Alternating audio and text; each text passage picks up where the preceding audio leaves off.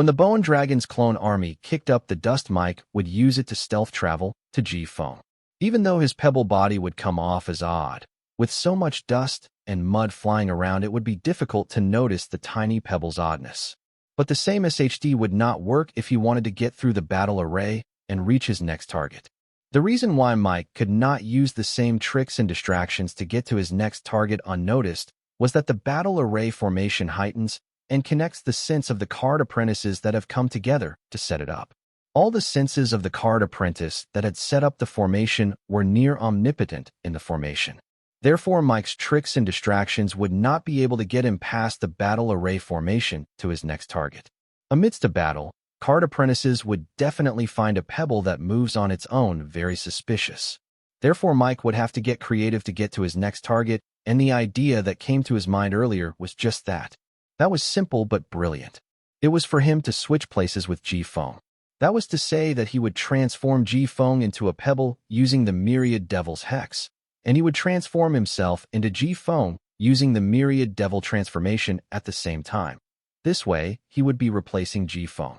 And using his new identity, Mike would not only have a chance to get close to his next target, but also gain the strength to kill him. But to achieve this, small distractions like using dust were not enough. He would have to think of something that would fill the gap of time that would take him to successfully switch places with Ji-Feng. Though this time gap for Mike to transform Ji-Feng into a pebble and himself to transform into Ji-Feng was less than a second, for a seasoned card apprentice, it was enough to be noticed.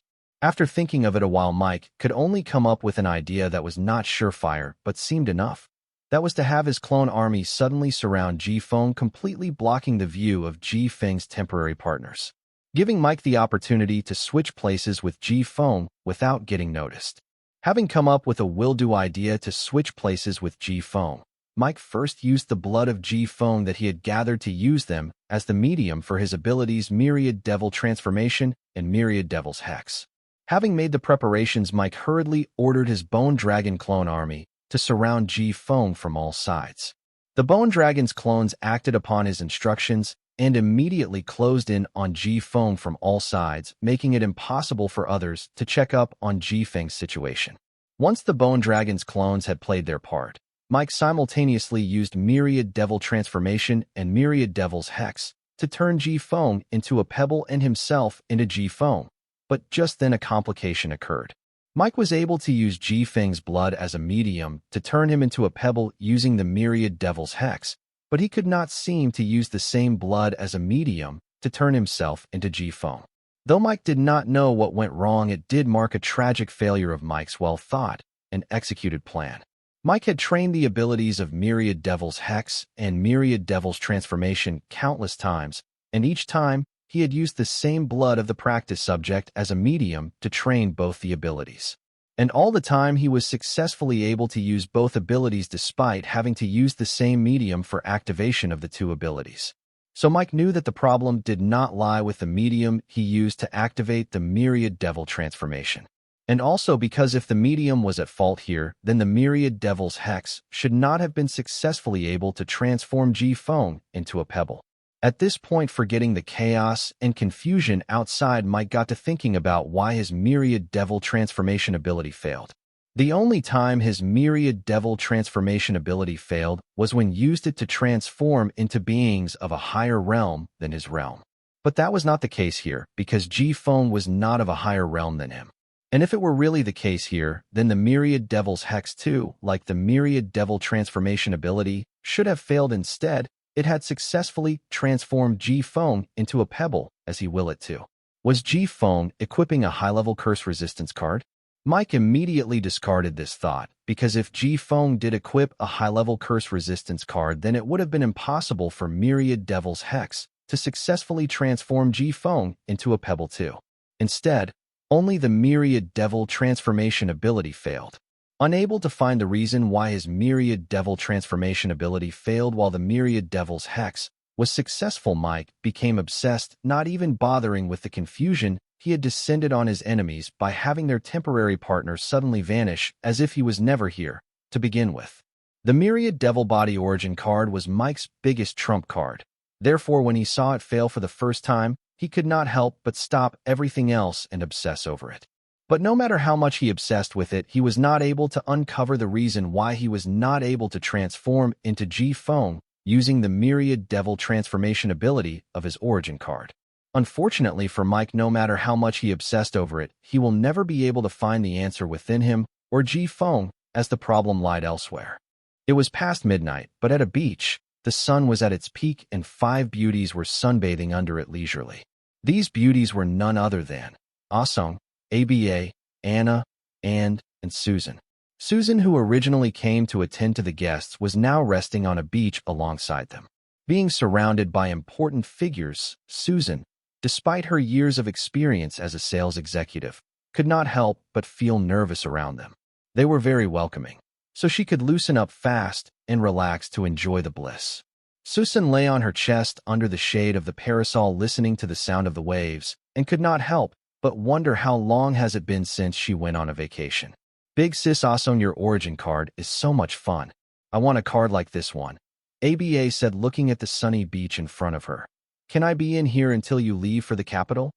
If not for Ah-Sung's multi-purpose dream space, ABA would never chummily refer to Ah-Sung as Big Sis. She was bored and hated being cooped up in the warehouse.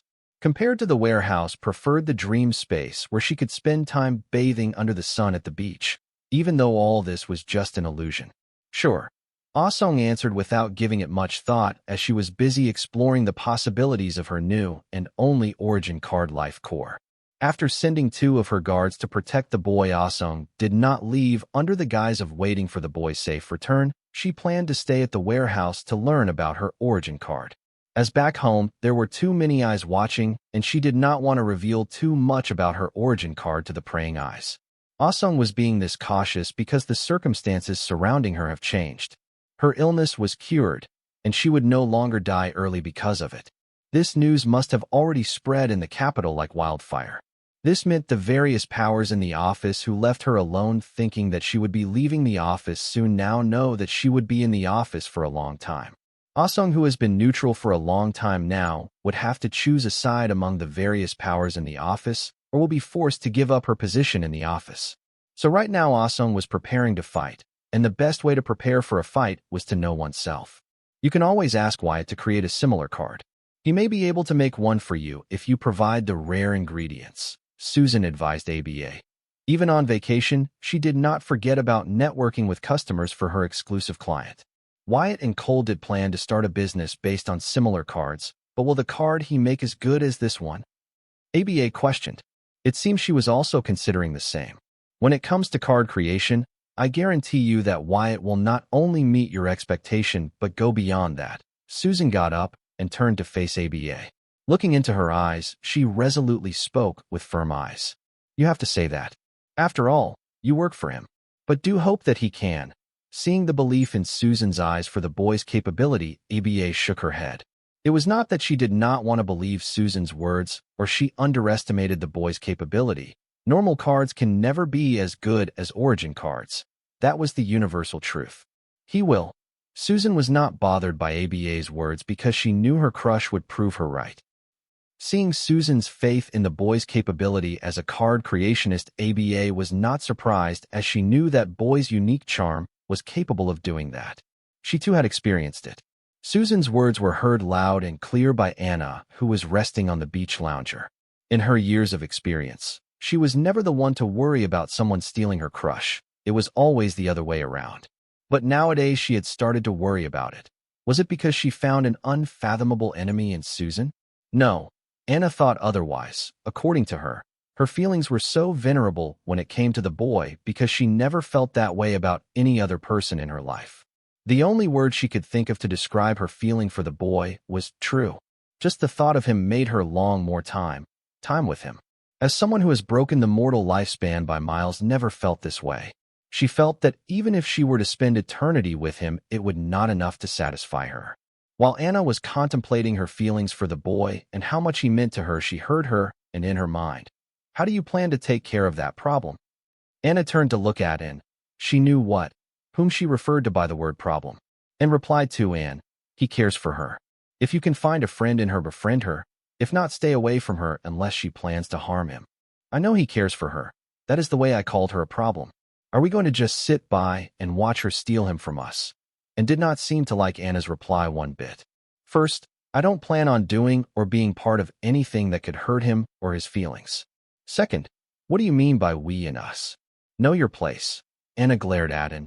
She did not like how and just assumed that she will be sharing her love with her. SSH, don't fight it. You know it is bound to happen one or the other day. Why not let it happen sooner and enjoy it while we are at it? Don't fight it. You know it is bound to happen one or the other day. Why not let it happen sooner and enjoy it while we are at it? And said with great confidence. She believed that if the boy could fall in love with Anna, then he could develop feelings for her too. Unfortunately and love did not work that way. Watch it. And, believe it or not, I will stuff you back in the origin card for the rest of my life, Anna said, warning and not to test her boundaries. I believe you. What if Wyatt asks for me? And said knowing Anna could hardly say no to the boy. As someone who shared an origin card with Anna and was confident about Anna's feelings. Ha ha ha. And why would he ask for you? Anna found Anne's words hilarious. She did not understand what gave in the idea that the boy would ask for her. Anna was throwing herself at the boy, but he rejected her time and time again. So why did Anne feel that he would ask for her? You will see, Anne said mysteriously. Seeing how you are being so helpful, I was planning to let you stay out longer and see how it works out, but you had to be you and ruin it. 3 months. Then you are going back in the card. Anna found Anne's thoughts crazy. There was a popular stereotype about twins with regard to threesomes out there, and now Anna knew why. It was because of crazy, itches like, but Anna never planned to share the love with, and no matter what. 3 months are enough for me to get what I want, Anne replied confidently. You are crazy. Mom was right. I should not have locked you in the card for so long. You have lost your damn mind. Anna was starting to feel more worried about, and then Susan because, if Anne were to force herself on her crush then, he could not defend himself. Thinking of this, Anna could not help but feel an impulse to lock and back in her card. While the twins were having a mental conversation, Anna suddenly got a notification. Using it as a reason, Anna chose to ignore and read the notification. You were attacked by a curse, and dummy ring has resisted the curse in your place. Feeling the sudden rise in Anna's thoughts, and accessed them and soon added, You sure? We do not have to be on standby? Don't worry, I have given Agatha that card. Even if she is not able to defeat them, she will bring him back in one piece. Anna said so, but her dynamic emotions said otherwise. Out of all the time you had to choose now to follow Mom's orders, and complain knowing that Anna was only in the dream space, while the boy risked his life for vengeance because their mother had ordered them not to be a part of the fight. I am not doing this because Mother ordered it. I am doing this because if we are seen helping local forces subdue one foreign embassy, the other forces will start doubting Heat's and family and its word. So I have no choice but to do this, Anna explained.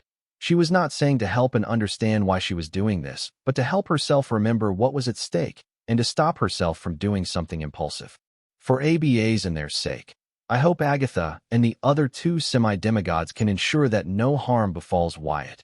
And said knowing that if anything were to happen to the boy, Anna would go crazy and go on a rampage. She will not only kill ABA but also everybody involved in it. Therefore, she hoped that the boy would be brought back alive.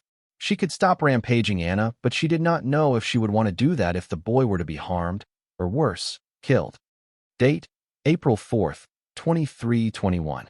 Time, 0:39. Location, Sun Blossom City, Circle Headquarters. Calamity Daughter Gem cannot be considered an individual entity. It has always been a part of the Calamity Soul Gem. Therefore, as its host Ji Feng on a technicality cannot be considered an individual, he was part of a hive. Myriad Devil's transformation ability prides itself as the ability for complete transformation. Using Ji Feng's blood as the medium, the Myriad Devil transformation could have transformed Pebble Mike into Ji Feng as an individual, but not as a part of the hive, which would not be considered a complete transformation as the current Ji Feng was a part of the hive and not an individual. Since it could not achieve complete transformation, it kept trying to achieve it, leading to its ultimate failure. Why was the Myriad Devil transformation ability not able to transform Pebble Mike into Ji Feng as part of the hive, when it was able to turn Ji Feng, who was a part of the hive, into a pebble using the Myriad Devil's hex, with Ji Feng's blood as a medium? When Mike used Myriad Devil's Hex on Ji-Feng, using Ji-Feng's blood as a medium, the ability did aim at Ji-Feng and the hive he was part of. But after transforming Ji-Feng into a pebble, when the hex made its way to the Calamity Soul Gem through the Calamity Daughter Gem, it was redirected toward the dummy ring worn by the host of the Calamity Soul Gem. The dummy ring resisted the curse in place of the host, and in a way the hex was completed. The hex did not spread to other Calamity Daughter Gems because the Calamity Daughter Gems were connected through the Calamity Soul Gem. This meant if the hex were to try and spread to the other Calamity Daughter Gems, it would have to first go through the Calamity Soul Gem. This was not possible because the dummy ring had replaced the host of the Calamity Soul Gem to face the hex. While Mike kept repeatedly using Myriad Devil Transformation with Ji-Feng's blood as a medium only to fail and obsess over the reason why only one of his origin card's abilities failed when it came to Ji-Feng and not both of them, he suddenly felt a disturbance in the surrounding through his spirituality. Reluctantly stopping his thought process for a second, Mike used his spirituality to check on the source of the disturbance. When his spirituality spread, Mike was dumbfounded by what he discovered. He saw a naked Ji-Feng standing in his original body. He had transformed Ji-Feng into a pebble using his Myriad Devil's Hex ability, but now Ji-Feng was using his original body to reach out and grab his pebble body. Seeing this, Mike was spooked. He was not sure if Ji-Feng was trying to grab his pebble body, so he was a little hesitant to take the necessary actions at first, but soon thinking about the series of events that did not work in his favor, Mike decisively made a split-second decision to burrow his pebble into the mud. This way, if Ji-Feng was not reaching to grab his pebble body, but something else, then Mike can escape into the mud without Ji-Feng noticing his actions, as a pebble sinking into the mud can be considered natural and was too insignificant to take notice of. But if Ji-Feng's hand were to still try and reach for his burrowing pebble body, then Mike can prepare to tackle it. Mike made use of his limited spirituality to monitor Ji-Feng's actions, only to find out that Ji-Feng was indeed reaching out for his pebble body. Having figured out that Ji-Feng was indeed aiming for him, many thoughts ran through Mike's head, but now was not the time for him to spare thoughts to contemplate this matter, so he put these thoughts at the back of his mind and immediately increased the speed of burrowing in the mud. But feeling that the speed of his pebble body burrowing was not enough, Mike immediately decided to use the Myriad Devil Transformation to morph into an E-rank steelback worm. And soon his tiny pebble body morphed into a 1.4 centimeters long worm body that burrowed into the world's crust like a fish diving in the water, closely escaping Ji-Feng's grasp. After escaping from Ji-Feng's reach, Mike did not stop. Instead, he continued to burrow deep into the Earth's crust until he felt safe. The reasons why Mike chose to escape instead of confronting Ji-Feng were obvious. Reaching a safe place, Mike began to contemplate what just happened. He had never seen a card lord break his ability as Ji-Feng did. Until now, he was under the impression that it was impossible for the card apprentices in the lower or the same realm as him to resist or undo his Myriad Devil's Hex. He was not wrong to think so, because it was indeed impossible for the regular card apprentices in the lower or same realm as him to be able to negate his ability.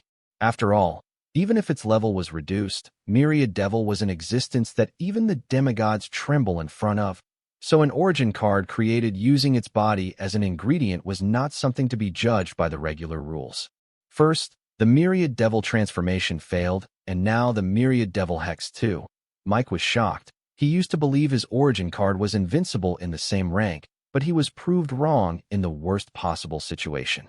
Now, the first order of matter for Mike was his survival. Now that his survival was achieved temporarily, he planned to contemplate why his origin card betrayed him. Was it because the enemy had figured out about his origin card? That was highly unlikely because except for the Supreme Leader who helped him create his origin card, nobody that he knew of knew about it, not even the other branch leaders. As much as Mike would want to put all these questions aside and focus on the other two of his priorities, that was to kidnap Ji-Feng and kill the boy, he could not run at them blindly, not knowing what the enemy knew about him and how they planned to deal with him. The enemy has performed beyond his expectations time and again. This time he barely escaped being captured, next time he may not, or worse, he may be not alive to regret it. So even if it meant him doing nothing but hiding and contemplating his losses while licking his wounds, he preferred it Because this battle was not something he could win with the strongest fist, he had to be smart about this. This was not just about him anymore. He had to capture Ji Feng to figure out the real culprit that was backing Ji Feng's betrayal and kill the boy who showed promise enough to become big trouble for the circle. Therefore, even if it meant waiting while his Bone Dragon's clone army was getting annihilated by his enemies, Mike's thoughts ran wondering if the enemy had really figured out his origin card, and if they did, then how did they figure it out? Mike felt the answer to this question will help him more than understanding how was the enemy defending against his origin card. The latter was also important for the fight, but the former played a greater significance not just to him, but to the entire circle. As the information on his origin card's ability was highly confidential even in the core of the main branch of the circle, if the enemy were able to get their hands on such information, the enemy's means may become a problem to the entire circle. But after a while, Mike did not find any concrete evidence pointing that the enemy knew the ability of his origin card. Everything felt like a series of coincidences. This scared Mike even more. Mike considered himself a realistic and practical guy, but also understood that sometimes coincidences were possible, but not enough to believe in a series of coincidences that looked like the entire universe was coming together to work against him. One or two coincidences in a day were still believable, but a series of them under an hour. If he were to believe that, then there wouldn't be a bigger fool than him. At this point, Mike had decided that he would only rest if he had a clear understanding of how much the enemy was prepared against him. Was it just Ji Feng, or all of them that were able to resist his myriad devil body origin card? And the only way he could think of to find out that was to use his origin card on others. Therefore, he ordered his Bone Dragon clone army to collect a blood sample from one of the enemies for him to test his origin card on. Surfacing above ground worm, Mike waited for the clone of his summons to return with a blood sample. Soon a clone Bone Dragon returned with a bloodied skeleton tail.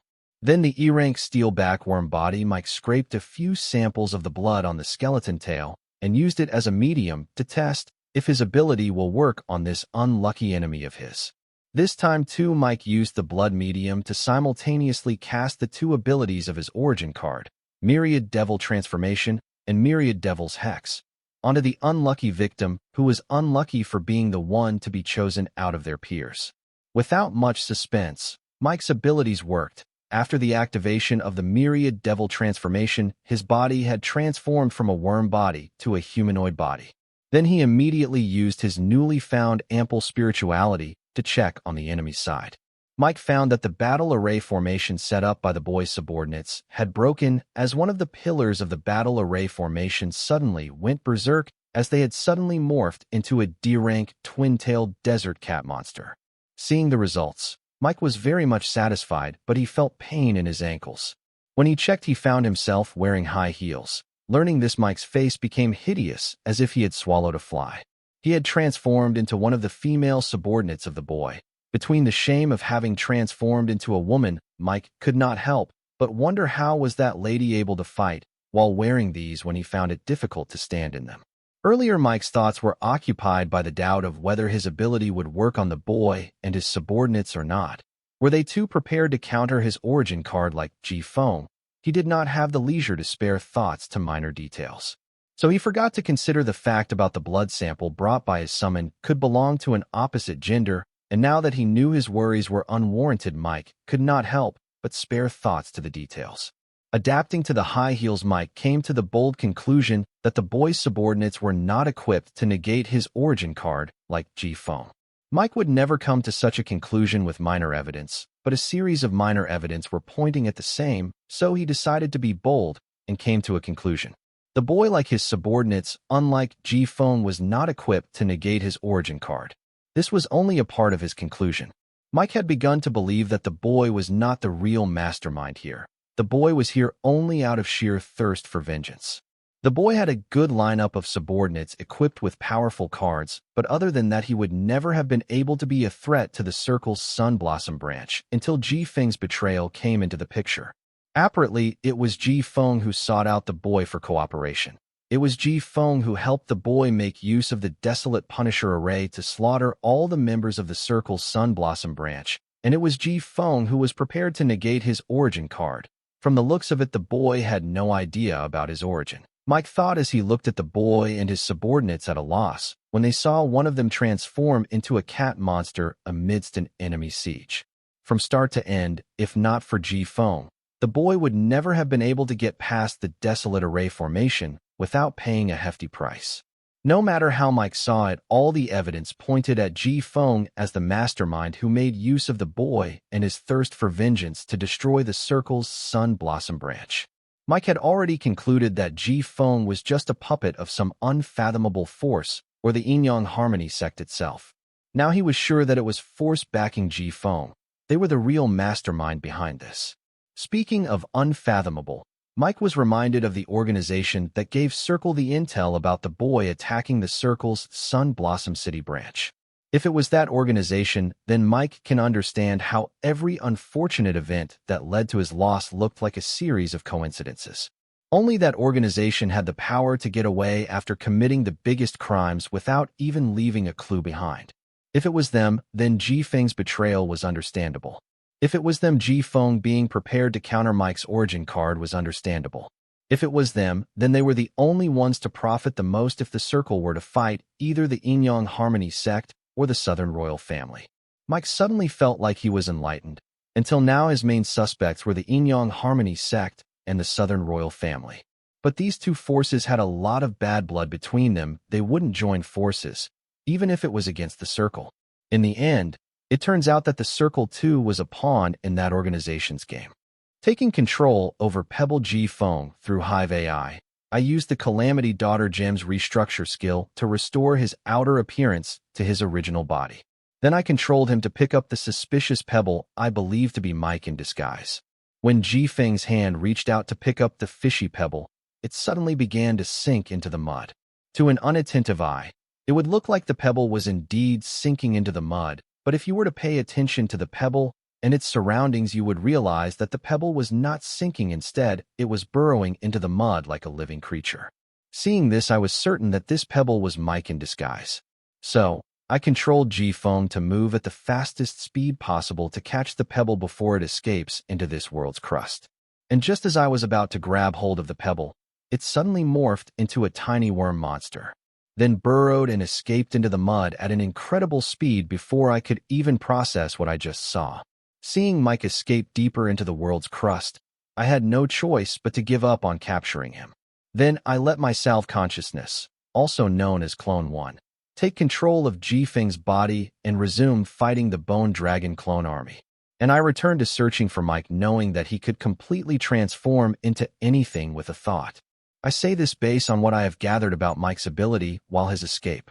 When disguised as pebbles, the soul pathway arrangements, vibrations, and signatures of Mike and Ji-Feng had completely transformed into that of a pebble. A similar case was witnessed when Mike transformed into E-rank steelback worm in under a second as he escaped into the world's crust. If not for me having seen that the pebble had transformed into a worm monster, I would still have doubts about my approach to this, but now I was certain that Mike had a card that allowed anyone he wishes or him to completely transform into anything or any being at his will. If this were true, then Mike had one dreadfully overpowered card in his possession. But I believe that this card, like other cards too, has limitations to what it can do. I say this because if Mike could really transform anyone he wishes into anything he desires, then we would not be having this fight right now. Instead, we all would have been turned into pebbles by Mike as he did to Ji-Feng. Since we weren't, then it was safe for us to assume that Mike's card had limitations to using it. This was good news. As time passed, the new method to incinerate the skeleton remains of the Bone Dragon to not live any remains for the creation of new Bone Dragon clones. The extermination team slowly managed to bring down the number of Bone Dragon clones to half of its original size. Though the new method was effective in stopping the Bone Dragon's remains for creating more clones to add to the clone army, the number of Fire Rule ego elements at the disposal of the extermination team was too little. Therefore, during the fight, sometimes the extermination team got overwhelmed by the number of attacks focused on each of them, which resulted in them killing the Bone Dragon clones instead of trapping them for the Fire Rule ego elements to incinerate them. This led to the formation of new clones that added to the existing clone army. For the exterminating team, it was like taking 2 steps forward and then taking 1 step back. Hence it was taking them longer than expected to annihilate the entire Bone Dragon clone army. Unable to find Mike, I partially activated the Gigamite physique to summon 2 floating heads. I could summon a total of 3 floating heads, but Clone 1's consciousness was busy controlling Ji-Feng's body to keep up the act. I could only summon 2 floating heads of the Gigamite physique at the movement. The reason I summoned these 2 floating heads was that I planned to use them similar to the network tower back on Earth to extend the coverage range of the search for Mike. I instructed both the floating heads to fan out to the ends of the area my spirituality could cover at a 60-degree angle. This way I and the floating heads were positioned to form an equilateral triangle. Then I used the Hive AI to connect my spirituality to the spirituality of the 2 floating heads. This way I increased my range of search by half of the original range. Then I instructed the 2 floating heads to move around me at the same speed, maintaining the same distance between each of us. This way I could cover an extra search range of half of my original search range in every direction for a regular interval of time. In order to make sure that I did not miss anything, I ordered the floating heads to increase the speed of them revolving around me. Thanks to the presence of the Hive AI, which helped the floating heads do the math and kept recording the surrounding data collected, I did not have to worry about missing anything. Having increased my search range by half, or the original range, I began to go through the data processed by Hive AI, and so I found an E-rank steel backworm with the same variation in its soul pathway vibration that I record in the pebble form Mike and Ji-Feng. Then I instructed the floating heads to stop revolving around me and just focus on the direction where the anomaly was noted. Pretty soon I was able to confirm that the steel backworm monster that Hive AI recorded was indeed Mike in disguise by double-checking the variation in its soul pathway vibration and wanted to act immediately, but stopped seeing one of the Bone Dragon clones separate from the Bone Dragon clone army and head towards the worm monster. The reason I stopped taking immediate action after seeing a single Bone Dragon clone leave the clone army and head towards the small worm monster was because of the blood dyed on its skeleton tail. The Bone Dragon clones on the edge of the clone army encircling us have not even been given the chance to attack either of us, so it was impossible for the Bone Dragon clones at the edge of the clone army to have blood on their tail. This meant that the Bone Dragon clone that left the clone army to head towards the small monster worm was a Bone Dragon clone which had fought in the front lines against the battle formation set up by the extermination team. This told me that Mike was up to something. If Mike wanted a Bone Dragon clone, he could have summoned one from the edge of the clone army, but why did he call back this particular Bone Dragon clone? This seemed impractical without a reason.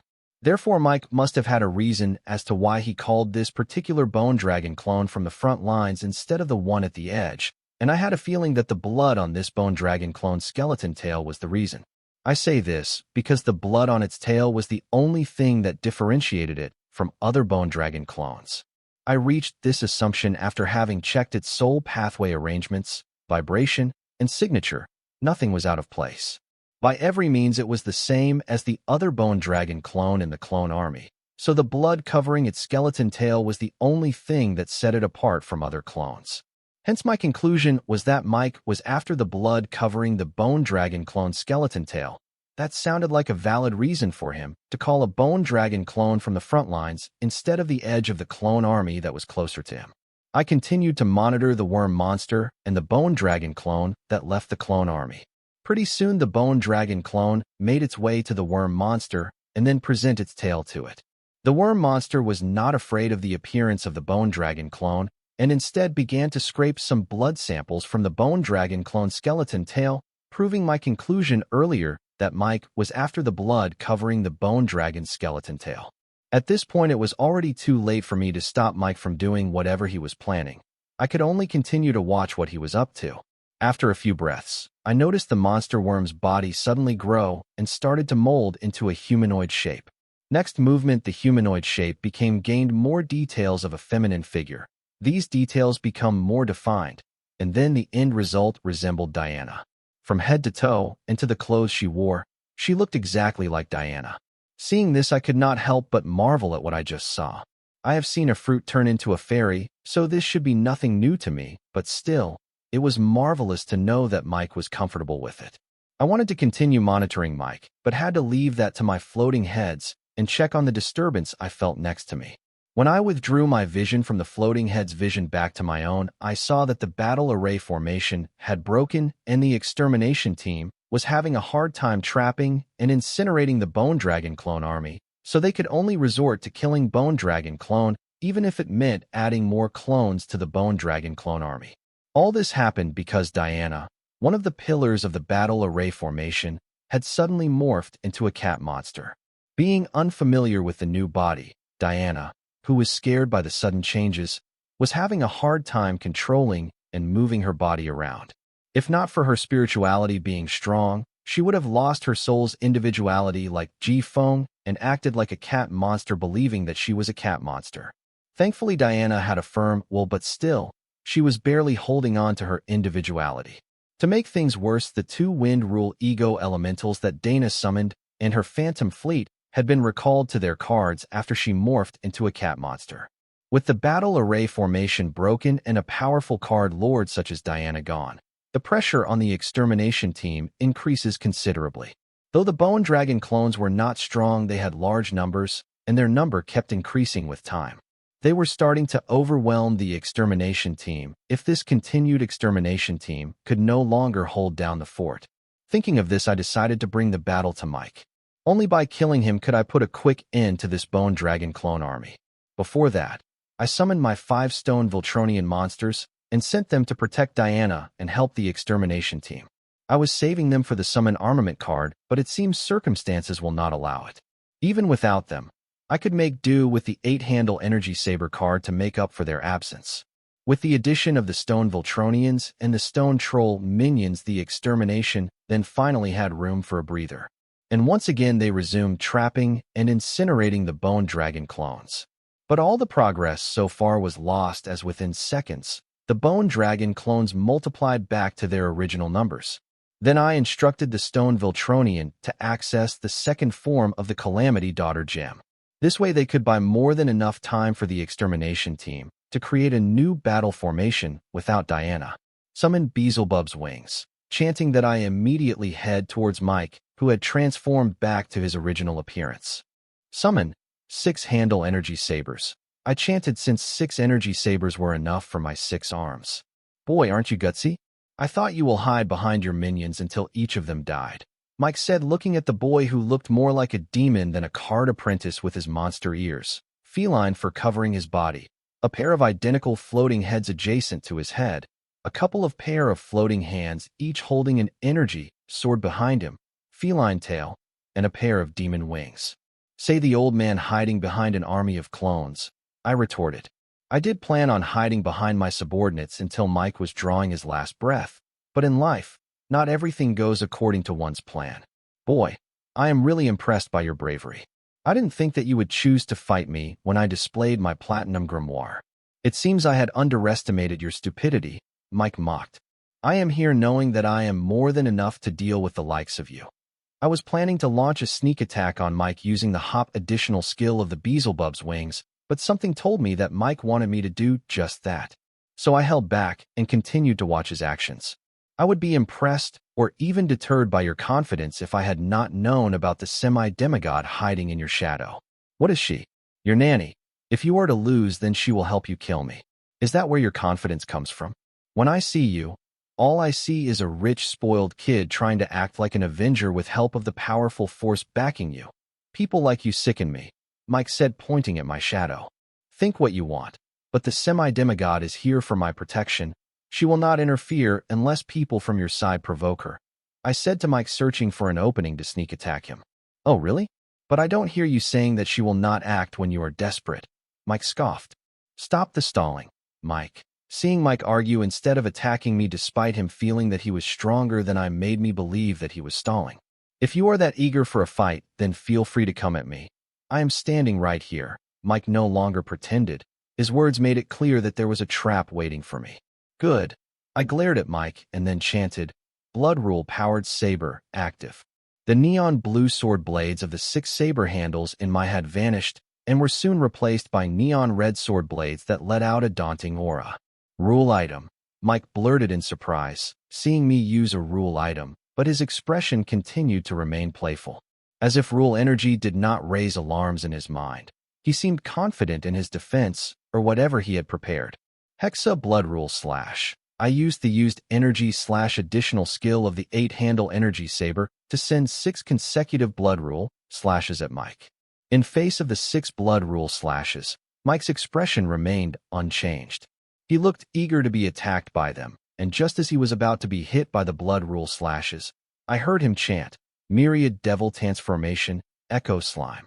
Mike suddenly morphed into a transparent slime creature, which was soon bombarded with 6 consecutive blood rule slashes. I was expecting to see the slime creature blow up into a small rain shower of slime, but contrary to my expectation, the slime creature did not explode. Instead, when the 6 consecutive blood rule slashes came in contact with the transparent slime creature, they were absorbed into its body. After absorbing the 6 consecutive blood rule slashes, the slime creature was no longer transparent. Instead, its body had turned red and glowed with a neon red hue. Seeing this, I was shocked because I do not know of any slime monster that was able to absorb rule energy. But reconsidering it for the second time, Bloodette came to my mind. Though I knew she was a supreme being, the form I had seen her closely resembled that of a slime taking a humanoid shape. I had Hive AI bring up the information on Echo Slime. I heard Mike chant before morphing. Yep, the information on Echo Slime on the Grimoire network also agreed with me that Echo Slime, or any other slime known to the card apprentices, was able to absorb rule power. So I believe this change must be the doing of one of Mike's cards. Is that all you got? Seeing me not continue to attack the slime monster morphed, Mike suddenly spoke up, showing confidence that he could handle whatever I had to throw at him. So you can take a good beating that proves nothing, I said, looking down at Mike. Could you repeat that? While yelling, the slime creature suddenly changed its shape to that of a cannon and then fired a red beam of blood rule power aiming at me. To my surprise, the blood rule power contained in the red beam shot at me was exactly twice the amount of blood rule I poured in the 6 consecutive blood rule slashes I attacked Mike with. Hop. Using the hop additional skill of the Beelzebub's wing card, I immediately dodged the incoming blood rule beam by hopping behind the slime creature. Having already located the core of the slime creature using my soul pupils, I used my blood rule sabers to sneak attack and destroy its core. Just as my blood rule sabers were to come in contact with the slime creature, I suddenly heard Mike chant, "Minor Duo Array Mirror Activate." With that, the figure of the slime creature vanished and was replaced by my reflection. Echo slime monsters were popular for absorbing physical and soul energy attacks and using the energy gathered from them to attack their predators with twice the power. This ability of theirs made them one of the strongest slime monsters known to card apprentices. But like any other slime monster out there, Echo Slime also had one common weakness: its core. Though its slimy body was difficult to deal with, once its monster core was located, killing it would become a simple feat. Therefore, having located Mike morphed Echo Slime's core, I did not hesitate to target it. But it seems Mike's transformation to Echo Slime was not the trap that Mike prepared for me. It was a field card Minor Duo Mirror Array, the smaller version of the Doom Mirror Array.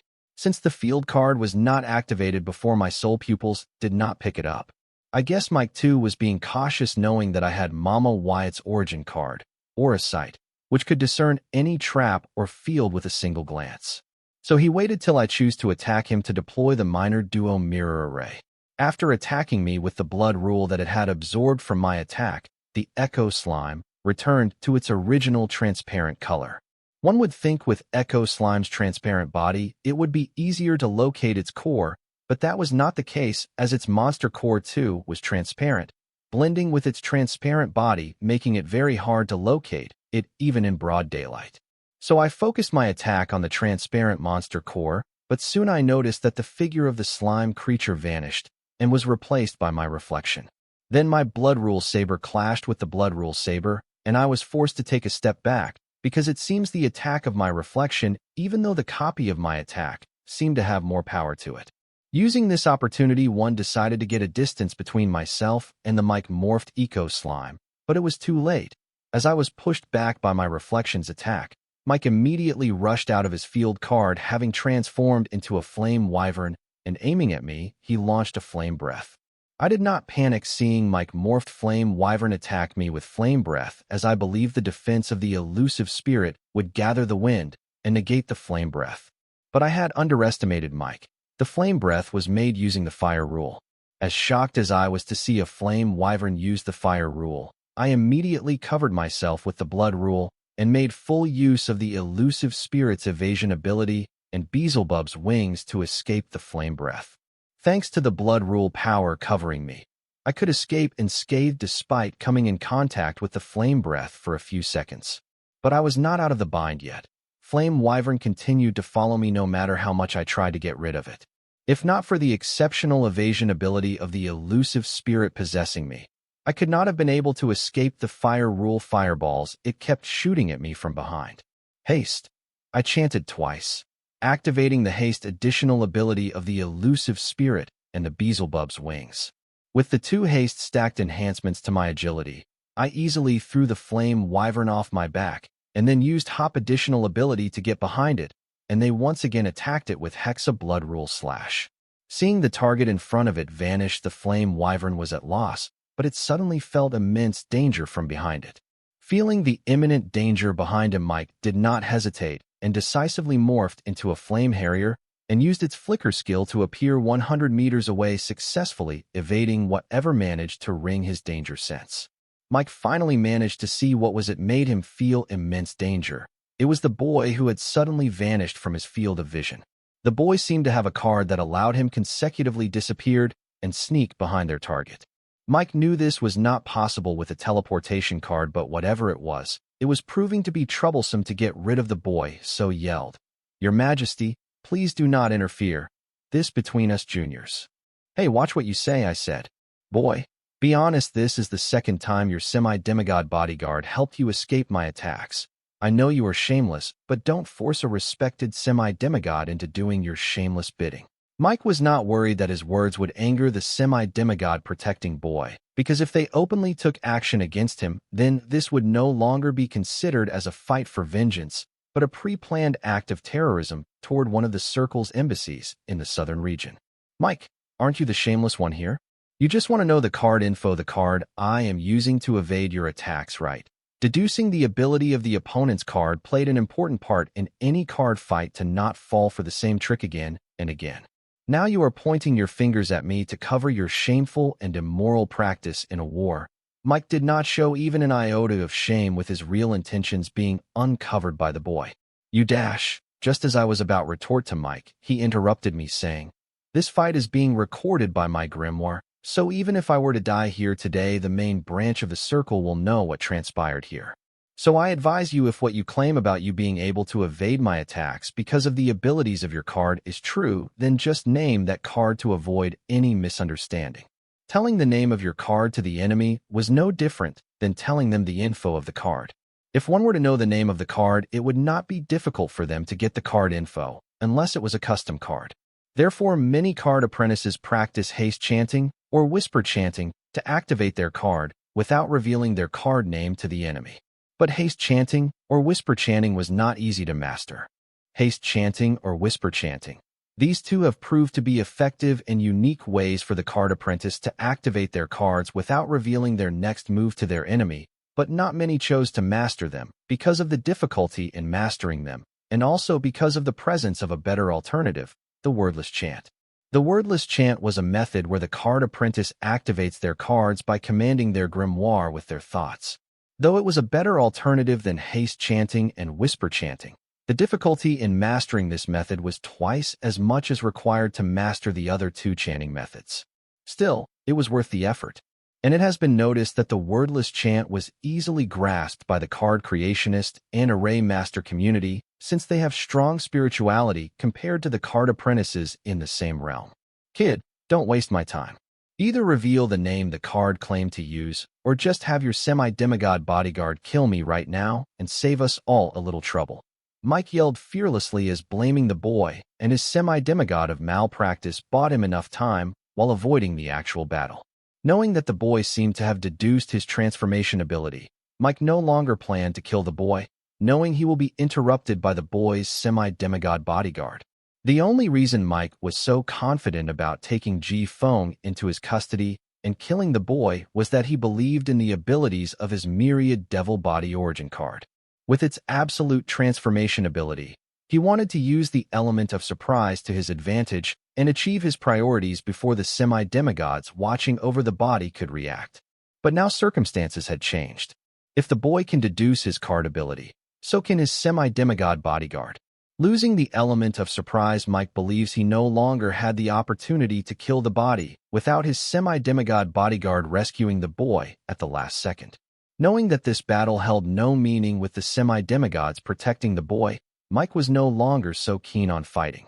The only reason he chooses to face the boy head-on instead of escaping using his origin card was that he was working on another safer and faster plan for his escape, as the presence of Ji-Feng made his origin card's advantage in fleeing moot.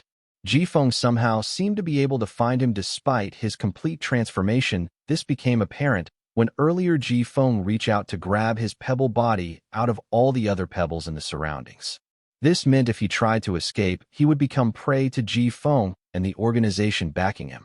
The high probability of involvement of that organization had put a damper on Mike's plans, as it made his only priority of survival bleak.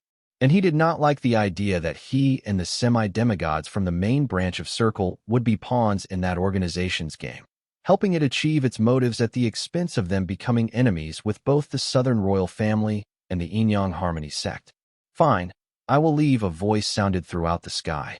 Feeling the voice familiar, I immediately checked my shadow, only to find that Agatha had left my shadow. "Well, this is unexpected," Mike blurted, hearing the voice. He never expected that his baseless accusation would result in the semi-demigod leaving the boy's shadow. This put an end to his reason behind stalling, so he thought. Nothing ever goes my way. "There, you got your answer. Now, let's resume the fight." Yelling that, I strengthened the blood rule energy covering my body and chanted, "Hop." Soon my body vanished and appeared right in front of Mike's and attacked him with Hexa blood rule slash. At point-blank range, even the evasive spirit would have a hard time dodging all 6 blood rule slashes. But Mike instantly transformed into an echo slime by chanting, "Myriad devil transformation, echo slime." Absorbing the Hexa blood rule slash, the transparent body of the slime turned blood red with a red hue as it continued to free fall, and soon the red hue intensified as Mike chanted, "Detonate." FCK. I cussed, curling into a fetal position and encasing myself within a cocoon made of blood rule. Despite the distance between, the explosion was just too strong for me to defend against it using my mortal body. Under the impact of the Echo Slime's self-detonation, the blood rule cocoon was sent flying into the sky. Inside the cocoon, my head buzzed. It felt as if it was being hammered by hundreds of hammers simultaneously. Even with help of Hive AI, it took me a while to return to normal. When I retracted the cocoon, Mike used the time as an opportunity to hide. Echo Slime's detonation ability allows it to detonate its body with help of the energy it absorbed from its enemy's attacks. It was a strong AoE attack, as it exploded with nearly 3 times the power of the energy it gathered by absorbing the enemy's attacks in its body. But the detonation of its body came at a price. After detonation, it takes considerable time for the Echo Slime to regrow its body. But considering that Mike morphed Echo Slime was able to absorb rule power attacks, I don't know what all other feats it was capable of, which could involve an ability to regrow its body instantly. To understand this, I had a theory that the reason the monsters that Mike was transforming into were able to use rule power unlike the original monsters was because of his ego gem. This was similar to how my Stone Viltronians were able to comprehend rule power thanks to the Calamity Daughter gem. Knowing that the Mike morphed Echo Slime was able to absorb rule-powered attacks because of his ego gem, it became apparent to me that there were pretty much no more changes to what the Mike morphed Echo Slime could. Meaning after self-detonation, Mike morphed Echo Slime must have spent a considerable amount of time regrowing its body, which meant Mike must have hidden somewhere around here. Realizing that Mike did not have time to hide further from here, I immediately tried to scan the surroundings using my soul pupils, but suddenly felt a scorching heat and a massive blow strike me on my back. Since it was an ambush at point-blank range, instinctive evasion of elusive spirits possessing me was of little use here. Fearing my aura sight, with not many places to hide in the sky, Mike chose to morph into something proficient in flight and stealth, planning to sneak attack me once I come out of the blood rule cocoon protecting me. Thanks to the blood rule covering me, I did not take a lot of damage, but I lost my stance, which Mike used as a perfect opportunity to attack me relentlessly with flame breath while remaining in stealth, without even giving me the room to gain a footing to strike back. I could only defend helplessly while running evasive spirits abilities to their maximum, hoping that I will get an opportunity to use the Beelzebub card's additional ability hop. Being forced to defend, I don't know how much longer the blood rule covering my body could hold up against the fire rule flame breath, so I made use of soul pupils to see through Mike's stealth and uncover what creature he had transformed into. Rainbow-winged flame butterfly monster. That was what Mike had morphed into. This monster was popular for its potent stealth ability and flame breath ability, which was commonly only seen in the dragon family. Apart from these two skills, the part about the rainbow-winged flame butterfly monster that was making things difficult for me were its eyes. It had a dynamic vision, which not only aids it in escaping its predators, but also to hunt its prey. And right now I was its prey. With all my moves within the range of the Mike morphed rainbow-winged flame butterfly monster's dynamic sight evasion was proving to be difficult, especially because the flame breath was a wide-range attack, so there was very little room for me to maneuver. So I could only wait for an opportunity, hoping my blood rule cover will last long enough. Haste. The opportunity one was waiting for came as both the haste skills of my elusive spirit and Beelzebub's wings were out of cooldown time. With the aid of gravity and stacked haste effect, I plunged down at full speed, and eventually, the Mike morphed rainbow-winged flame butterfly monster was unable to match my speed and could only watch as I escaped. Reaching a safe distance, I once again wanted to use Hop to launch a sneak attack on Mike, but learning from my previous failed attempts, I decided to save it for when I required it the most. Even though the cooldown period of the Hop skill was small, I could not use it when under attack, so I could only save it to escape to a safe distance under enemy attack. When I circled back to engage Mike, I found that Mike had morphed into a demon. It had buffalo horns, dragon wings, and horned lizard tail appendages attached to its gray-colored humanoid body. It stood 7 feet tall with a robust muscular body. Fire rule power covered its entire body, oozing an intimidating aura in its surrounding. The Mike morph demon looked at me with a sneer and said, "Kid, this time I will come at you for real." "Oh yeah? Same here, pal." My body grew 7 feet tall as I unlocked the complete potential of the Gigamite physique achievable for 2 additional souls, as I still needed Clone 1 to continue acting as G-Foam. Without wasting any further time, the demon body Mike attacked me head-on with its fist. Seeing this, I used 2 of my left floating hands to block its attack and formed 2 fists using the 2 right floating hands to attack him as a bluff, while I used my hands to punch Mike, aiming his face and throat. When my fist came into contact with Mike's body, I felt the blood rule and kinetic energy behind them were being absorbed by this body. At the same time, Mike's left hand was blocked by my 2 left floating arms, and his right arm blocked my 2 right floating arms' attack. Both suddenly seemed to have become soft like a sponge and were absorbing any and all energies applied to them. This feeling was the same as the one I got while fighting against the Mike morphed Echo Slime. Understanding what was happening here, my expression changed. Meanwhile, Mike's horns shot 2 beams of blood energy aimed at me. Thanks to the elusive ability, I escaped sideways, but only to take a heavy punch to my face. With that, a continuous barrage of punches followed. I felt each of the punches despite the blood rule power covering me and my Gigamite physique. This time Mike's fist felt harder, a lot harder compared to our previous exchange. Clearly, he had instantly switched the ability of his body from that of an Echo Slime to something with hardening skill as he attacked me. Despite the pain I felt, I could not help but feel excited about my current circumstance. The more promise Mike showed, the more excited I got. The reason I immediately attacked Mike as soon as Agatha left was that I no longer had to worry about how to plunder Mike's card ability while escaping Agatha's eyes. I was not worried about the other 2 semi-demigods monitoring me because they were not right next to me like Agatha. As long as they were not near me, I could think of hundreds of ways that I could use to do my deed without raising suspicion in the eyes monitoring me. 6-handle energy saber. Retreating to a certain distance, I once again summoned my sabers as it was proving disadvantageous to fight Mike with fists.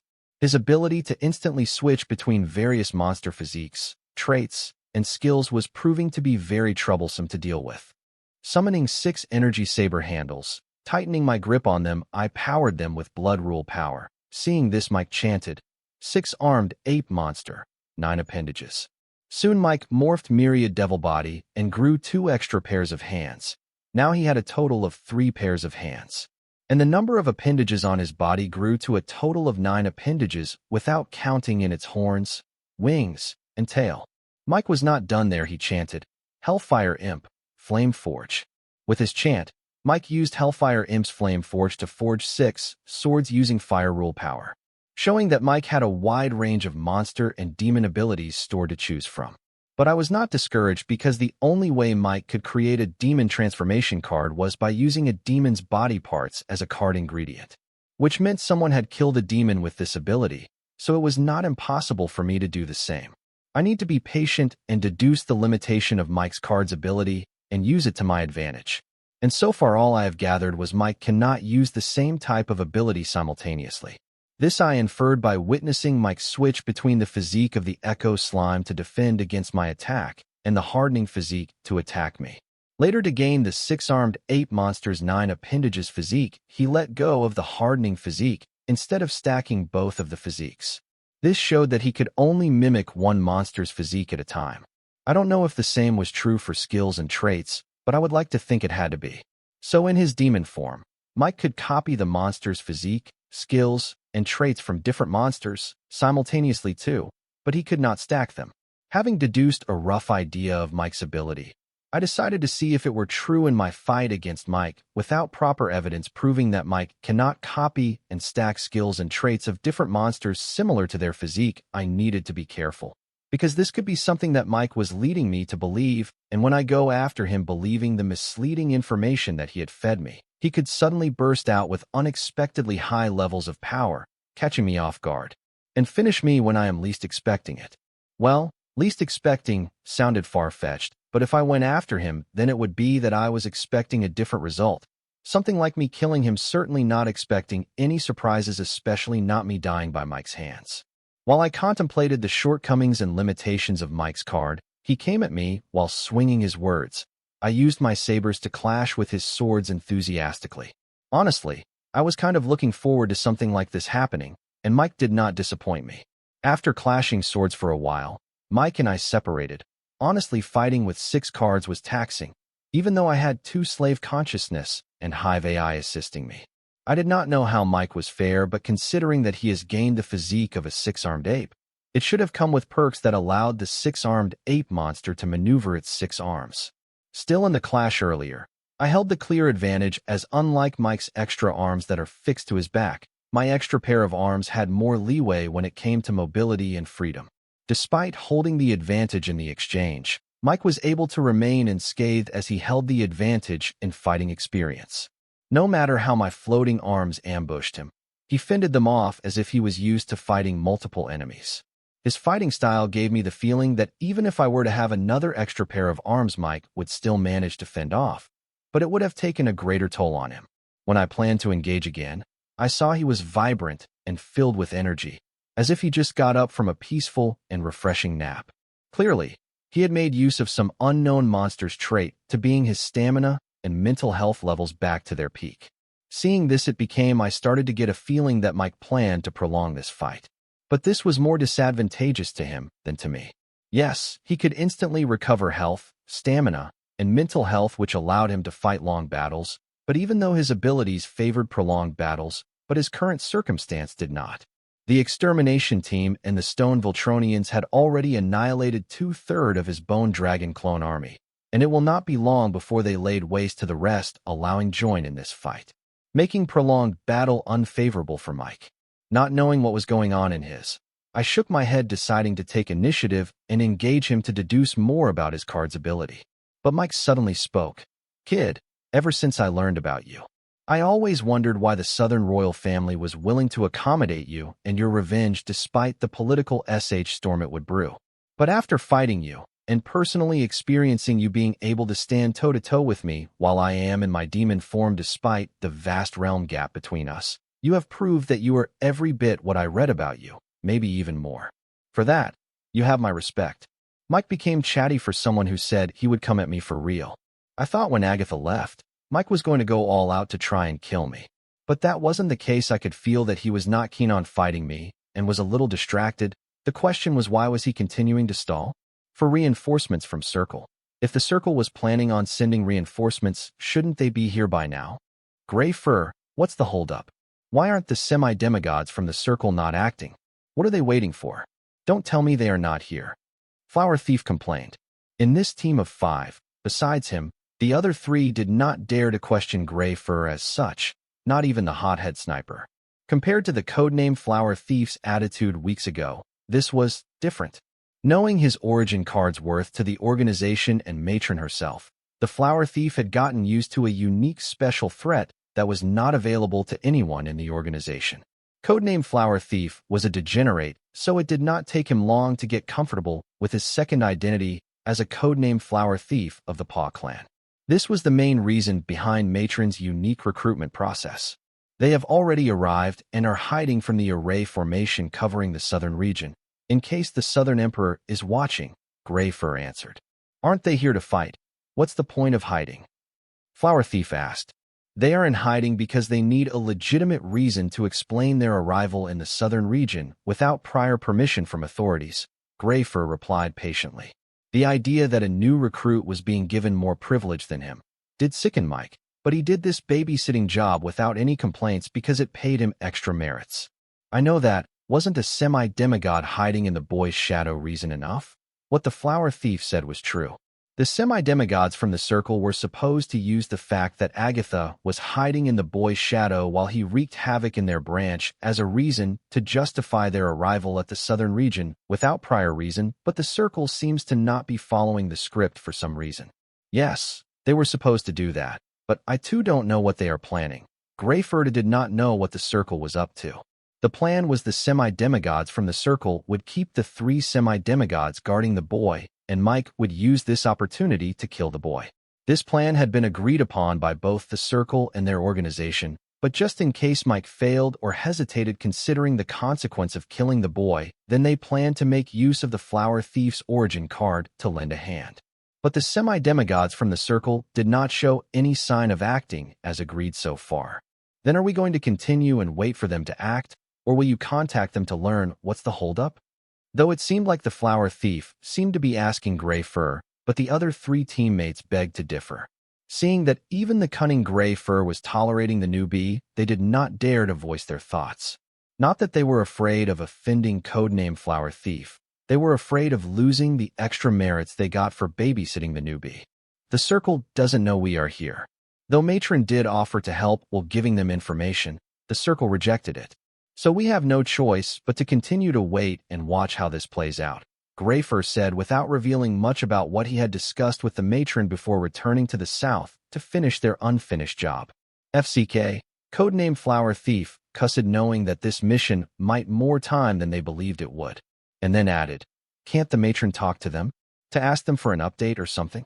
Hearing the Flower Thief's words, the rest of his team looked at him with grim expressions.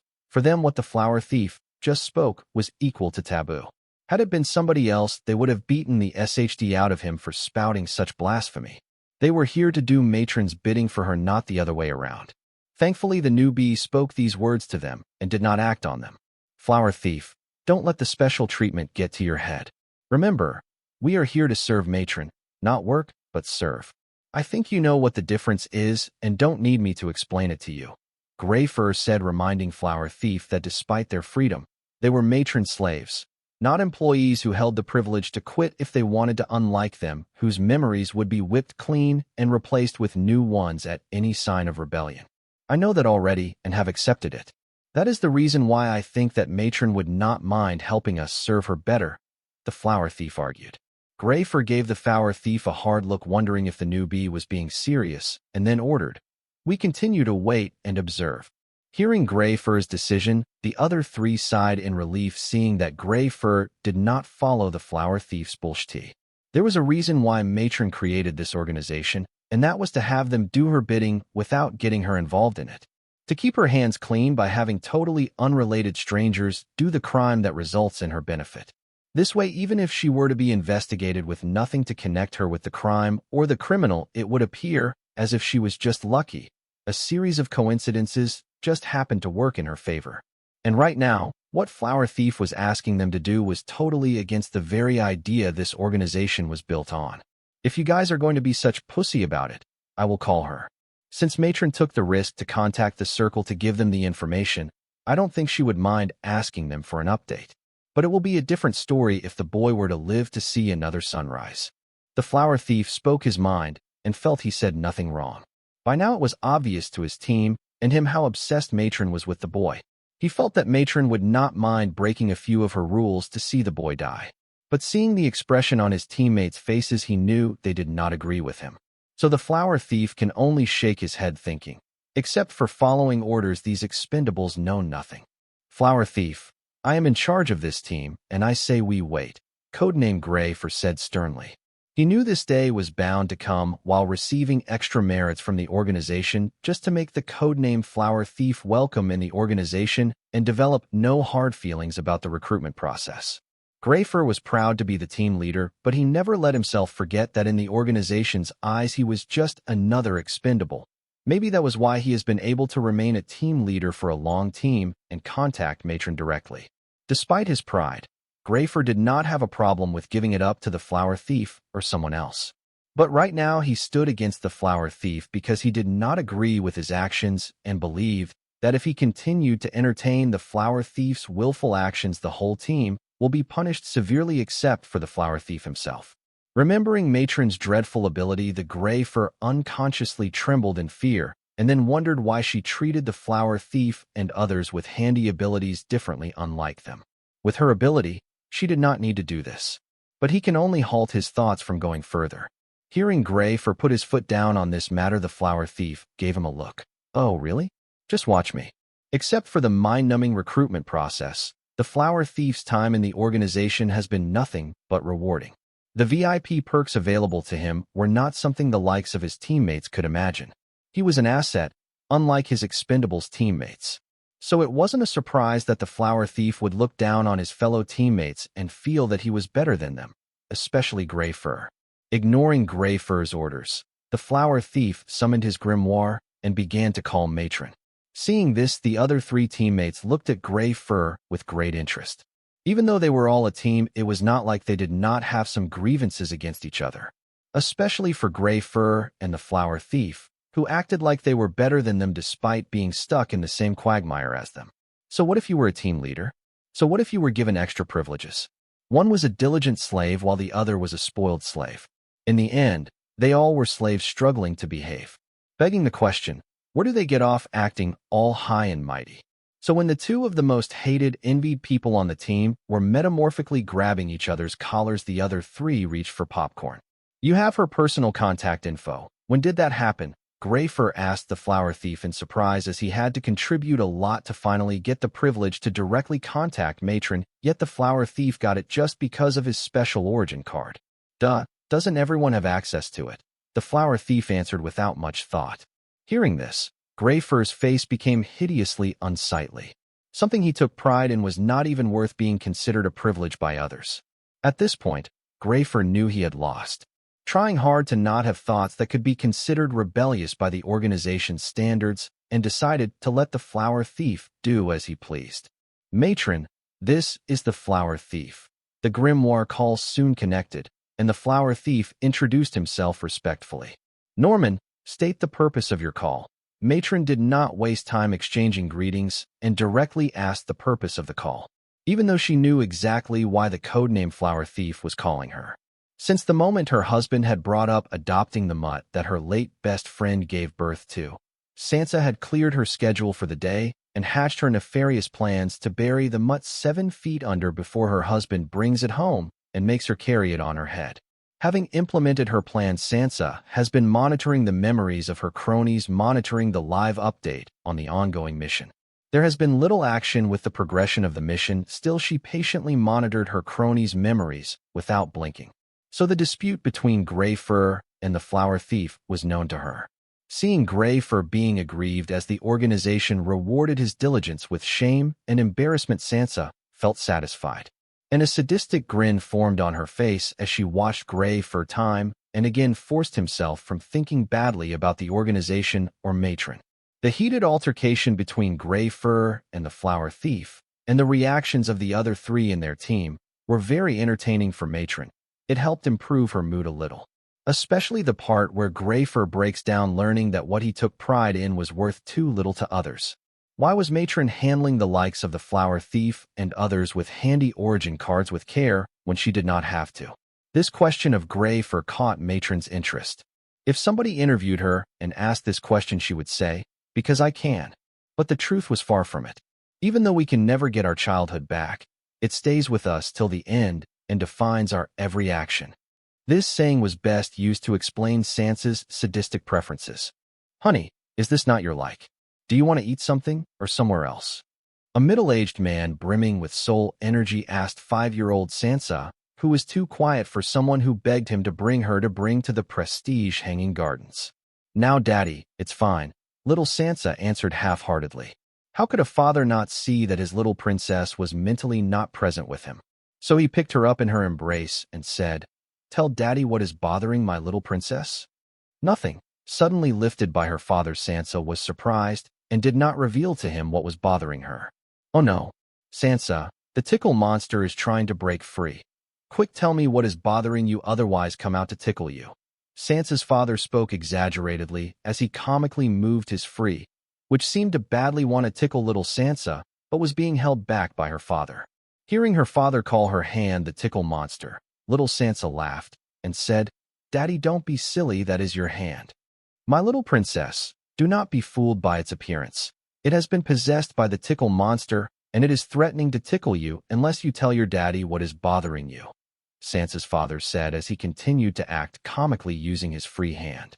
"But I don't want to," Sansa said in a low voice. "Why does my princess not want to tell me? I thought we shared every little thing with each other," Sansa's father said, continuing his act. Because you will get mad, then sad and start drinking that smelly stuff again." Little Sansa replied truthfully. Why did she not want to share what was troubling her with her father? Hearing his daughter say that, Sansa's father immediately knew what was going on, and in annoyance, he said, "Is it the Baylor's boy again? What did he do this time? I swear to God I am going to give that boy a good ass whooping one of these days." "Bad Daddy, you can't say that word," little Sansa said with puffed cheeks, referring to the word ass. "My bad, honey, Daddy got carried away.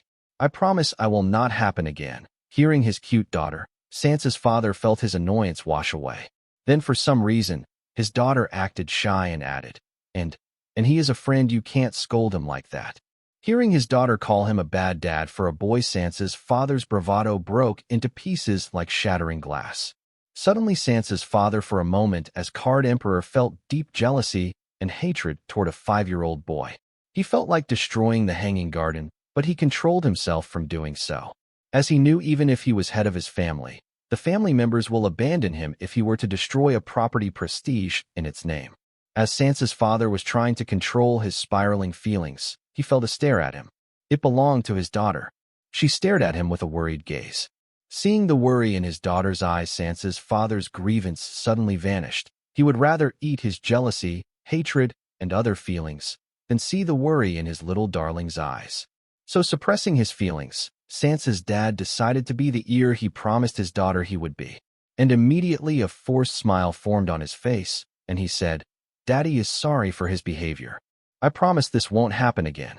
But remember, you can talk to me about anything that bothers you. I will always be there for you, and no judgment." Sansa's father's words were genuine. As he realized that his feelings about his daughter's love life were his burden, it did not have to be her problem. But he was indirectly making it her burden. This would only lead to one end: his daughter closing herself to him and never really being open about anything to him ever again. Besides, his daughter was just 5 years old, and this was her first crush. The whole thing will blow over soon anyway. There will be others, but none will be the same as him. He was worried over nothing. He should stop overreacting when it came to his daughter. How can a puppy love compare to her father? He will be the most important person in her daughter's life. That was given. I forgive you, Daddy, and you can also always tell me everything." Little Sansa did not understand what her father said at that moment, but it would when it mattered. "Good, I will do that. My little princess knows just the right words to make Daddy happy." Sansa's dad rubbed his nose on his daughter's, causing her to laugh, feeling ticklish. Hearing her laughter, Sansa's dad felt that his life had a meaning and he was embracing it right now. "Daddy, it's ticklish," little Sansa said, but continued to laugh carefreely. The visitors to the Prestige Hanging Garden looked at this lovely scene and suddenly felt that the Prestige Hanging Garden fell short compared to the father and daughter pair. Now that we have gotten that out of our system, no tell Daddy what happened. Having uplifted his daughter's spirit, Sansa's father did not forget about the boy who made his daughter sad. He promised me that he will visit the garden with his father today, but he changed his plans because went to see Ellen's house to see the pet monster her parents bought her. Little Sansa got depressed with every word she spoke. How could he? Sansa's father impulsively wanted to curse at the Baylor family kid, but held back and then added, "It doesn't. Let's go to the Guild Association Mall. We are going to buy you a pet, so that tomorrow he will come to our house to see your pet." "Really?" little Sansa asked cutely. "Yes, we are. Have I ever lied to you?" "Father, let's return the pet monster," little Sansa said dejectedly. "Why? What happened? You don't like your cub lion?" Sansa's father asked. When the rest of the world was busy fighting monsters, he had spent a fortune to get a high-breed, well-trained pet monster for his lovely daughter, and now she says she didn't want it. He needed an explanation as to what changed her mind. "He is not coming. He said he doesn't like cats," little Sansa answered. "That punk. How dare he?" Despite feeling happy that the boy rejected his daughter's invitation, Sansa's father hid his true feelings and acted enraged to console his little angel. Soon Sansa's father's mindset changed, seeing that his little angel was heartbroken over this boy's rejection, and could not help but ask, "What monster pet did Ellen's parents buy her?" "A wolf monster pup," little Sansa replied half-heartedly. "Don't tell me. After rejecting you, that boy went to the Duskborn family mansion to play with that girl's monster pup." Sansa's father was enraged just at the thought of a snort-nosed boy rejecting his daughter for some other little doll. Agreed that the little doll from the Duskborn family was cute, but his daughter was unrivaled in cuteness. Sansa's father, though knowing stuff like this was a common occurrence, did not want this to lose his daughter's self-confidence in herself. He did not want this boy's rejection to define her entire life. Yes, he and the others all went to see Ellen's pet monster pup again, little Sansa answered emotionally. "Were you not invited?" Sansa's father couldn't help but ask this, hearing his daughter say that all the other kids had gotten together in the Duskborn family girl's house after kindergarten. He could not help but worry that his daughter was having trouble making friends in school. "No, Ellen did invite me, but I rejected them because I promised Sir Cloudtail to play with him after school, and I did not want him to feel lonely." Little Sansa spoke, looking at the lion monster cub that ran around the hall energetically. "But don't you want to play with your friends?" Sansa's father sighed in relief, hearing that his daughter had been invited by her friends, but she rejected them to be with her monster pet. How responsible of her. Sansa's father could not help but feel proud of his little angel. But I don't want Sir Cloudtail to feel lonely while I am out playing with my friends," little Sansa answered truthfully. "Is that the reason you want to send him back, so that he can play with his friends while you play with your friends?" Sansa's father finally guessed why his daughter wanted him to return the monster pet to the shop. Her reason made his heart warm, and he could not help but feel that her smile was the purest and incorruptible force in the world. "Yes," little Sansa nodded. "Well, honey, why don't you take Sir Cloudtail with you to play with your friends? This way you get to be with your friends, and Sir Cloudtail will not be lonely. And maybe by getting to know Sir Cloudtail, that boy may change his opinion and take a liking to Sir Cloudtail." Sansa's dad helped his little angel solve the little dilemma troubling her. More than feeling jealous of the Baylor boy, Sansa's father wanted his daughter have lots of friends and not to grow into a socially awkward person. "Really? I can bring Sir Cloudtail out of the house," little Sansa asked her father enthusiastically, because if she can bring Sir Cloudtail out with her, then she would no longer have to worry about him feeling lonely. "Yes, but only if you promise me that you will keep an eye on Sir Cloudtail. He is very young, not so smart, and easily gets curious. You have to always keep an eye on him and make sure that he will not get lost," Sansa's dad said, as he had to spend a little fortune to get this monster pet, and he did not want it to be lost or stolen on its first outing. He knows that his daughter was more responsible than the kids of her age, but she was still a kid. For kids, when playing with other kids, it was even possible for them to forget their fathers, let alone a pet monster. "I promise, I will take good care of him and always keep an eye on him," little Sansa immediately promised. "Good then. Come, I will take you to the Duskborn family mansion. Sansa's father decided to personally drop off his daughter at her friend's house and check in on the Baylor family kid who has been making his lovely angel sad lately. Okay, let me get changed. Little Sansa agreed immediately and headed to her wardrobe to change into something nice for her crush to take notice of her. Why? What you are wearing is already beautiful. Sansa's dad could not help but think if it was an inborn trait of every woman to dress up for every occasion. No, I wore the same thing to kindergarten. I need to change, little Sansa answered as she went through her wardrobe and wore her favorite attire. Oh, my little angel, you look so cute. Sansa's father could not help but be lost in his daughter's cuteness. According to him, her smile was more effective than an SSS rank purifying skill when it came to washing away his fatigue. Stop it, Daddy. We don't have time for this. Little Sansa's cheek turned red hearing her father's praise, and in embarrassment asked him to stop. Oh, my daughter looks so cute when shy. Sansa's father couldn't help but tease his little daughter, who would act more mature than her age, which he found very cute. It also made him feel sad. If he had been around more, maybe his lovely daughter would not have needed to be more mature and could just be her age. Kids, look who we have here. It's Sansa and her monster pet, Ellen's mother said, trying to gather the attention of the bunch of kids that were playing with the young wolf monster pup. Sansa, you are here. Ellen immediately greeted Sansa, and soon the other kids followed suit. I thought you did not want to come. One of the kids said, not that the kid was deliberately making trouble for Sansa, but that was what Sansa had said.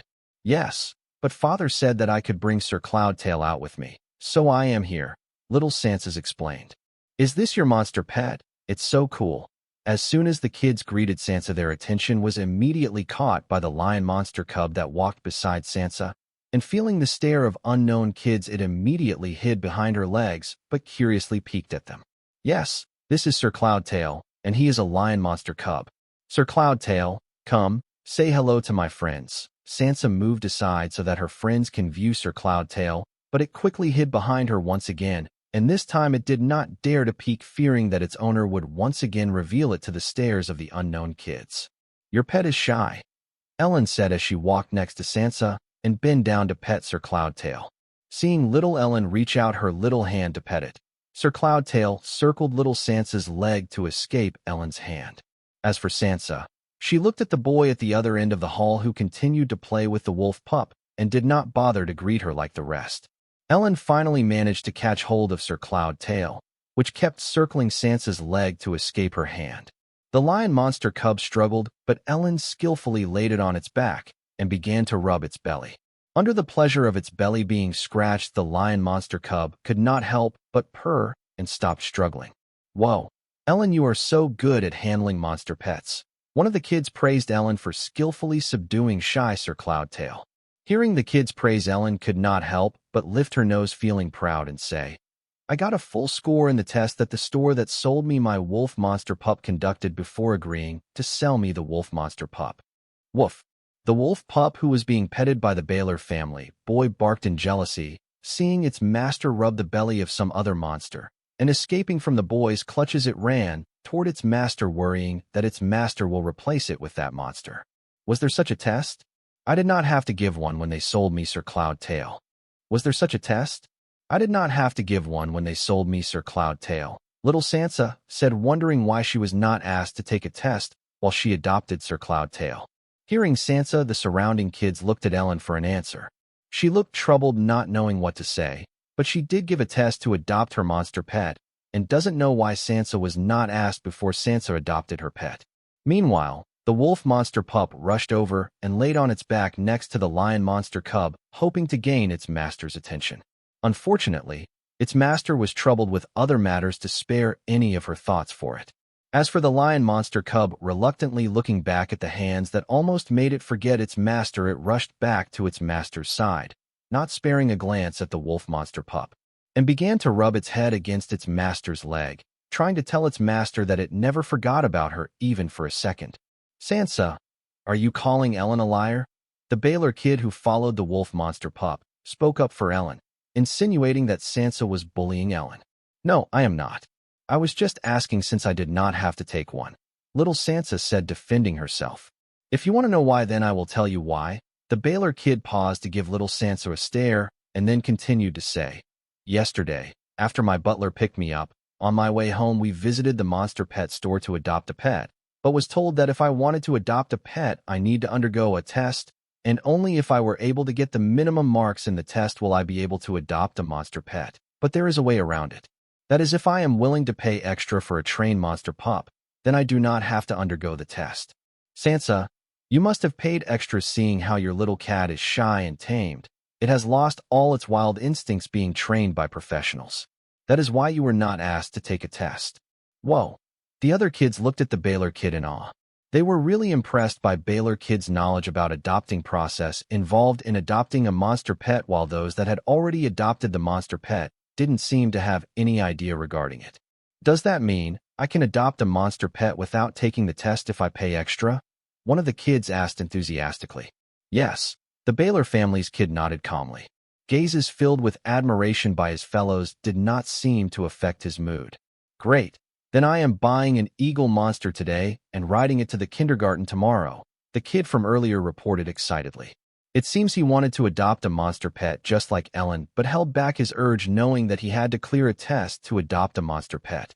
But now if what the Baylor family's kid said was true, then he will adopt a monster pet of his choice right away if he could.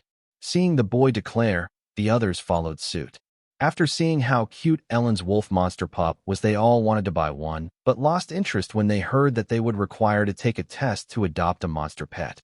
But now learning that they could adopt a monster pet without taking tests by paying extra, the surrounding kids' interest to adopt a monster pet rekindled.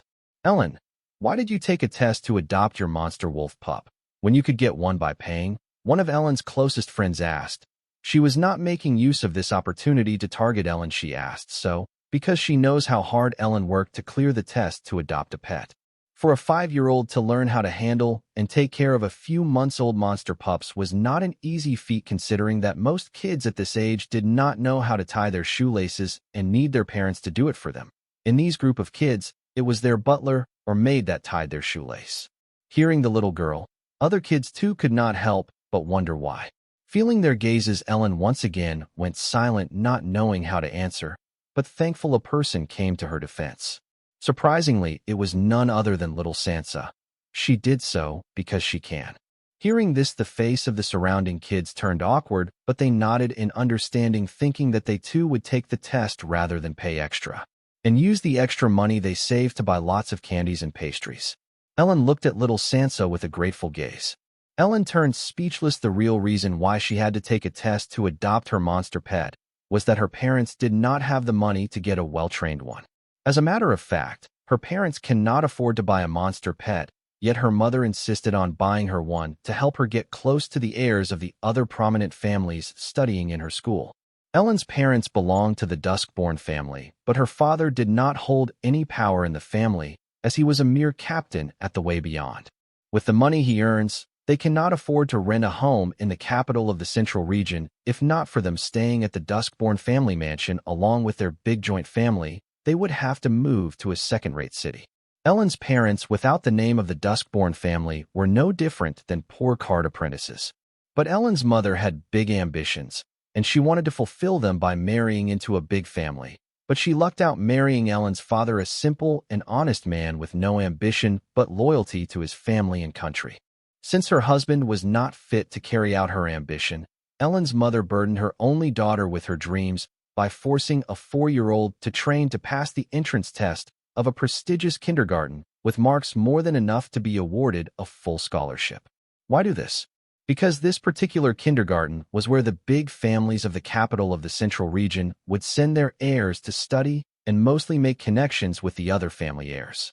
With her husband's salary, Ellen's mother couldn't afford admission fees to the prestigious kindergarten, so she could only put her hopes on her daughter getting a full scholarship. Fortunately, her daughter, unlike her husband, did not let her down. Since then, Ellen's mother has tried various methods to get invited to the houses or parties of the other kindergarten moms, but was not successful as the rich moms were snobbish, no surprise there, and saw Ellen's mother as the poor mother of only scholarship student in the whole kindergarten. Finally, Ellen's mom could only choose to stop trying to get close to the rich moms from the prestigious kindergarten, feeling that she would come off as desperate and trying too hard. But she did not give up thinking. So what if you guys don't invite me to your fancy parties? Your children will. And the only way that would happen was if they were best friends with her daughter. Being that kid that every kid's parent compares their kid with, Ellen had difficulty making friends at the kindergarten except for this creepy kid from the Baylor family that kept following her around. But thanks to this creepy kid, Ellen did not have to eat her lunch by herself. Ellen's mother did not blame her daughter for her lack of friends because she knew how hard her daughter was trying to keep her full scholarship. So she took it upon herself to help her daughter make many friends who will invite her to their mother's fancy parties. Soon she thought of various ideas that would help her daughter become popular among other kids in the kindergarten. Some worked, some failed, but none got her the invitation to one of those fancy parties held by the kindergarten's rich moms. Until she got the brilliant idea to get her daughter a cute monster pet, whose attraction the kids cannot escape. Though this idea put a big hole in their savings, it worked. Just yesterday, one of the kids invited her daughter to the pool party their parents were hosting this weekend. Since her daughter was invited, she too was naturally invited. While the kids were playing, Sansa's father and Ellen's father were having a heated discussion in another hall. "Are you sure about this?" Sansa's father asked as he gave Ellen's father a hard stare. "I am, Commander," Ellen's father replied firmly. "You know it doesn't have to be like this. I can lend you the money and return it when possible," Sansa's father persuaded Ellen's father. "Commander, I know you mean well, but I already owe you a lot. So, I can only beg you to let me do this." Ellen's father didn't waver from his decision and instead begged Sansa's father to stop persuading him. "I told you that woman was trouble when we first saw her at the tavern," Sansa's father said in dissatisfaction. After letting out a sigh, he added, "And couldn't you just learn to say no to her already? What were you thinking when you spent such huge chunk of your savings on that monster pet?" She said that it would help Ellen make friends and form connections that would help her further in her life. Ellen's father answered without bothering to defend his wife. "Connections? Are you hearing yourself? Ellen is just 5 years old, god damn it," Sansa's father said in frustration. "Commander, please understand.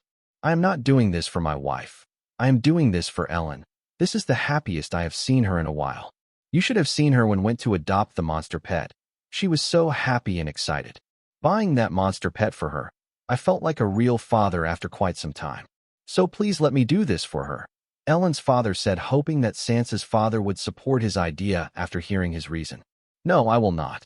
That day beyond that land we made a pact. A pact that we will survive, be there for our families, and never return to that goddamned place.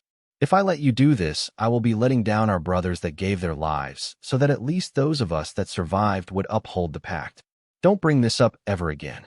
Otherwise, I will not hesitate to turn you into creep if that is what is required of me to stop you," Sansa's father said resolutely. His firm eyes yelled out his resolve. It seems he really would not hesitate to turn Ellen's father into a cripple if he continued to pester him to follow through with this decision, resulting in breaking the pact with their martyred comrades. Sansa's father made it clear to Ellen's father that he planned to uphold his pact with their dead comrades and would not hesitate to use force to have Ellen's father do the same. Ellen's father shook his head dejectedly.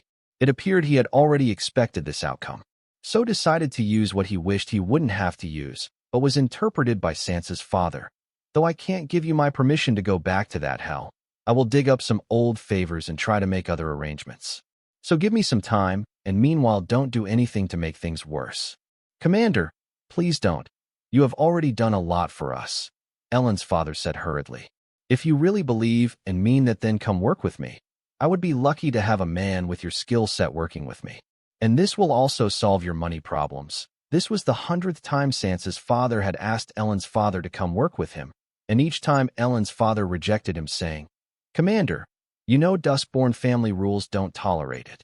Having Ellen's father rejects his proposal 101th time, Sansa's father shook his head and sighed, saying, "You are a good man, you know that. The Dustborns and that woman don't deserve you. Your loyalty is what I like the most and hate the most about you. This loyalty of yours is going to hurt you badly one day. I just hope Ellen doesn't become the collateral." "Commander, it is not loyalty. This is what I have to do as a son and a husband," Ellen's father replied. "What about your part as a father? Can't you see because of your stubbornness that child?" Sigh. "For the child's sake, I will ask you one last time to come work with me. As far as the Dustborns are concerned, let me handle them." Sansa's father's words were genuine. For his men, he was willing to shoulder the storm, let alone the Duskborn family.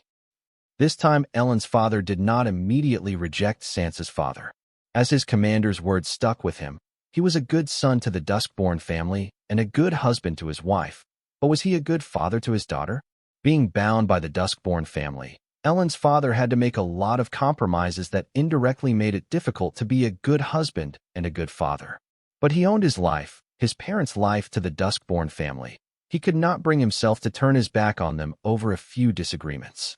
Remembering his dying father's words, Elend's father chooses to suppress the side of him that screamed that he was not being a good father. Then blurted out, "I am sorry, Commander, I cannot." While speaking these words, Elend's father kept his head down while speaking these words, as he could not look into his commander's eyes and say that he chose his family over his daughter. Sansa's father shook his head and walked away, saying, "I will contact you with something soon. Until then, don't do anything stupid." Before leaving, Sansa's father decided to check on his little angel, and following the laughter of the children, he walked to the adjacent hall. As he was preparing to peek into the hall through the door, he saw Elend's mother bring refreshments for the children and immediately moved to make way for her. While passing by him, Elend's mother halted, and glimpsing at him, she said, "I don't know why he needs your permission for him to get his old job back, but what happened? So, it was your idea. Woman, do you know you are sending him to his death?" Learning that it was Elend's mother who put the idea of going back to the hellhole in his comrade's mind, Sansa's father snapped, "Don't overreact. All jobs have their risks, but none pay as well as this one. Besides, he is doing the same work for the Duskborns for pennies." Elend's mother spoke realistically, but that was her husband's life she was speaking of. So Sansa's father could not help but wonder, how can this woman be so heartless to the man she loved or used to love, or the father of her only child? "Wipe that disgust off your face, or I will forget that there are children in the next room. Even though you don't agree with what I am doing everything in my power to give my child a better future. Unlike your comrade who time and again chose the Duskborns over this actual family, us. Do you know how frustrating it is to know that the man you trusted your entire being to doesn't consider you as his priority? Forget me. I am an outsider. What about his daughter? She is his flesh and blood. Yet he would rather see her suffer than go against the Duskborn family. You don't know half of what I have to deal with here. So, don't you dare judge me." Elend's mother tried her best not to raise her voice, fearing the children on the other side of the door. Listening to Elend's mother's side of the story, Sansa's father could not help but hate the undying loyalty of his comrade and feel that as a weak woman facing a big family like the Duskborn family all by herself, Elend's mother did not have many options to choose from. It was either this or letting the Duskborn family use her daughter as a tool in some potential or business arranged marriage. "I am sorry that I looked down on your struggle, but this doesn't mean that I approve of your ways." Sansa's father apologized but stuck to his opinion. As long as it doesn't happen again. Elend's mother forgave Sansa's father and continued to say, "You know, I too don't like using my daughter as a tool, but if I don't make her strong now, like her father, she will never be able to escape the clutches of the Duskborn family. I understand. You are trying to help your daughter in the means available to you. I can respect that," Sansa's father said, so seeing that even though this woman was rotten, she still showed a little love for her daughter. So he decided to recruit her help. "Thank you." Elend's mother knew the arrogant and prideful Sansa's father would never speak such words.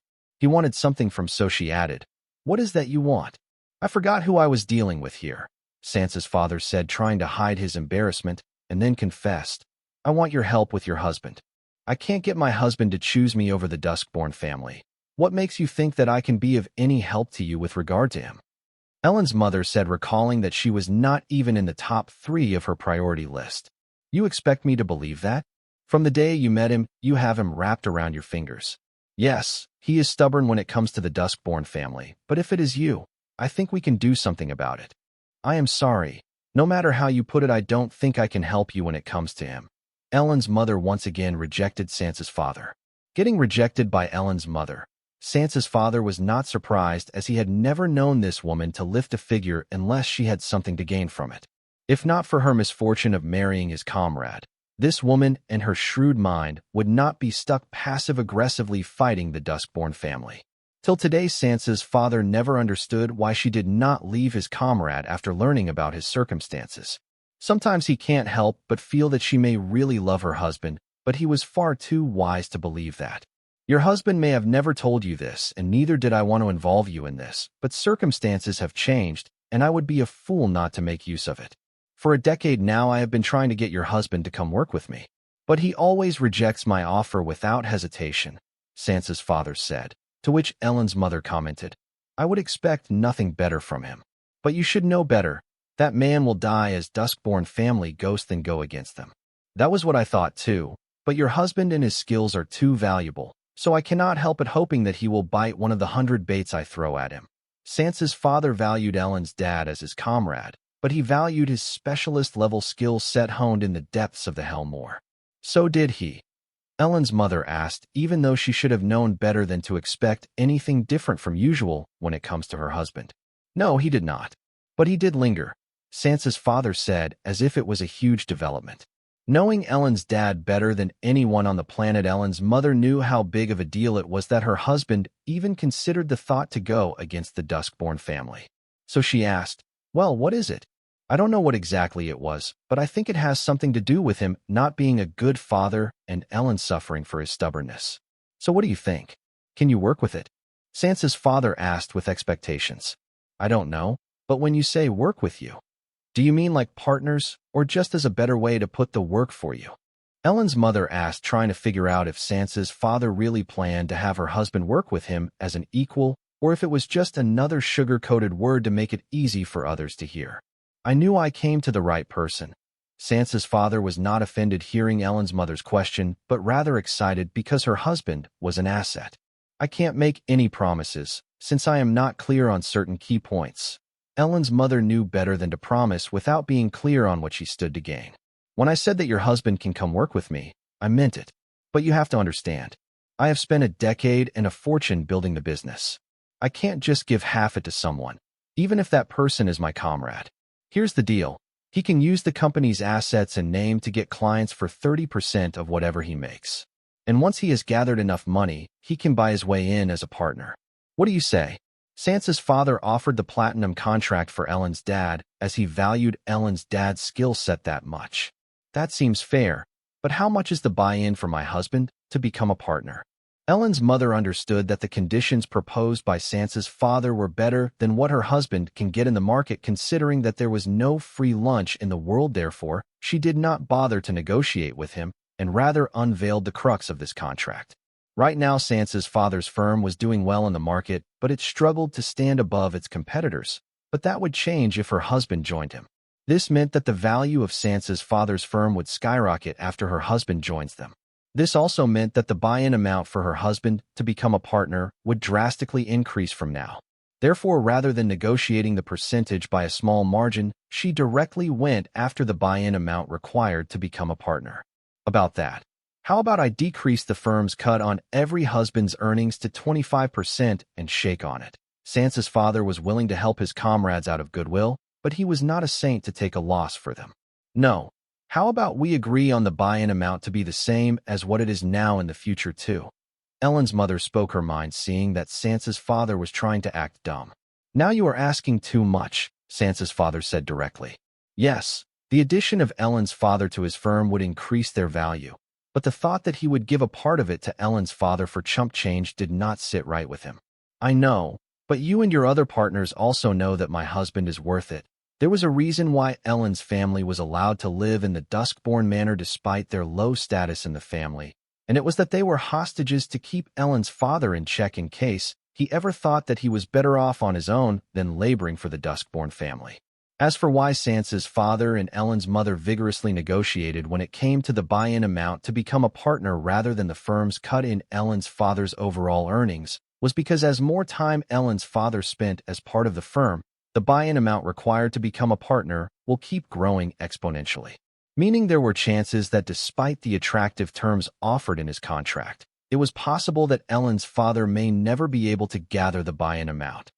And the Easter egg about how Sansa's past and MC's life are intermingled is taking more WC than I was hoping it would, but I hope you guys are patient, as it will be satisfying to watch when this knot is tied beautifully.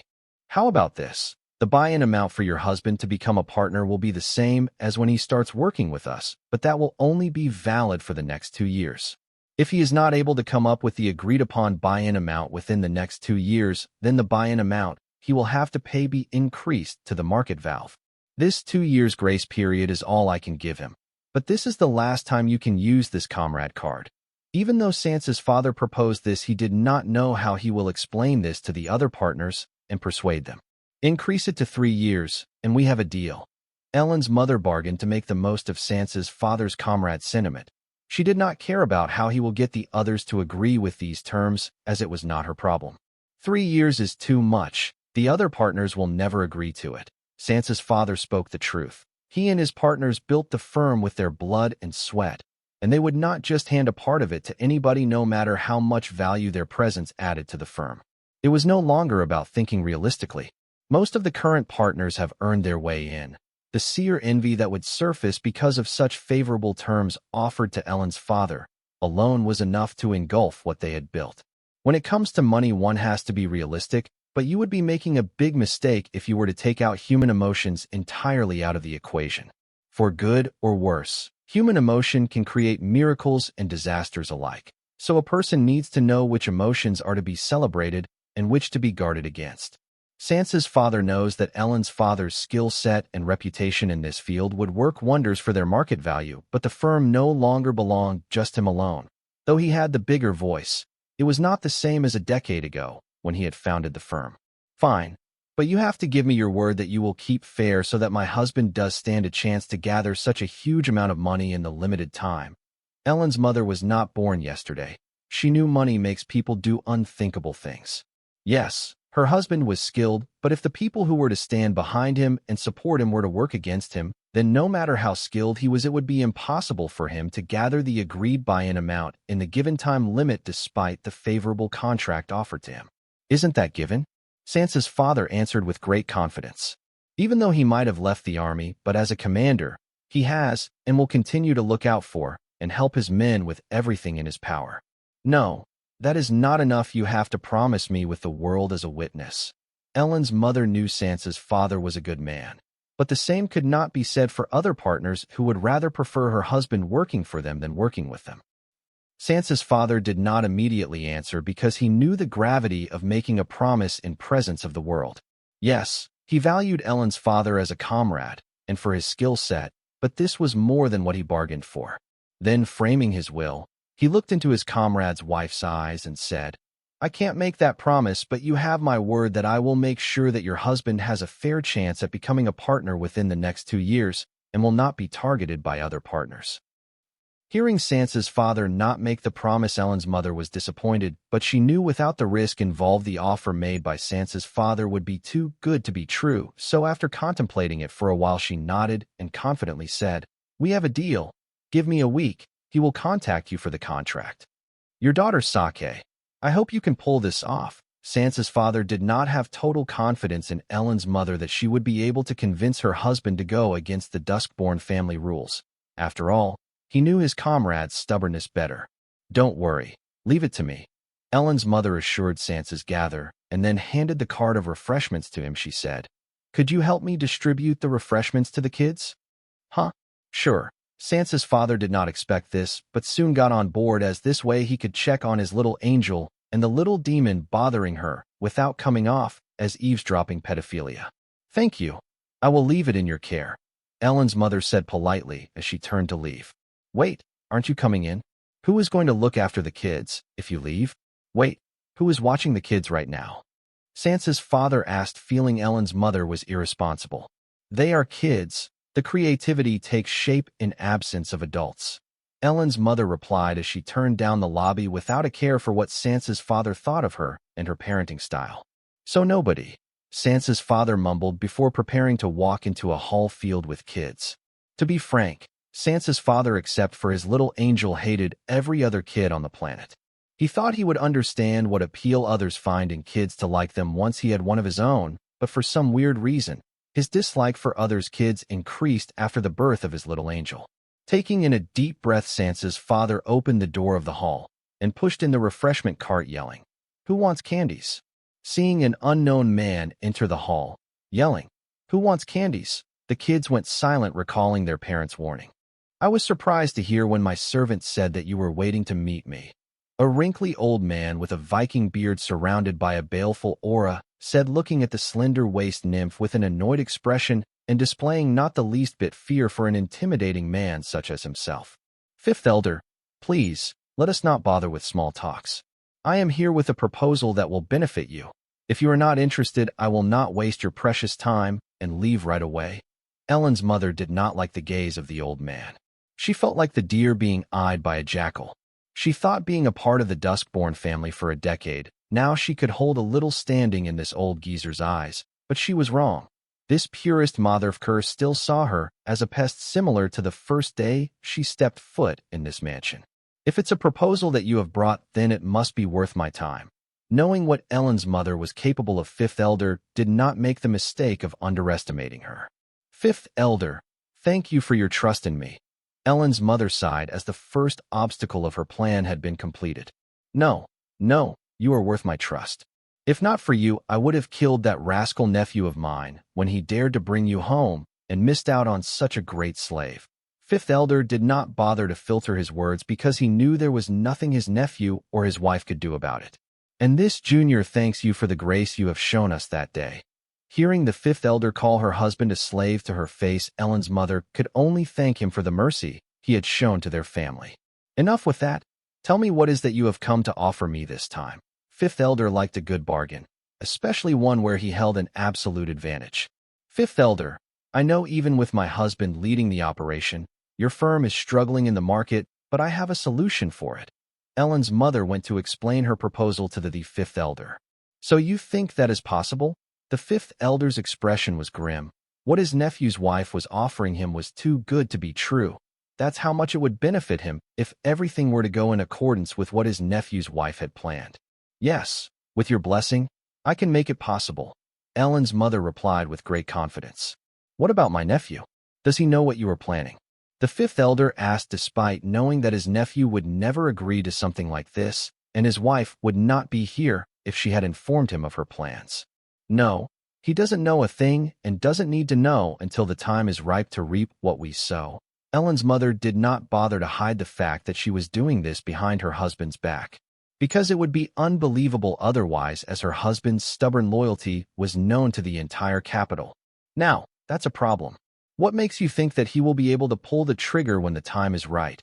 After all, in the end, everything we invested rests on his decision. Fifth Elder had to control his laughter as he spoke these words out loud.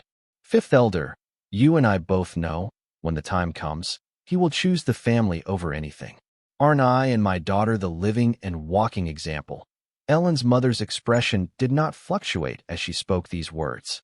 It was heartbreaking to know that the man she trusted her daughter and her life with would not hesitate to sacrifice them for his family's interest. "I almost broke into laughter as I spoke those words," Fifth Elder said, and then added, "Even though my brother was a waste, he did manage to do one thing right, and that is his son." Fifth Elder's unscrupulous words did not seem to daunt Ellen's mother's indifferent exterior. It was as if the Fifth Elder was not talking about her husband and father-in-law, but strangers. One would wonder if Ellen's mother was that heartless, or had her disappointment in her husband turned her so heartless. "You know, I pity that foolish commander of my nephew. But he should have stuck to his business and not tried to eye what belonged to me. Now I have left no choice but to show him what happens if one were to eye the Duskborn's property. I bet his look would be priceless when he learns how you plan to repay his grace." Fifth Elder could not help but grin thinking about the potential gains from Ellen's mother's proposal. "Fifth Elder, about my condition dash," seeing the Fifth Elder, who was having an orgasm just thinking about what he stood to gain from her plan, Ellen's mother could not help but remind him of the condition she put forward, fearing that he had forgotten all about it, but was interrupted by him. Yes, I know. If you get me this, I will give you and your daughter the freedom you want." Fifth Elder grumbled when it came to paying a price. "Fifth Elder, be work harder to get what you desire if you were to say the same in the presence of the world's will." Ellen's mother knew better than to trust the word of a greedy pig such as the Fifth Elder, who did not have qualms about using his nephew as a slave and keeping his daughter-in-law and niece as assurance. As Ellen's mother said that an intimidating pressure filled the hall, her weak body could not withstand the pressure and had no choice but to kneel helplessly. Then a loud voice reverted in the hall. "Are you doubting this elder's word?" "Yes." "Fifth elder, you called for me." Ellen's father greeted the fifth elder entering the hall, but paused seeing that the person sitting across him was his wife. After the incident years ago, his wife hardly approached Duskborn's family members, so Ellen's father was surprised to see his wife meeting the fifth elder. "You seemed surprised. Imagine my surprise when your wife approached me," fifth elder said with a polite smile. His actions were no longer unscrupulous in the presence of his nephew. He seemed to be putting up a gentle and approachable family elder front. TSK. Seeing the sudden change in fifth elder's demeanor, Ellen's mother clicked her tongue in disapproval. Witnessing this, her husband could not help but frown. Ellen's mother had long since given up on her husband, so she did not even try to put up an act. "Ha. Fifth elder, please forgive my wife's offense." Letting out a helpless laugh, Ellen's father apologized to the fifth elder on behalf of his wife. Hearing her husband apologize to the fifth elder, Ellen's mother masked her annoyance with an indifferent expression, not letting her true thoughts appear on her face. "Little nephew, I don't blame her. After what happened that day, her little dissatisfaction towards this old man is justified. But now that we all are a single family, I hope we can keep our resentment aside and work together." Fifth elder spoke, taking all the blame a wise elder should. "Fifth elder, your words are wise as always. Please be rest assured, my family and I are willing to do everything in our power for the prosperity Duskborn family," Ellen's father said with a firm resolve. "Well said, my little nephew." Fifth elder praised his nephew, and with a sigh, he added, "If only your cousins had half of your motivation and decisiveness, the days of prosperity for the Duskborn family would not be far." "Fifth elder, you're being humble. My cousins and other family members are willing to sacrifice for the family. Rest assured the prosperity of the Duskborn family is not far." Ellen's father believed what he said. And it was true, as each family members were a mere tool in the hands of the family's elders and leader to lead the Duskborn family to prosperity. "Ha. You are right, little nephew. Now your cousins have grown and become responsible enough to shoulder the burden of the family. The prosperity of the family is not far, so you no longer need to suffer for the family." After feeding his nephew's ego to the brim, fifth elder finally moved the conversation to his real motive. "Fifth elder, what do you mean?" Hearing the fifth elder, Ellen's father asked in confusion. The uncle who always preached about self-sacrifice for the family and the bigger picture suddenly asked him to take a break and be selfish, and Ellen's father's confusion was given. "You heard me, little nephew. How long are you going to sacrifice for the family? You are married and have a daughter now. You need to start thinking for yourself. For quite a while now I have been thinking about this, but I did not know how to bring this up until your wife came up with a perfect proposal." Fifth elder slowly built toward his objective such that his little nephew would drown in the gratitude toward him and the family. This way, when he asks his nephew to betray his friend for his family's interest, he would not hesitate. Ellen's father threw a cold stare at his wife before explaining to the fifth elder. "Fifth elder, I don't know what that woman said, but the family's business still is at the infancy stage. It needs my presence more than ever. If I leave now, decades of work will be in vain." "Nephew, are calling your cousins incapable?" The fifth elder's voice grew colder. "No, fifth elder dash. But your choice of words enunciated that." The fifth elder spoke, interpreting his nephew's explanation. "I am sorry, fifth elder," Ellen's father apologized. It was this idiotic loyalty of his nephew that was the reason why fifth elder agreed to Ellen's mother's plan without much caution. As she knew, no matter the circumstance, his nephew would always choose the family, 100 out of 100 times. Fifth elder trusted his nephew more than his children, his flesh and blood. With his nephew's apology, fifth elder's expression softened and warmly said, "Nephew, you always have the best interest of the family in your mind, so I will forgive your offense this once." "Thank you, fifth elder dash. Little nephew, I am telling you this for your sake as your uncle. You have a child of your own. Now it's time for you to start thinking for yourself. Why don't start by hearing what your wife has to say?" Fifth elder took all the credit and still managed to keep the possibility of the blame on his nephew's wife. At the end of this job, his nephew will end up hating his wife. as all he did was give his nephew a wonderful opportunity to pursue the idea his nephew's wife came up with. When all this was over, he was also a victim of his nephew's wife's nefarious scheme.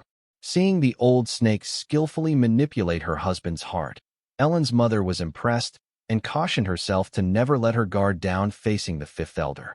Then, under the cold stare of her husband, she went on to explain what she and Sansa's dad had discussed.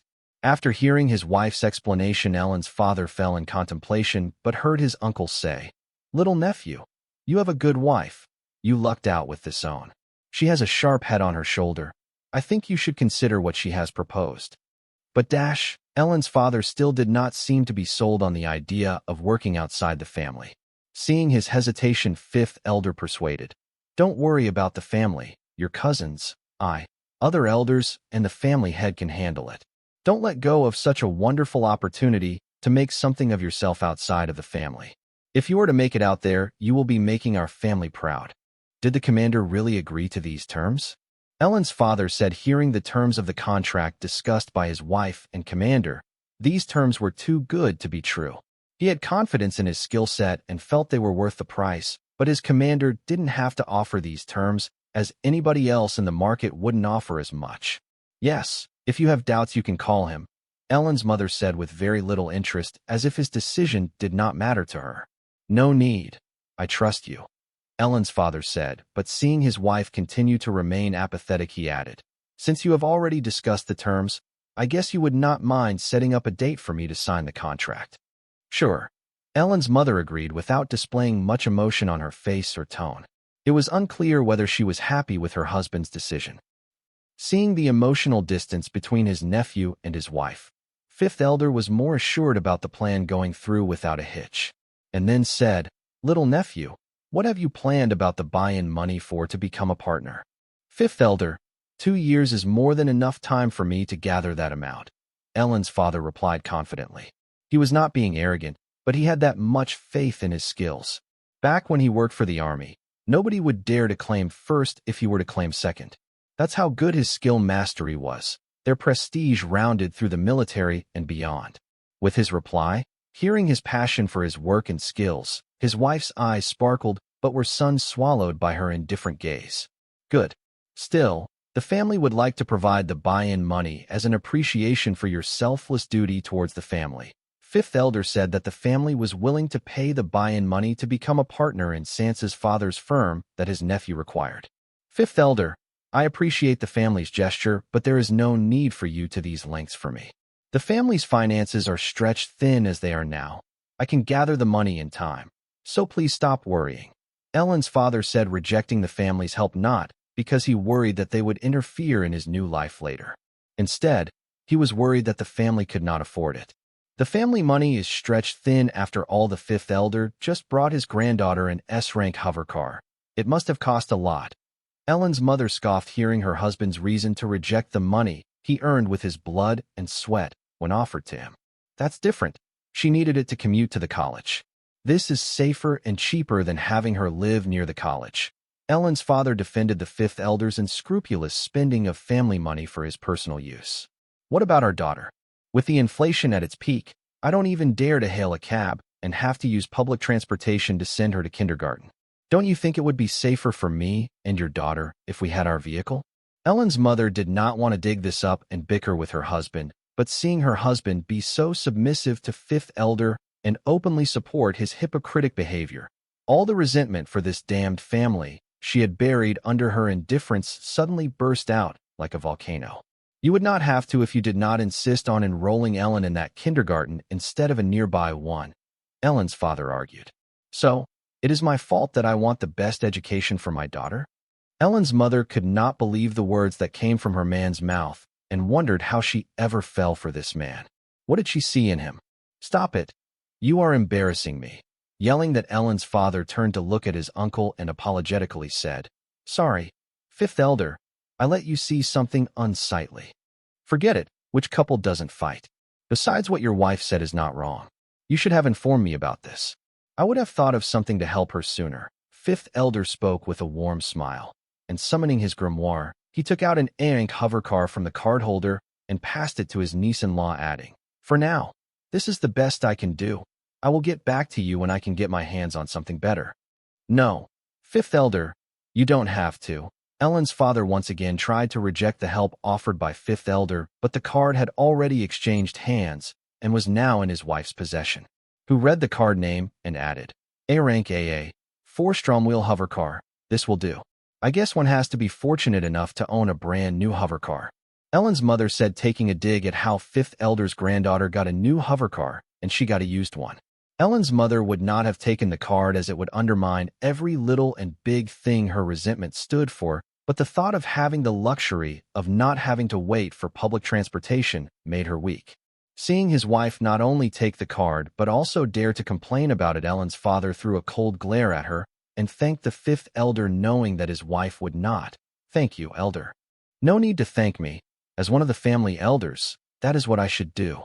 And little nephew, I have transferred the buy-in money to your account, and there is a little extra. Buy something for my grandniece. Fifth Elder was so generous today, because compared to what he stood to gain from the plan his niece-in-law proposed, this amount he used to win his nephew's heart and quell a little bit of his niece-in-law's resentment was pennies.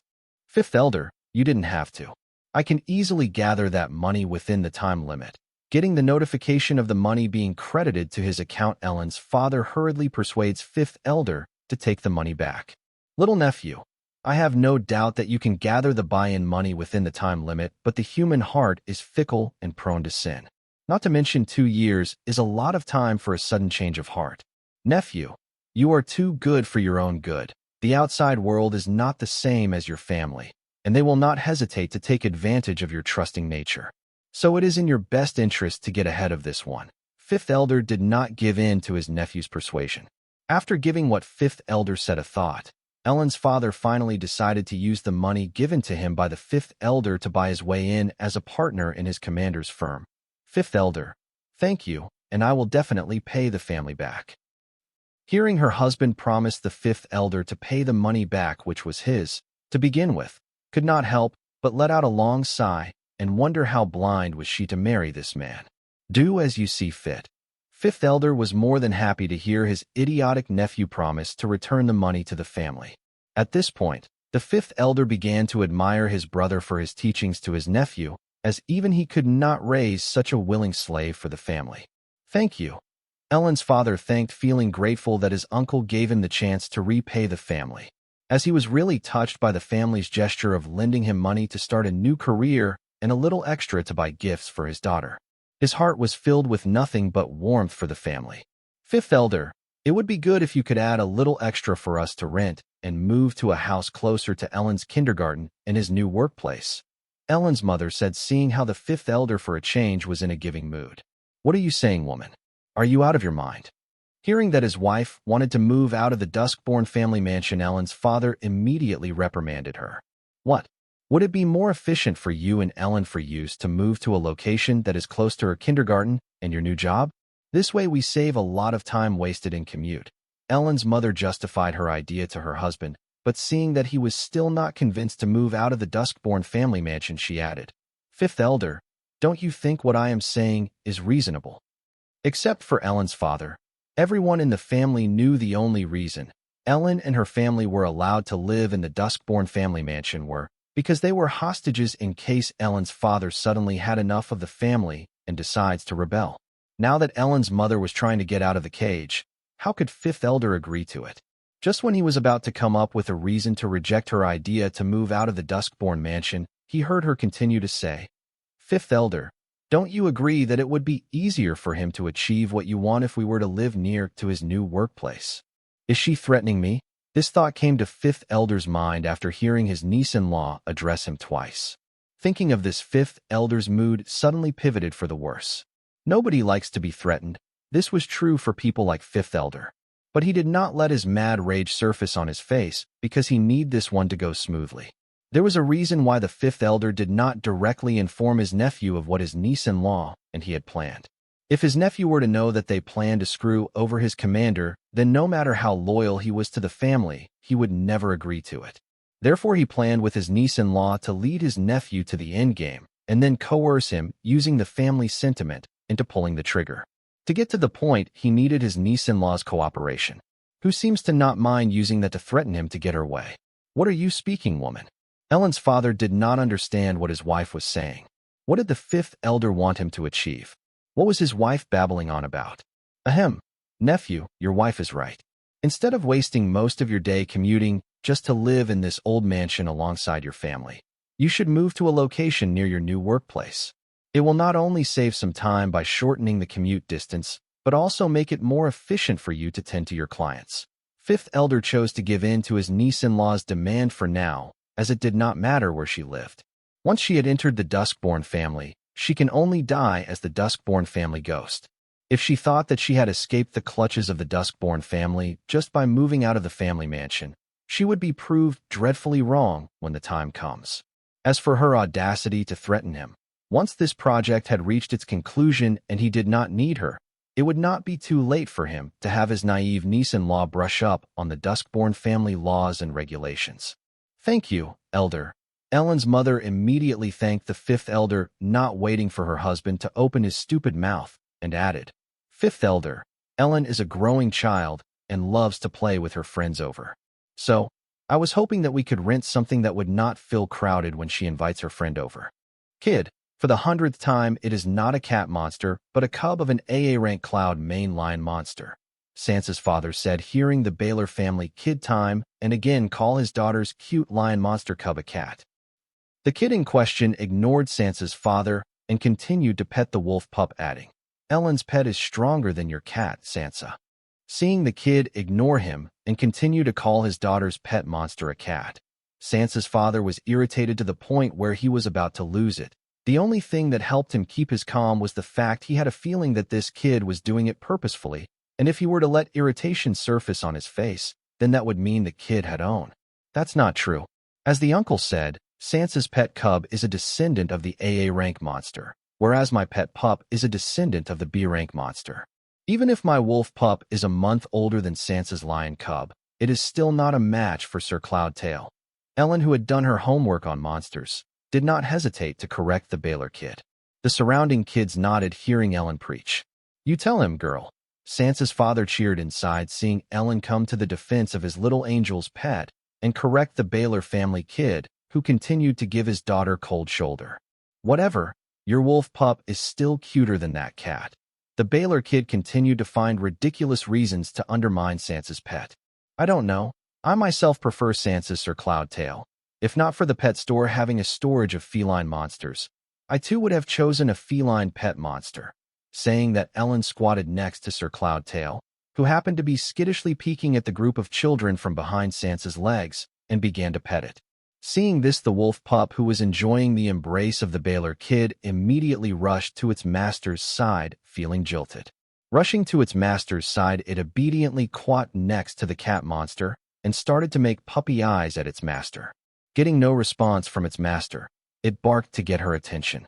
As a result, Ellen used her free hand to pet it on its head. Having successfully managed to get its master's attention, its cute little tail wagged uncontrollably. Seeing the wolf return to its master, now the Baylor boy felt abandoned and looked in its direction with longing eyes. But it was not clear whether his eyes longed for the wolf pup or the owner of the hand petting it. As the only adult in the room, it was clear to Sansa's dad what the boy really wanted, which did him no favors. He was better off not knowing it. Learning the boy his daughter had a crush on had feelings for another girl, Sansa's father could only shake his head helplessly, as there was nothing much he could do about this matter. Fortunately, the girl the boy his daughter had hots for did not have the same feelings for the boy, as she seemed to want to befriend his daughter. But all his daughter's thoughts were preoccupied with the thoughts of the boy she liked, so she was unable to take notice of what was happening around her. Seeing that his daughter was showing signs of wasting her life thinking about her feelings for a jerk who did not have the same feelings for her, Sansa's father decided to step in. His daughter was too young for heartbreaks and end up as a loner, but not too young for a best friend. He had to do something before what he saw here becomes the norm of his little angel's life. Sansa, a word. Sansa's father called his daughter to the side. What is it, Dad? Little Sansa asked. Honey, who among them is your best friend? Sansa's father asked his little angel, looking at the group of kids. All of them are my best friends, little Sansa replied innocently. No, honey, what I mean to say is, Who among them do you like the most as your friend? Seeing that his daughter did not understand his question, Sansa's father decided to be more specific. Him, little Sansa said, eyeing the Baylor family boy. Hearing her answer, her father's face almost became hideous out of envy. But he controlled his emotions, and with a deadpan face he added, other than him. Yes, the Baylor family kid had above-average cuteness and seemed trustworthy, but he saw no other merits about him for his daughter to be smitten to such an exaggerated level. If not for the age of the boy, he would have suspected that boy had used some kind of witchcraft to gain his daughter's undying favor. Other than him, little Sansa suddenly found herself in a predicament, and wondered why was she friends with these kids to being with, and came to a sad realization that she was friends with this group of people because they were the close friends of the boy she had a crush on. Even though she did not like the answer, she replied to her father truthfully, none of them. Having already prepared for her answer, Sansa's father was not surprised. He blamed himself for this. If had been more involved with his little angel's life, maybe he could have prevented his daughter from obsessing over the boy. Since there was no point crying over broken eggs, Sansa's father asked, are there any other friends of yours outside of these kids? No. Little Sansa replied, and a hint of sadness could be heard in her voice as she just realized she had no friends, at least not the ones that she liked to invite back to her home. Seeing his disappointed daughter, who had come to a sad realization that she had no best friends, Sansa's father consoled her by saying, how about you make some starting today? Is that possible? Little Sansa asked as she was left with little confidence after getting a cold shoulder from the boy she pursued. Yes, though Sansa's dad replied with a warm smile. He thought that he had failed as a father. The only thing that kept him going was the thought that it was not too late. There was still time for him to make up for his shortcomings. But will they want to be friends with me? Little Sansa asked in concern, getting the cold shoulder from the boy she liked each time she put herself out there. She was left with very fragile self-confidence. Therefore, she could not help but wonder that other kids would not want to be friends with her. Why wouldn't they? Our Sansa is the cutest, bravest, and kindest kid I have ever known.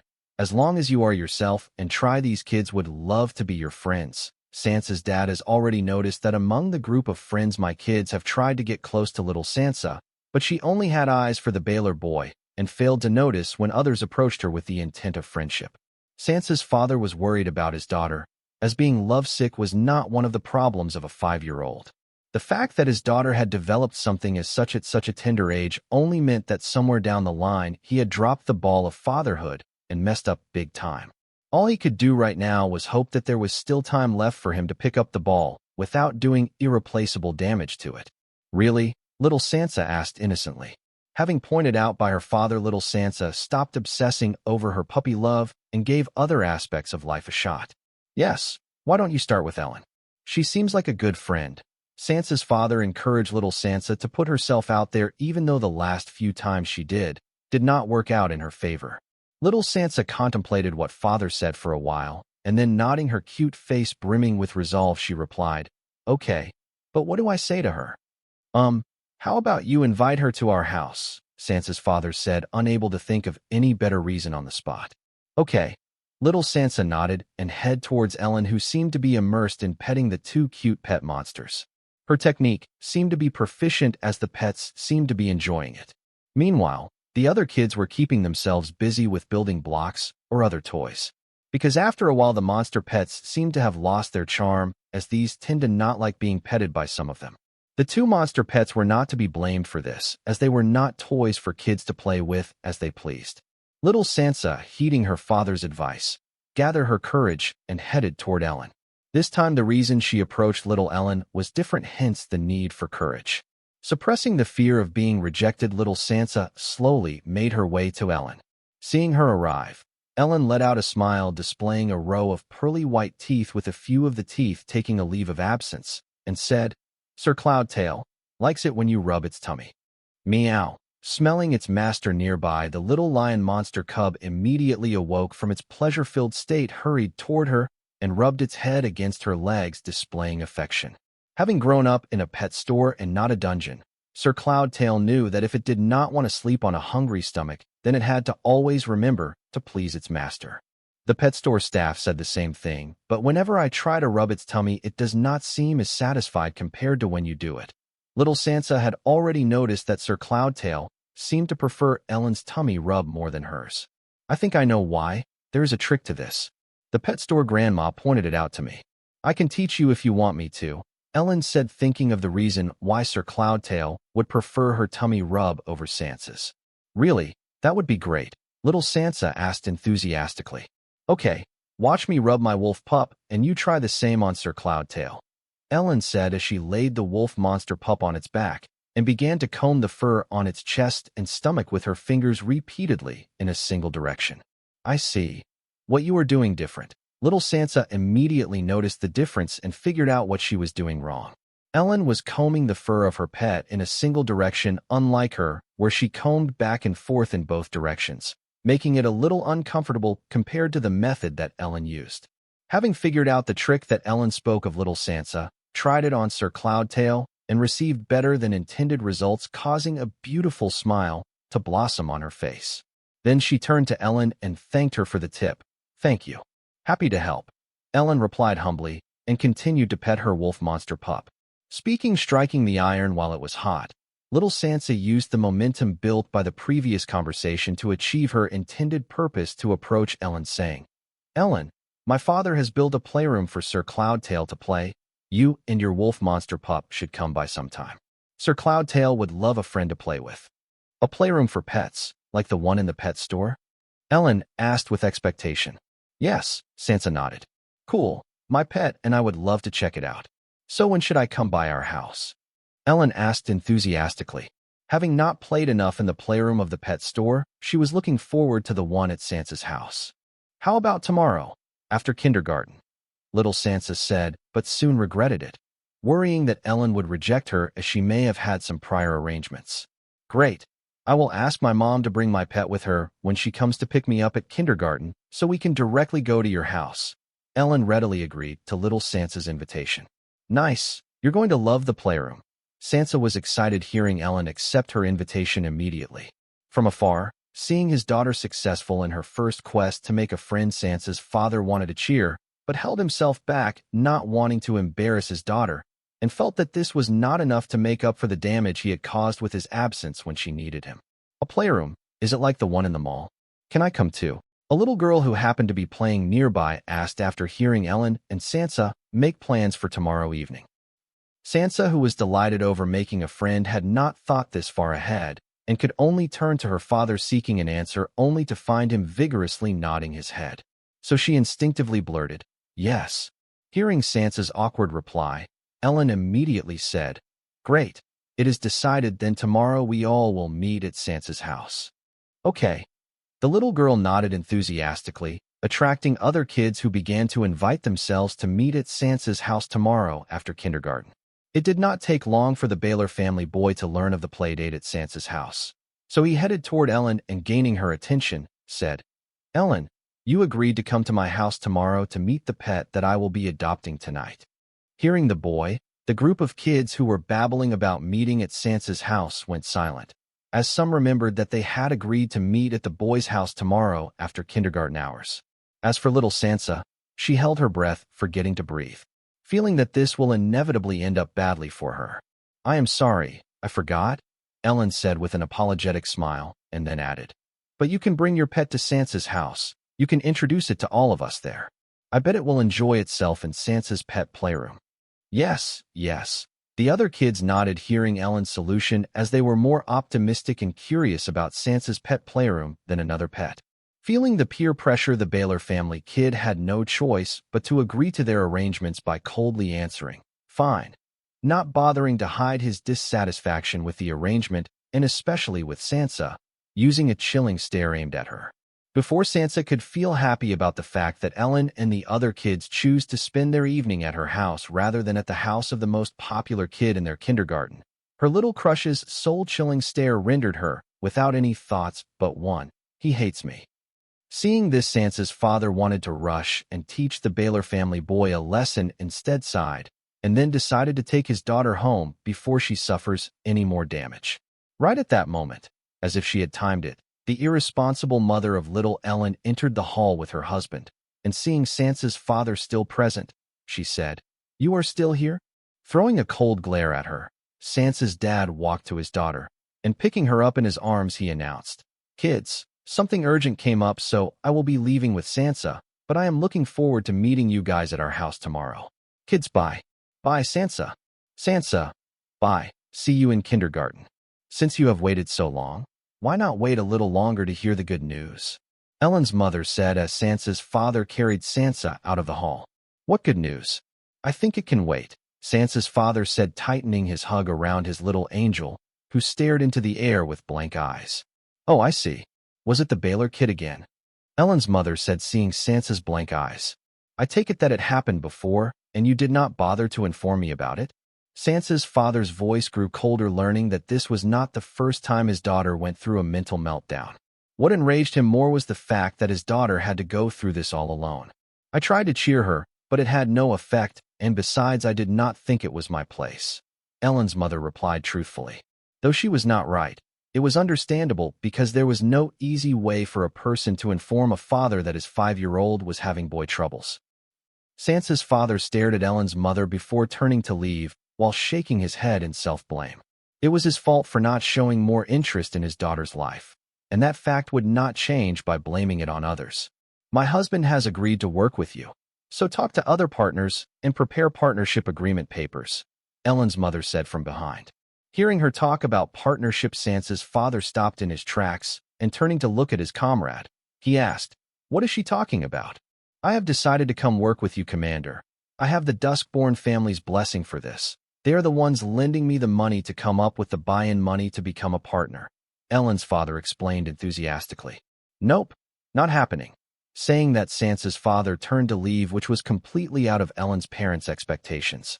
"What the?" Ellen's mother almost cussed, but controlling herself, she asked, "Why?" Hearing Ellen's mother, Sansa's father once again stops in his tracks to face Ellen's parents. Then he aggressively said, "I will tell you why.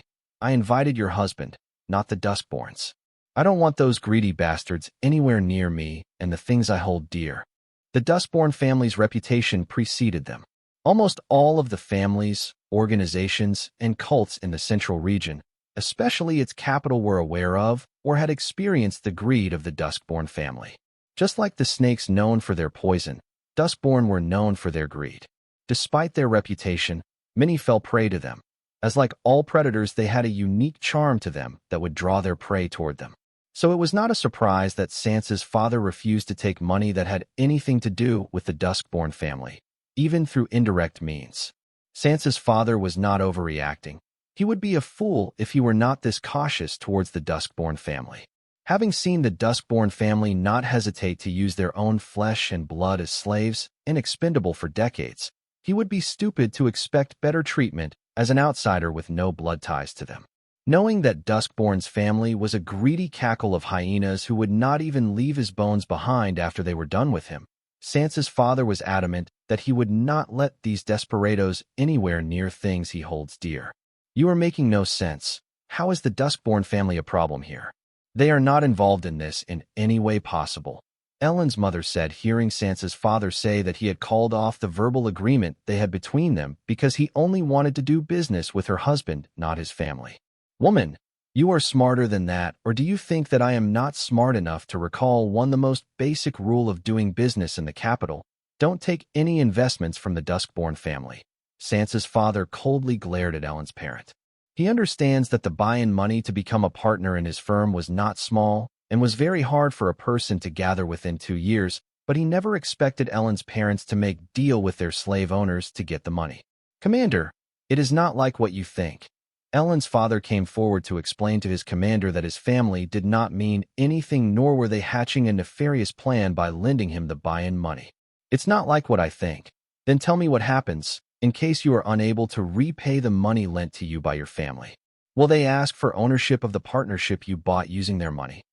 Sansa's father did not give Ellen's father a moment to explain for himself, as he did not want to be dragged into the quagmire named Duskborn family along with the comrade he was trying to save. Sansa's father saw a way to make a profit while being a good commander. By having Ellen's father work with him, not only was it good for his firm, but also for Ellen's father being used by his family, which was enjoying the fruits of his hard work and getting rich from it while he, his wife and daughter did not see a dime of it. But Sansa's father never imagined that trying to help his friend, instead of dragging him out of the quagmire, he may also be pulled in. Hence he was enraged at his friend. The Duskborn family did not lend that money to my husband. It is their compensation for my husband's years of selfless service to their family. So please be assured about the money. It will not come back to bite you. Ellen's mother suddenly spoke, realizing that the origins of the money were the culprit of the current conflict. Yes, Commander, she is right, but I did promise to return to them when I can. Ellen's father added to his wife's explanation, as his pride did not allow him to take money from his family. Hearing her husband, Ellen's mother frowned. Not because her husband continued to claim that he will pay back the Duskborn family the money they gave instead, because she believed this was not what her husband's commander wanted to hear. And her thoughts were right. Well, which is it? Did the Duskborn family lend it to you, or was it compensation for his service to their family? Sansa's father asked, even though he had an understanding of what was happening. He asked so because he wanted to establish a clear origin of the money such that later on, nobody, even the Duskborn family, would not be able to dispute the origins of the money. Commander, they gave me the money as compensation, but I have promised to return every penny I took from them with interest, Ellen's father once again replied, trying to assert that the money was the generosity of his family for his decades of selfless service to them, but as the proud son of the Duskborn, he would repay their generosity toward him with interest. For God's sake, will you shut up for a second? Ellen's mother yelled at her husband in a hushed voice and added, nobody cares about your promise. Will you just shut up about it? Hearing his wife's harsh words, Ellen's father felt wronged. He wanted to complain, but being in the presence of his commander, he decided to stay quiet rather than show his commander the ugly side of his marriage. Seeing that her husband chose to step down, with a warm smile, Ellen's mother looked at Sansa's father and said, the money is the Duskborn family's compensation for my husband's decades of selfless service to them. The Duskborn family has no claim over it. So please be rest assured when say that this money is clean. Having lived in the capital for his whole life, Sansa's father grew up hearing the Duskborn family's atrocities. They had done a lot worse with much else to justify their actions, so Sansa's dad was still skeptical that the origins of the money could not come back to bite him despite the explanation and assurance of Ellen's parents. I am sorry, but your words are not enough assurance when it comes to the Duskborn family. I would be a fool if I were not to cultivate this amount of cautiousness when it came to them. I look forward to working with you, comrade, but that is impossible if the Duskborn family were to be involved directly or indirectly. Sansa's father decisively made it clear to Ellen's parents that if their buy-in money were to come from the Duskborn family, then they can forget about the verbal agreement they had between them. Sansa's father has spent a decade building his firm into what it was now. He even had to sacrifice a part of his daughter's childhood for it. Therefore, he was very cautious and decisive when it came to decisions regarding his firm and was not willing to compromise, even if it was for his comrades. Since you find our word not enough as an assurance, how about this? Saying that Ellen's mother forwarded a document to Sansa's father. The document that Ellen's mother forwarded to Sansa's father was a declaration with the world's will as witness, written by the fifth elder of the Duskborn family, declaring that the money he gave to his nephew was compensation from the Duskborn family to his nephew for his decades of selfless service to the family, and they did accept anything in return. Going through the document, Sansa's father was finally assured that the Duskborn family will not use this money as a reason to stir up trouble for his firm or make a claim in the partnership. Bringing a new partner in any new business was a big deal. The only reason Sansa's father was willing to let Ellen's father become a partner was that with his presence and expertise, the firm would grow to new heights and would set a precedent in the market for their competitors to overcome. Sansa's father would never agree to anybody else becoming a partner or let them try to buy their way in as a partner. For example, the Duskborn family, as they would not make any contribution to the firm or its development and would only add to its chaos, such as internal strife. Whereas that was not the case for Ellen's father, whose skill set and reputation would soar the firm to new heights never before imagined. So, when should we be expecting to be hearing from you?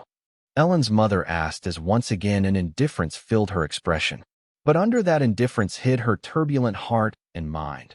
The reason for this was the document of the declaration signed by the fifth elder, which she forwarded to Sansa's father.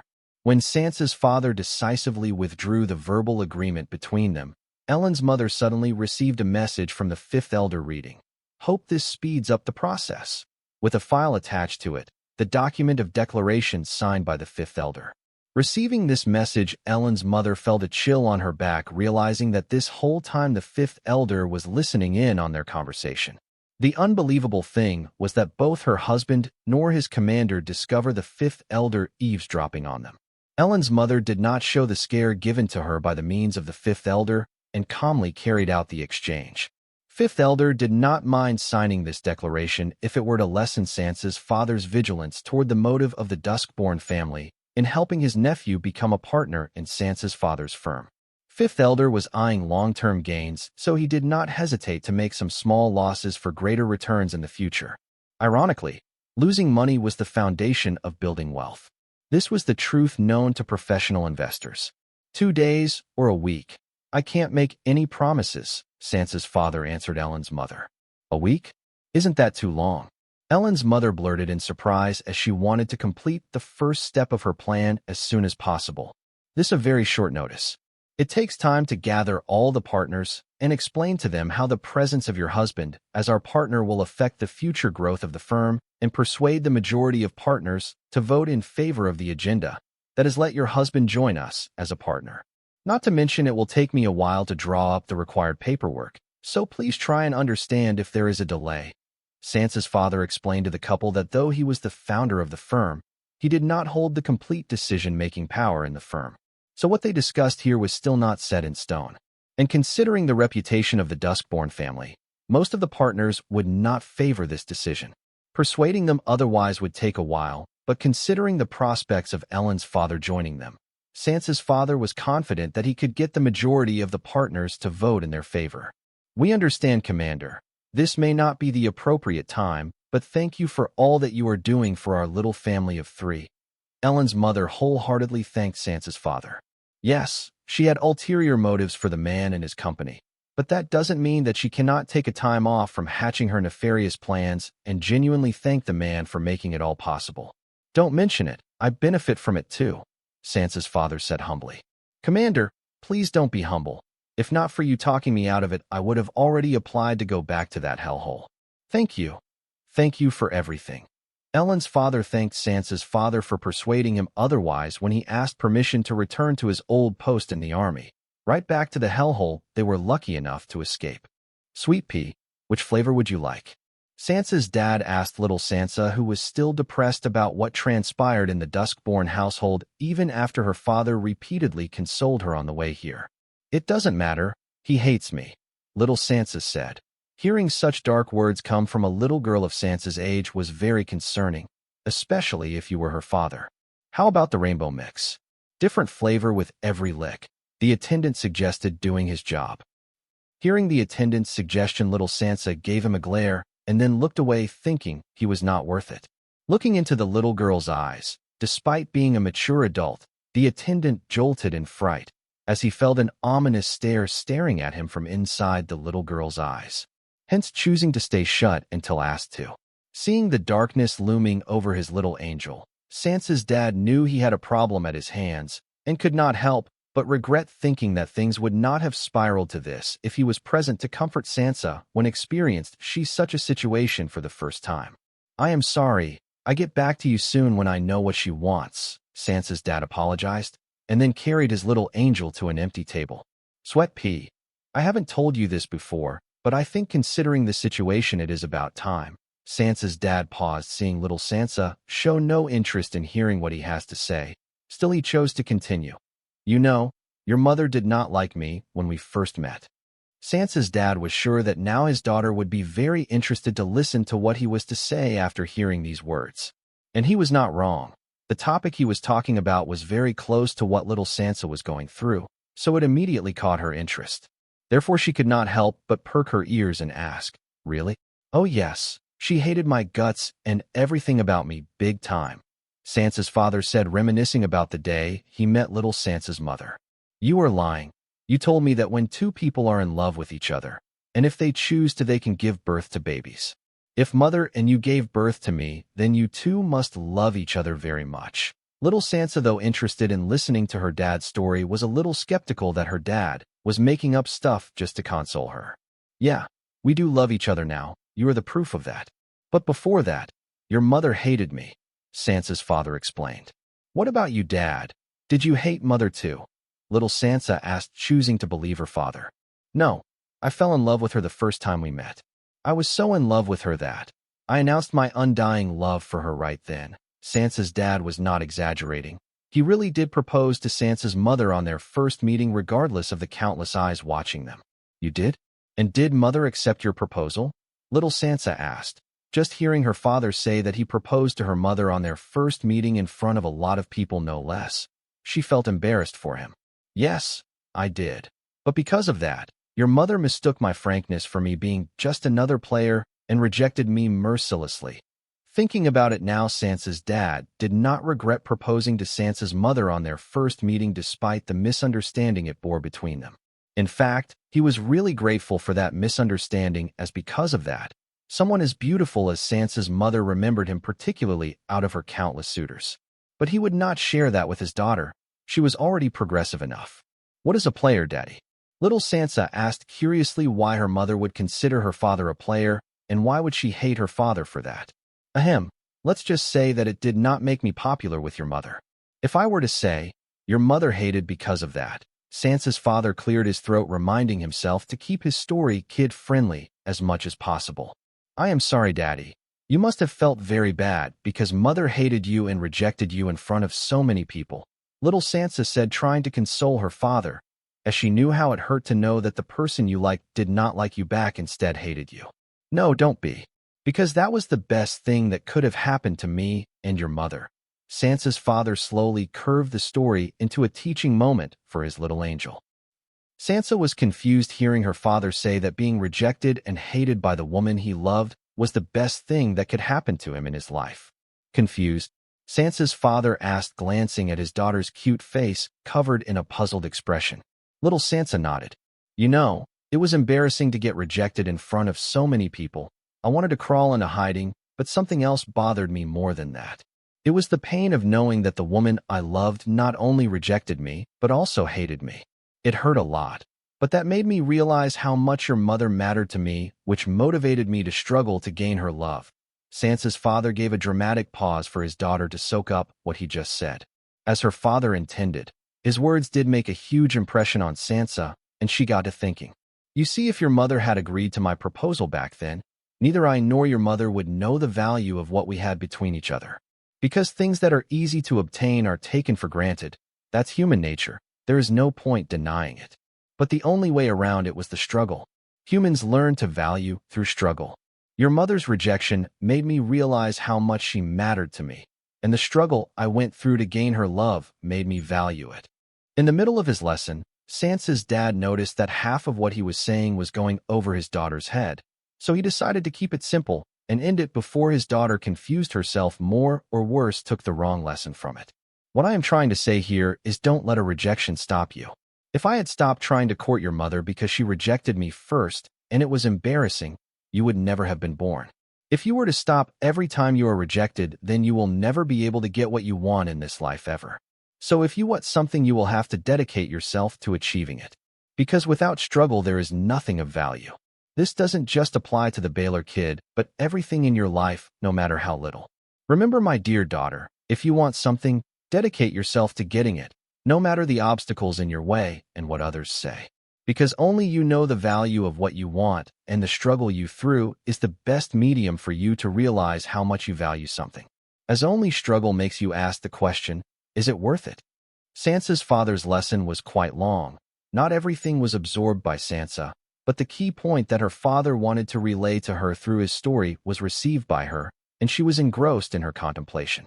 It did not take for little Sansa's frowned brows to ease and her grim expression to be replaced by a pleasant one that oozed unknown confidence. Father, I will never give up, little Sansa said, hearing that her father was proud of the moment and forgot to go into details about what little Sansa meant when she said that she would never give up. If he had, then he would not be feeling proud. That's like my girl. Remember, in our family dictionary there is no such word. Little Sansa's mood infected her father, so he could not help but boast. Sansa nodded to her father's words.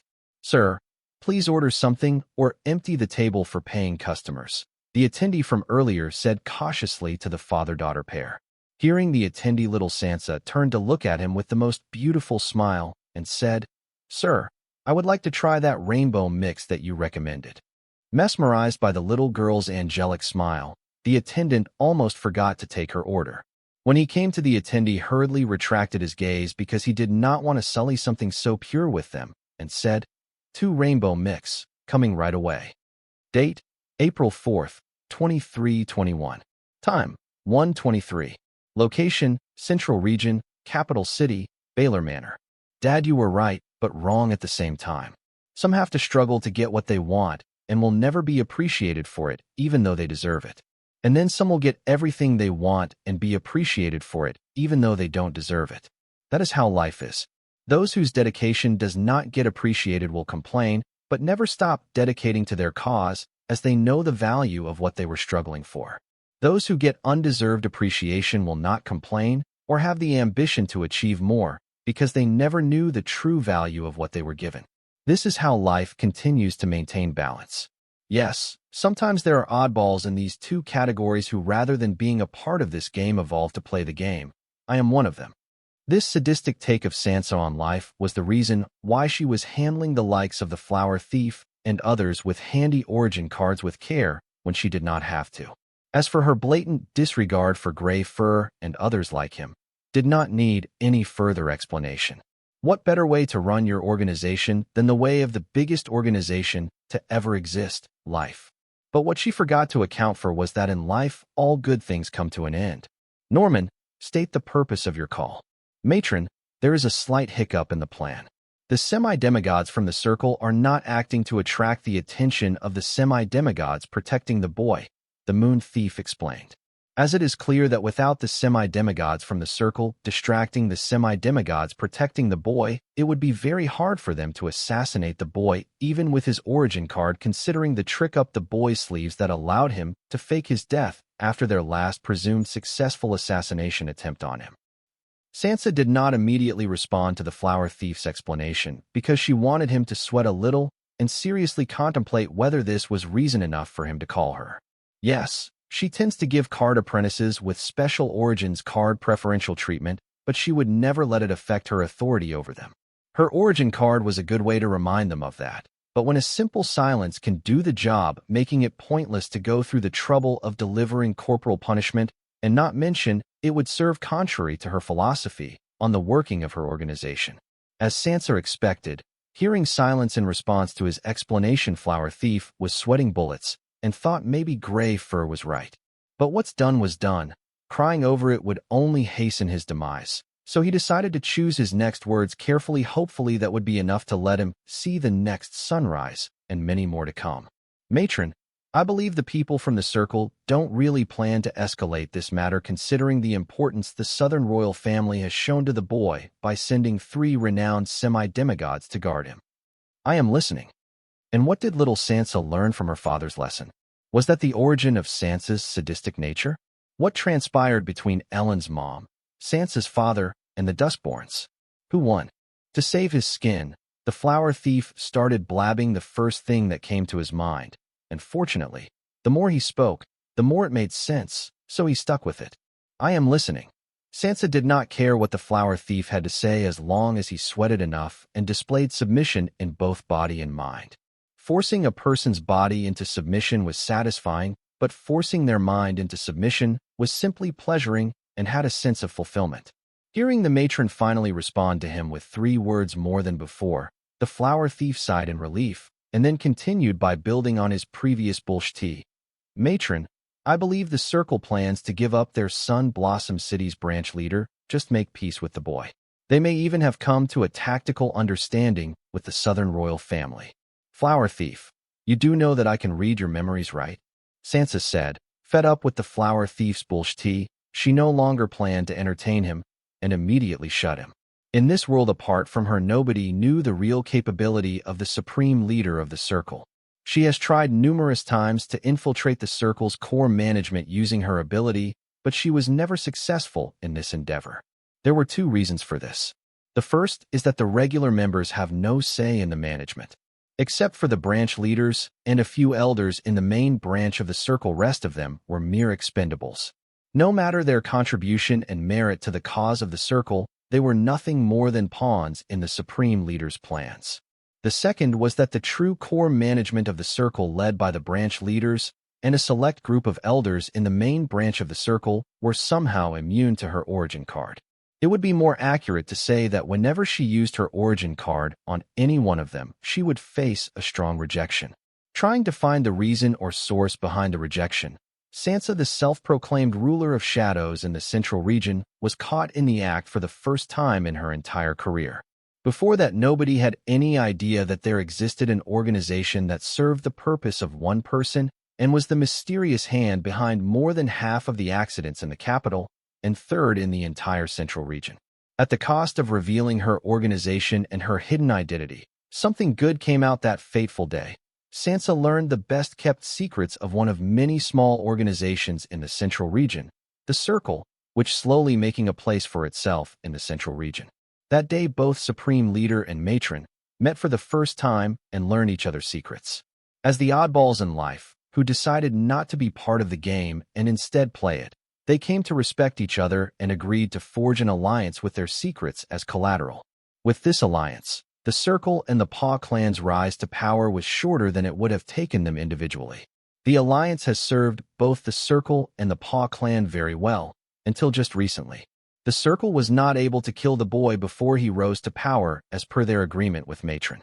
In a fit of rage, she sent a bunch of card emperors from Paw clan to slaughter the Circle's Sky Blossom City branch.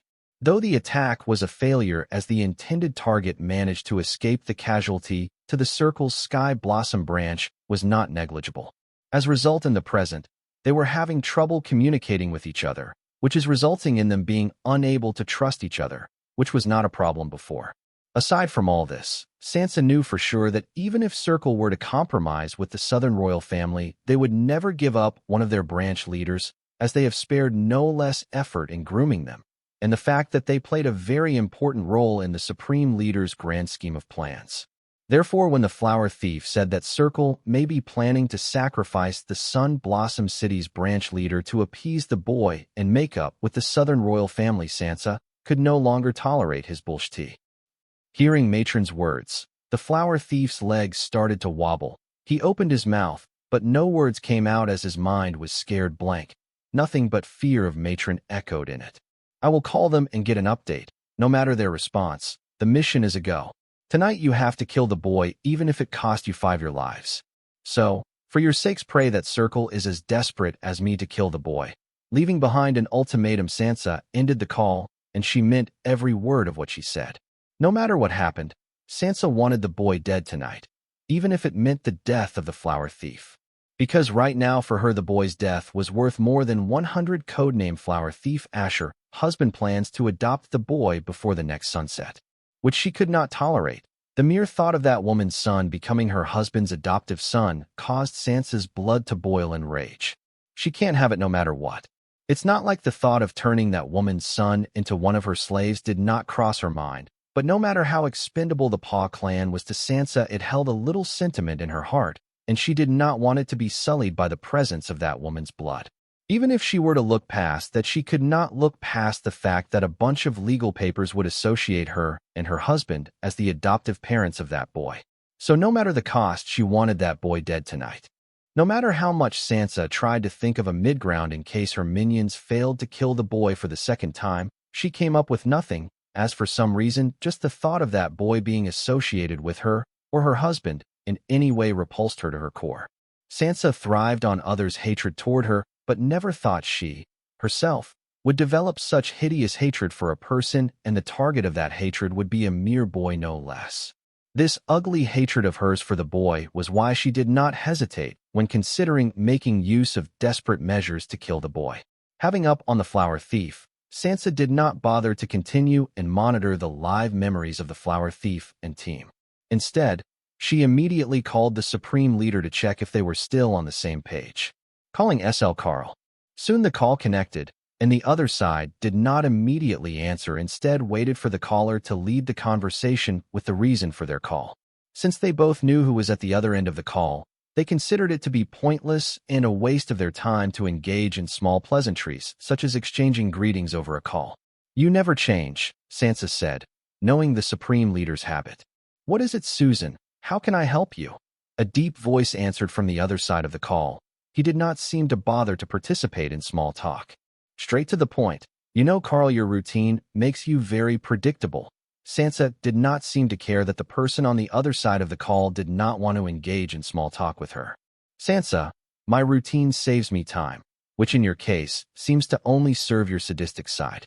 Do you feel aroused knowing that it annoys me when you don't get to the point as my routines suggest you to?" Carl said, feeling irritated that despite his repeated warning, Sansa would continue to try and engage him in senseless conversation just to satisfy her sadistic urges. "I love it when you talk dirty to me," my sadist sighed. "Aw, you know me the best. If not for my husband, you would have been my next choice. You know that, right?" Sansa said with a sultry voice, fully knowing that this would only add to Carl's annoyance. "No, and I think it's for the best." Despite trying not to, Carl had to participate in Sansa's conversation, even if it was just to refute her. "It breaks my heart when you say such things, Carl. Now tell me, why would you want to hurt me like that?" Sansa teased Carl. "Enough. Keep your small talks for your brainwashed buffoons. Now get to the point and don't force me to hang up on you." Carl had enough of Sansa and her pointless blabber. Considering the already existing tension between the two of them, he was in no mood to entertain Sansa and her quirks. "Oh my, that almost gave me an orgasm," Sansa responded to Carl's yell. Hearing Sansa's response, Carl was speechless. Though this was usual and expected of Sansa, he wanted to hang up on her, but he valued his alliance with her and did not want to worsen what little trust they had. But if she forces him to, then he had no choice but to stand true to his words. "That's it. Carl, honey, don't leave me hanging, let me finish." Hearing no reply from Carl, Sansa spoke up. "Matron, you seem to be busy. I will call you after you have finished." Saying that, Carl prepared to hand up on Sansa, but did not as hearing Sansa yell, "Carl, don't you dare hang up on me."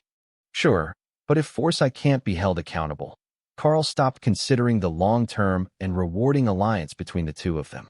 "Fine, give me the update on the boy and your plans for him." Sansa stopped teasing Carl, knowing that he was not good at taking a joke. "What boy?" Carl asked in confusion, as if it was the first time he had heard Sansa bring up the boy. "Don't play dumb. You are fully aware of whom I speak of. After all, he is after the life of one of your chess pieces." Considering the importance of the Circle's branch leaders in the grand schemes of the Circle's Supreme Leader's plan, Sansa knew that the Supreme Leader would definitely be informed if one of them were in harm's way. "I get why the boy is after my chess pieces, but I don't get why you are after the boy." Carl's words seemed simple and straightforward enough, but the tone he spoke in made it seem like he blamed Sansa for the bad blood between the boy and his organization. After all, it was Sansa who introduced him to the boy's parents. If it were not for her, his pawn would never have taken interest in the boy's parents 20 years ago when they moved to Sky Blossom City. It was Sansa who wanted her pawn to make life difficult for the boy's parents. It was Sansa who said that killing the couple right away would be troublesome. Because of her demands, they had to wait 20 years before they finally killed the couple. Not to mention, the only reason the boy was spared was that Sansa felt his death right after the death of his parents would stink of conspiracy and rather asked them to wait a few weeks before innovatively killing the boy. Following her demand, his pawn did come up with an innovative way to kill the boy, but it took a few weeks longer than she prescribed. And then, for some unfortunate reason, things spiraled out of his pawn's hands with the unpredicted and sudden exponential rise of the boy. Everything was orchestrated according to Sansa's demand, which led to the current results. Yet she had the gals sending a squad of card emperors to slaughter one of the Circle's branches and hunt its branch leader. Where does she come off pulling something like that? Fortunately, the branch leader had the foreknowledge of evacuating the branch headquarters before escaping to safety. Though the casualty was contained, it did not mean he would overlook her offense, or did she think otherwise? Sansa throwing a fit of rage when she doesn't get what she wanted was not new. In their decades of partnership, Carl had seen Sansa do a lot worse and get away with it due to the special trait of her organization. He did not care about it until now, as he was on the other side this time. The loss of a third-rate city branch was not enough to make a dent in his plans or be worth ruining the decade-long alliance between the two organizations. That was why, despite his dissatisfaction, he tolerated Sansa's action in the Sky Blossom City, looking past it and acting as if nothing happened, believing that Sansa would make up for her mistake in some other way. He was not wrong. Sansa repaid what she owed him in just a week by giving him detailed information on a possible attack on the Circle's new branch, the Sun Blossom City branch. Yes, Sansa was the indirect reason why the new branch of the Circle was facing a threat with a possible semi-demigod realm involved, but that was the cost of doing business. After all, an enemy of a friend would end up as their enemy anyway. Not to mention the information about the attack given by Sansa was too detailed. It contained every little detail from what, why, when, and how. If it was someone else giving him this information with this amount of details, then he would think of the possibility of the source of the information being compromised. But with Sansa, he did not think so, because he knew her ability was a lot more capable than that. In the decades of alliance between them, Sansa had used her ability to eliminate numerous threats to the Circle, some of which even the Circle did not know of. If Sansa was able to get the information, then she could also turn the source of her information into assassins to get rid of the aggregators without them knowing what hit them. This way, Sansa was very efficient in getting rid of threats even before they became one. Such godly service could only be provided by Sansa's organization. Therefore, the alliance with her organization was paramount, and it made sense to swallow small dissatisfaction for the bigger picture. If not for Sansa's help, the Circle would require another century, trillions of resources, and a lot more sacrifices to reach the heights it had reached today. His alliance with Sansa was very rewarding, so it only made sense to go along with some of her quirks. That was what kept the alliance going until Mike, the branch leader of the Sun Blossom City branch of the Circle, reported the unusual betrayal of the in-house disciple of the Yin-Yang Harmony. Like Mike, Carl though the possibility of Ji-Fong going rogue or the involvement of the Southern royal family or the Yin-Yang Harmony sect acting in its self-interest. But none of them made sense. Why would Ji-Fong go rogue? How could the Southern royal family influence Ji-Fong, forgetting the bad blood between the Yin-Yang Harmony sect? Why would the Yin-Yang Harmony sect risk its highest revenue-generating business? Out of all these, only the possibility of the Southern royal family influencing Ji-Fong into betrayal to discredit the Yin-Yang Harmony sect was most likely, but there was a flaw in the details. How did Ji-Fong counter Mike's origin card? Since Ji-Fong was going to stay in the branch headquarters to maintain the Yin-Yang Harmony sect's desolate Punisher array, he was put through a rigorous screening process. So for a fact they knew that Ji-Fong did not have anything cards that would counter Mike's origin card yet. He was able to not only free himself from Mike's card, but also look past its deception. This could only mean that Ji-Fong was prepared in advance to face Mike's origin card. Forgetting how Ji-Fong got the information on Mike's origin card for a moment. As a mere disciple of the Yin-Yang Harmony sect, how was Ji-Fong able to come up with the cards that could counter the ability of Mike's origin card? These two questions were worth considering, though they were not able to answer them. These questions greatly reduced the suspicion pointing toward the Southern royal family influencing Ji-Fong into betrayal to discredit the Yin-Yang Harmony sect. Though the Southern royal family was strong enough to stand as one of the top 5 powers of the world, it was only in the sense of raw power, but when it came to its information network, it was not that remarkable. The Circle has been plundering the resources of the southern region right under the noses of the Southern royal family for decades, and never once did they even bother to know what an organization that was established in the central region doing back in the third-rate city of the southern region. It ate up the reason they fed, and yes, the cross-check came as clean, there was no doubt there, but the Southern royal family never bothered to dig around it. So it was hard to believe that the Southern royal family that relied on brute strength had the brains to pull off something like influencing Ji-Fong into betrayal to discredit the Yin-Yang Harmony sect while destroying one of the Circle's branches.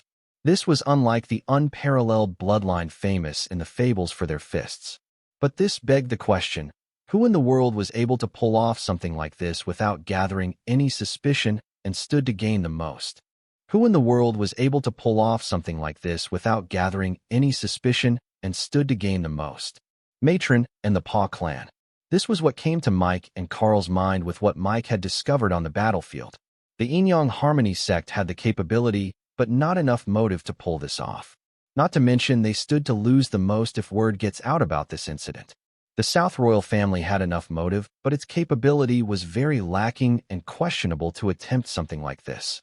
Ji Feng, by himself, neither had enough capability nor enough motive to betray not just the circle, but the Yin-Yang Harmony sect. As for the boy, without the Southern royal family backing him, he was nothing but an ant. As for a third mysterious force acting from within the shadow, very likely, but how many unknown forces were out there that would be able to get such detailed information about something that was happening in a third-rate city like Sun Blossom City? Out of everything else, they could be conspiring about why would they come to a third-rate city in a backwater region. Unless they were somehow personally related to this incident or they had a high-level prophet in their organization. Though the latter was debatable, it was less possible than the former. Either way, these two possibilities left them with two organizations to be wary of: Matron and the Paw Clan, or Saint and the Holy Empire. Considering that the Saint and the Holy Empire had their hands full dealing with the so-called infidels, they would not have the time or reason to target the circle.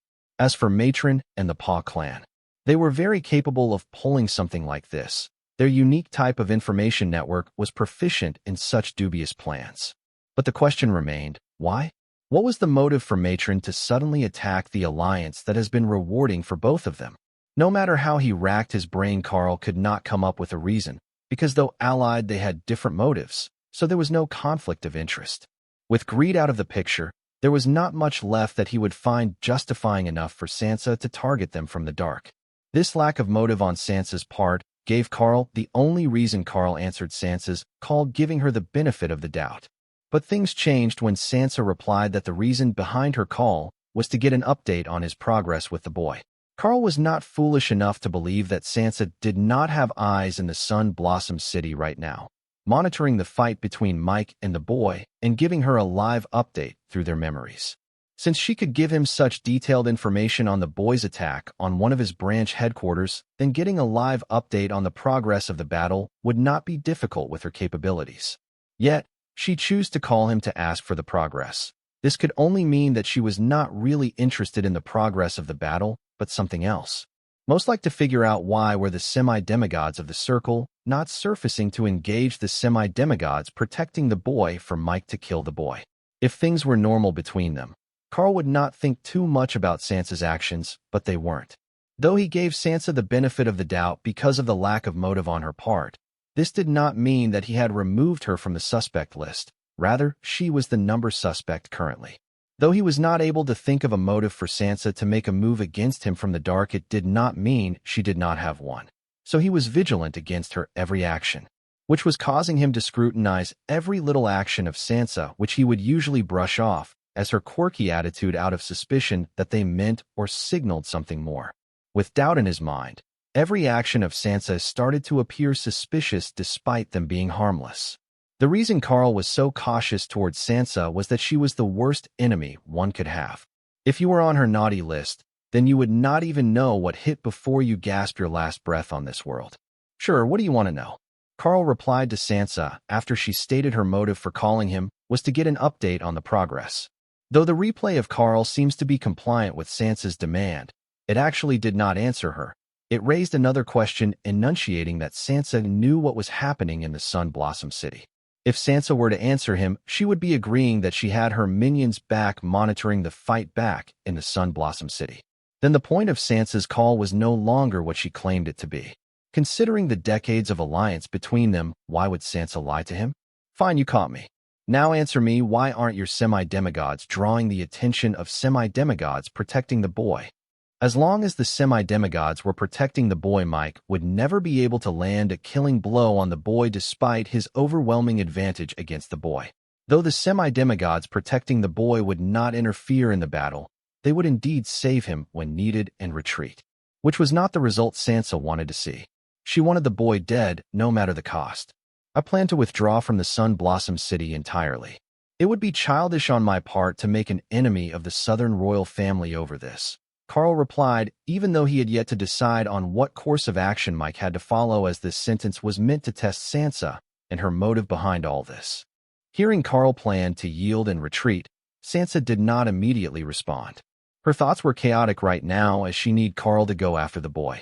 Sansa had big plans. She wanted to grow her secret organization into an unstoppable army before she became a demigod herself, such that once she achieves the demigod realm, she planned to surface her dark organization as a legitimate one by overthrowing world powers, for example, the southern and northern royal families.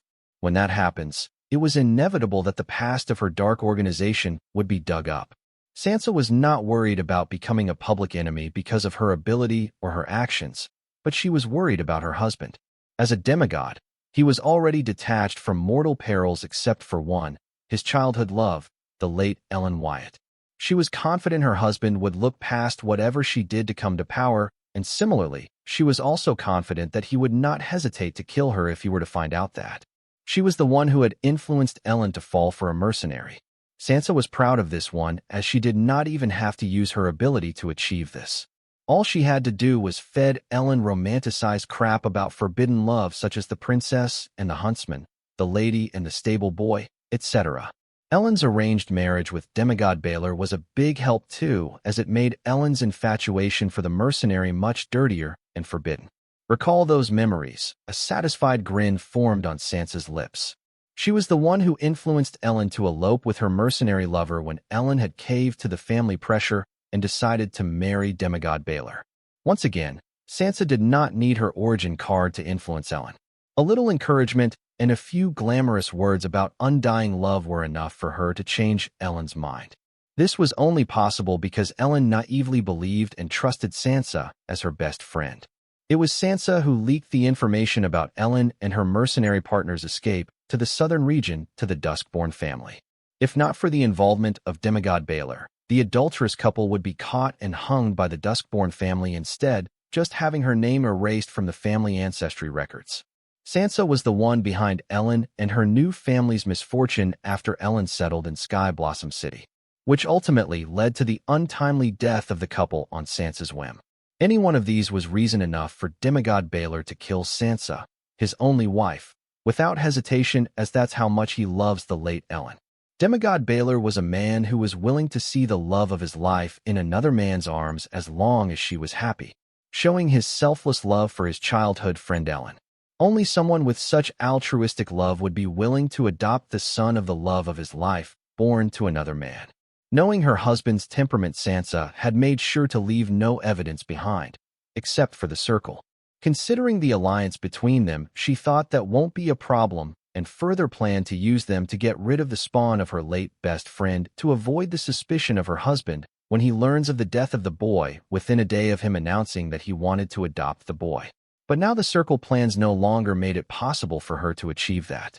From the start, Sansa had her doubts that despite the hatred of the boy for their organization, the circle would hesitate to kill the boy considering their unfinished business in the southern region, which required the consent of the Souther royal family. Therefore, Susan deployed her best assassin to the battlefield to quietly do her bidding and let the circle take all the blame for it. Only by Circle being labeled as the culprit for the death of the boy will she be able to escape the suspicion of the husband of her involvement in the successful assassination of the boy. Now hearing the plan from Carl himself, her doubts were confirmed, but if the Circle retreated without putting up a fight as per their new plan, then her contingency would never be able to be put into action. Therefore, she had to think of a quick way to have the Circle reconsider their plans, or at least stand their ground against the boy long enough for her minions to get the job done. That's a surprise. I never thought that one day you would consider sacrificing one of your branch leaders. Sansa spoke provocatively, hiding the chaos Carl's previous words have brewed in her mind. Who said anything about sacrificing my Mike? He will retreat with other surviving members. All we are doing is abandon the Sun Blossom City branch. We rebuild after the boy leaves for university. The plan to retreat that Carl came upon on a whim became the only plan after he heard the provocation in Sansa's tone as she responded. Though he still did not conclude that Sansa was behind the series of unfortunate events that befell the Circle's Sun Blossom City branch, he had a feeling that Sansa had other motives. And you think that is possible? According to my sources, the boy seemed to have vowed to kill your branch leader. I don't know if he is capable of that, but I can guess that he would not let your people retreat. Sansa started to undermine Carl's plan to retreat using the hatred of the boy for the Circle as a reason. And who's to blame for the boy's hatred for my organization? Carl answered, blaming Sansa for the current mess one of his branches was going through. Hey, no need for pointing fingers. I'm trying to help you, aren't I? Help? Somehow I doubt that. Carl replied, no longer being polite with his words. What is that supposed to mean? Sansa asked coyly. You know what I mean. Carl said, finally deciding to retreat from the Sun Blossom City. As for their unfulfilled interest in the Blossom District, they could always regroup once the boy had left to pursue higher studies. You try to help somebody and get paid with suspicion instead of gratitude. Man, what has this world come to? Sansa complained. I have decided to retreat. Now that you got your update, if nothing else. I am hanging up, Carl said, impatiently, thinking that Sansa was trying to buy time with her nonsense for something she was hatching. Fine. Saying that, Sansa hung up on Carl, not wanting to give him the satisfaction of hanging up on her. Then she immediately contacted Grey Fur. Matron, what are your orders? Grey Fur immediately picked up the call and answered, even though he was devastated earlier after learning that the difference in treatment between a veteran and a talent of the organization. But his heart eased a little as he saw the flower thief sweat his clothes wet being worn by Matron. He realized, despite the difference in the treatment, in the end, they all were nothing more than mere pawns to do Matron's bidding. Tell me about your escape array. Is it one-way or two-way? Sansa immediately asked to modify her contingency plan. It is one-way, but if we require it, I can have it modified into two-way within a few minutes. Grey Fur answered, feeling the gravity of the situation through Matron's tone. Good. Do that and share the coordinates with the head office. I am sending in a dozen semi-demigods to help you with the objective. Remember to complete the mission even if it costs your life. Because if you come back alive after a failure, I will make sure you wish to have died in trying to complete the mission. Understood. Sansa threatened Grey Fur with the consequence of failure. Yes, ma'am. Matron, what about the circle? Will they be making a move soon? Grey Fur could not help but ask, as the mission was to kill the boy using the circle as the scapegoat. The circle has decided to retreat. Therefore, I have decided to send the organization's semi-demigods. Sansa did not hide the reason for her suddenly deploying over a dozen semi-demigods to help with the mission. Hearing Matron's words, Grey Fur felt a chill on his back, as a dozen semi-demigods for the mission, which involved shifting the blame onto other organizations, it was too high profile. This increased the chances of successful completion of the first object of the mission by a good margin, but the chances of completion of the second objective decreased. This could only mean Matron no longer cared about lost ends, or she planned to deal with them next after the completion of the mission. Thinking of this, Grey Fur felt the coldness on his back spread to his entire body, and began to play numerous scenarios in his head based on the information he had so far. And all the roads end in his death, except for one where he follows and executes Matron's orders unconditionally. Soon Grey Fur awakened from his contemplation, knowing that the best course of action for his survival was to follow Matron's orders unconditionally. So deciding to show his loyalty, he said, Matron, what about array formation covering the southern region? The boy's ability is barely shielding the four of us. I don't think it can bear another dozen of semi-demigods. Don't worry, I have other arrangements for that. Just make sure the two-way teleportation array is ready for their arrival. Sansa assured Grey Fur that she had it all under control and hung up to arrange for a dozen semi-demigods to help with the mission. Grey Fur chooses to believe her. Considering the numerous talents in the organization, there was bound to be someone with the capabilities to help cheat the array formation covering the southern region. Then, turning to his team members, Grey Fur announced, the Circle is planning to retreat, so the original plan is a no-go. But thankfully, Matron is sending in a dozen semi-demigods to help us with our mission. So we have to turn the escape arrays into two-way teleportation arrays. A dozen? Doesn't it sound a bit overkill? One of the card emperors could not help but say. Overkill, that is how I prefer it, Sniper said enthusiastically. While the others nodded, because even if it were overkill, it lessens the risk in the mission, guaranteeing their safety. It doesn't matter. They are Matron's orders. We are following them to the dot. Now you two get to modifying the teleportation array formation ASAP, as if your lives depend on it. And then send the coordinates to the head office. Grey Fur ordered the other two card emperors of the team, who were mostly in charge of arranging the teleportation array for their escape. And then with a grim tone, he added, I was not kidding when I said that your life depends on it. The card emperors heading to the one-way escape teleportation arrays they had arranged earlier could not help but pause in their tracks hearing Grey Fur. They have been working with Grey Fur for quite a while now and know he was not an alarmist. So, if the Grey Fur said that their lives depended on this, they believed him unconditionally and hurried in their tracks towards the teleportation arrays. As the two card emperors began to modify the teleportation array into a two-way teleportation array, Grey Fur returned to witness the battle between the Circle's branch leader and the boy. He did not know why Matron gave so much importance to killing this boy, but he knew if they were not successful in killing him today, they might as well die trying. So that they can rest in peace in the afterlife otherwise, Matron will make sure that neither of them will find peace ever again. A deformed humanoid arm flew through the air as blood spurted into the surroundings. This was the result of my blood rule-powered saber cutting one of Mike's extra arms.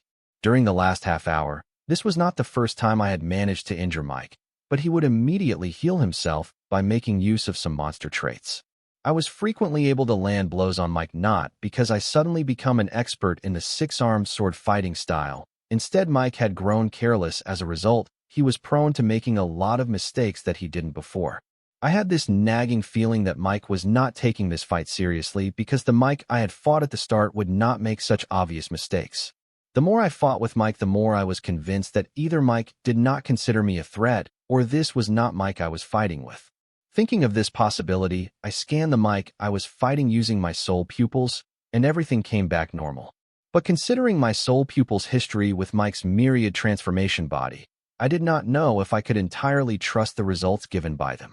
With my soul pupils losing their credibility against Mike, I had to go old school and rely on my instincts. And my instincts screamed that something was wrong with the Mike I was fighting. So I chose to go with my instincts and decided to stay alert as I continued to engage in a fight with Mike. Was the Mike I was fighting with a fake one, a clone, or a duplicate maybe? Of course, if they were then, they would have been modified by Mike's ability that allowed him to morph his victim to take any form he wants. With help of Mike's origin card, it would not be a surprise that his duplicates or clones were able to cheat the scrutiny of my soul pupils and pass as an original. With the careless and reckless fighting style displayed by the Mike that I was fighting, I was pretty sure that this one was a fake, meant to keep me busy, while the original tried to ambush me. That sounded plausible, but why has he not tried to ambush me so far? Unless he had other plans, for example, he could be escaping. Thinking of this, I immediately had my two extra heads scan the surroundings for any object or beings with a variation in their soul pathway vibration. While they did that, I fended off Mike's reckless attacks. The thought that Mike could possibly be escaping ticked me off because I was dead set on using my Blood Fate Plunder rune on him, as I had taken interest in his origin card. But I had a feeling that Mike was not one of those that would run with his tail in face of adversity. So if he was not ambushing me or planning to escape, what was he up to sending a fake to keep me engaged? Asking this question to self a person came to my mind, G-Fong. Earlier, Mike seemed to be more interested in capturing G-Fong than hunting me. While using the fake to keep me engaged, Mike had three courses of action to choose from. First was the obvious one, to ambush me when I am least expecting. The second was to make a run for it. The third was to capture G-Fong, who appeared to be the main culprit behind my successful attack on the Circle's Sun Blossom Branch headquarters. I could see why Mike would prioritize going after G-Fong. He felt that if G-Fong had not helped us with the Desolate Punisher array formation, my army and I would never have been able to break into the Circle's headquarters defense system or slaughter almost all of its members. Not to mention G-Fong was able to undo his origin card's ability. Most importantly, Mike seemed to believe that G-Fong was just a puppet of another force that was targeting their circle. I gather this when he kept constantly asking G-Fong whose orders he was following.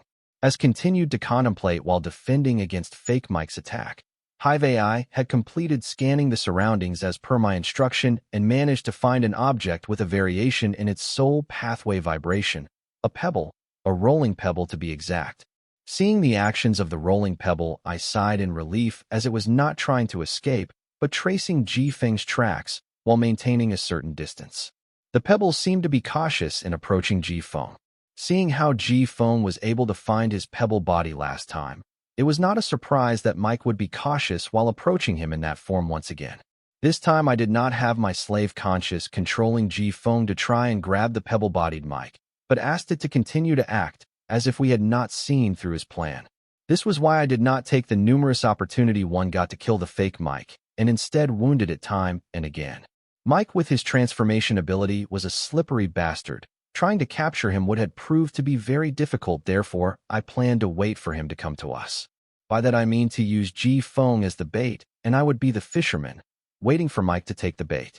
Considering how Mike was obsessed with capturing Ji-Feng, I think Ji-Feng made the perfect bait. Now that the stage was set, all I had to do was wait patiently for Mike to make his move.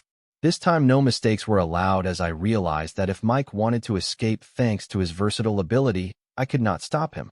In the silent auction, I came across many exciting cards, two of which were the Corpsewood Stake and the Corpsewood Coffin. I specifically bring these two up because I was going to use them to capture Mike. As much as I want to use my Blood Fate Plunder rune on Mike immediately, I had to control myself, as there were too many eyes watching. So it would be in my best interest if I were to capture Mike for now and use him as a blood sacrifice in the Blood Fate Plunder rune's blood ritual when I have my privacy. I had to do this knowing that the Blood Fate Plunder rule meanings would not be well received by the card apprentice community. They had no qualms about blood elixir or hematophagy meaning of the blood rule, but blood fate plunder and bloodline possession were frowned upon.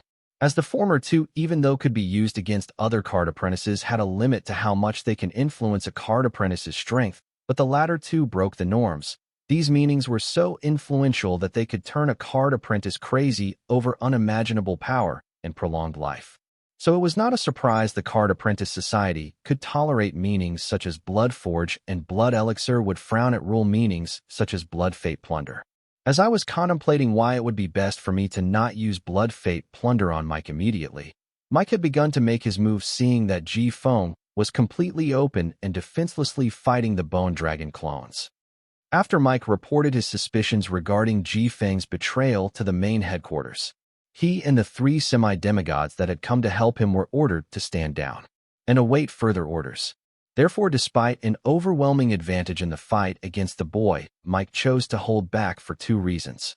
The first was the orders from the main branch, and second was the fact that semi-demigods were watching their fight and had no qualms about stepping in to save the boy. So in this pointless battle, Mike did not bother to go all out and continued to entertain the boy, but to his surprise, he proved to be more than what met the eye. To his astonishment, the boy's physique seemed to have broken the limits of his realm and reached the peak a gold grimoire holder could achieve. That was frightening, as it meant that if not for the golden grimoire limiting the boy's physique, then it would have been a lot stronger, maybe enough to overpower him without much effort. Despite being limited by the bounds of his grimoire, the boy had managed to stand on equal footing with him. Therefore, Mike could not help but applaud the boy, acknowledging his strength. As much as Mike would love to nip this future trouble in the bud, he was bound by the orders from the main branch not to take action, as having him kill the boy could be a conspiracy plotted by a third, unknown organization. Though most of the details were unknown, Mike chose to play around with the boy, keeping the bigger picture in mind. Soon, new orders from the main branch came asking them to retreat and give up the Sun Blossom branch. Though Mike was not happy with the orders, he understood why, as the possibility of the circle being conspired against by an unknown organization was very likely, and all the circumstantial evidence pointed towards Matron and the Paw clan. The main branch did not want to jump to conclusions and give the Paw clan benefit of the doubt, considering their decades-long alliance. Therefore, he was given one more important mission before retreating, to capture Ji-Feng, who was in the middle of all of this and seemed to the thread that, when pulled on, would unravel the entire web of mystery. Having received his orders, Mike immediately made use of an explosion to switch places with a clone. Skill combo: S-rank demon clone plus origin card Myriad Devil's Hex, absolute replica. Myriad Devil transformation, Pebble Body. Mike's skill combo absolute replica was one of the most advanced and proficient clone art. It not only allowed the clone to have the same soul pathways, arrangement, and vibrations, but it also allowed the clone to possess all his abilities and similar strength. Though the intelligence was questionable, it was enough to pass as an original. Having the absolute replica take his place, Mike transformed into a pebble and once again neared Ji-Feng, but this time he did not dare to be unscrupulous as the last time, as he knew that Ji Feng seemed to see through his disguise. Therefore, keeping a distance from Ji Feng, he monitored Ji Feng like a praying mantis waiting to strike when its prey was least expecting. Soon Mike's patience bore fruit. Ji Feng seemed to be completely occupied trying to fend off his skeleton dragon clone army, leaving his stance completely vulnerable to sneak attacks. The skeleton dragon clones were strong, but they were still brainless undead. They had no concept of sneak attacks. So it was not surprising that when under a bind, Ji Feng would focus on killing the skeleton dragon clones, leaving himself completely open to sneak attacks. This was a big mistake on Ji Feng's part, and Mike had no qualms about taking advantage of it to capture him and retreat following the orders from the main branch. Origin card: Myriad Devil Transformation, Colossal Mouthed Frog Monster. With the chant, pebble-bodied Mike transformed into a foot-tall, 4-pound frog. Based on its appearance, the frog monster appeared to be no different from a regular fat frog. But its mouth suddenly expanded about 30 meters wide and opened to engulf Ji Feng, the skeleton dragons surrounding him and the ground below them in one gulp. Mike's card allowed him to access various skills, physiques, traits, and complete transformations to choose from, which meant he had numerous ways to capture Ji Feng at his disposal. So as a fisherman waiting for the fish to catch the bait, I prepared myself some crazy stunt that Mike could pull to capture Ji Feng. But what I could never have imagined in my wildest dream. The frog monster that Mike had transformed into was just a foot long at its mouth, suddenly expanded to 30-something feet wide and engulfed everything in its path. And I couldn't help but think, damn, that frog must be really hungry. Even hungry hippos are put shame by it. The interesting thing was that even though the frog had swallowed enough to amount to a small mountain, it remained a foot tall, and I bet if I were to weigh it, it would still be 4 pounds in weight. Everything about it had reverted to normal size except the small bulge in its throat. When you think you have seen enough freaky stuff, the world has its way of reminding you that you haven't seen nearly enough. It did not take Hive AI long to provide me with relevant information about the frog monster Mike had transformed into. Interestingly enough, the frog monster was named Colossal Mouthed Frog Monster. It seems they did not spend much thought on naming it. Aside from its name, the frog seemed to have other interesting aspects to it, such as the stomach-like organ in its throat. Like how humans can chew food down to bits and lubricate it with saliva, the frog also seemed to do something similar, using a stomach-like organ in its throat and much more. For example, it could store food in it to avoid starving in case it could not find price in time. Considering the ecosystem of the Gate Dungeon, they were mostly found that was a possibility. The stomach-like organ in the colossal frog's throat secreted saliva, which was very thick like glue. This saliva not only helped the frog with digestion, but also helped the frog to keep its prey from struggling and fresh. When the prey was engulfed alive by the frog monster, it would be stored in the stomach-like organ in the frog monster's mouth, where the thick saliva would cover the prey. The thick saliva then would slowly condense like concrete, encasing the prey in a cocoon of sorts, immobilizing and preserving the prey for the frog to consume the prey later when it desired. Learning the abilities of the colossal mouthed frogs, I understood why Mike would choose to transform into this monster out of all the monsters in his arsenals. The frog monster's actions were so quick that everything had within a second. If I were not paying attention from the beginning, I would have missed this.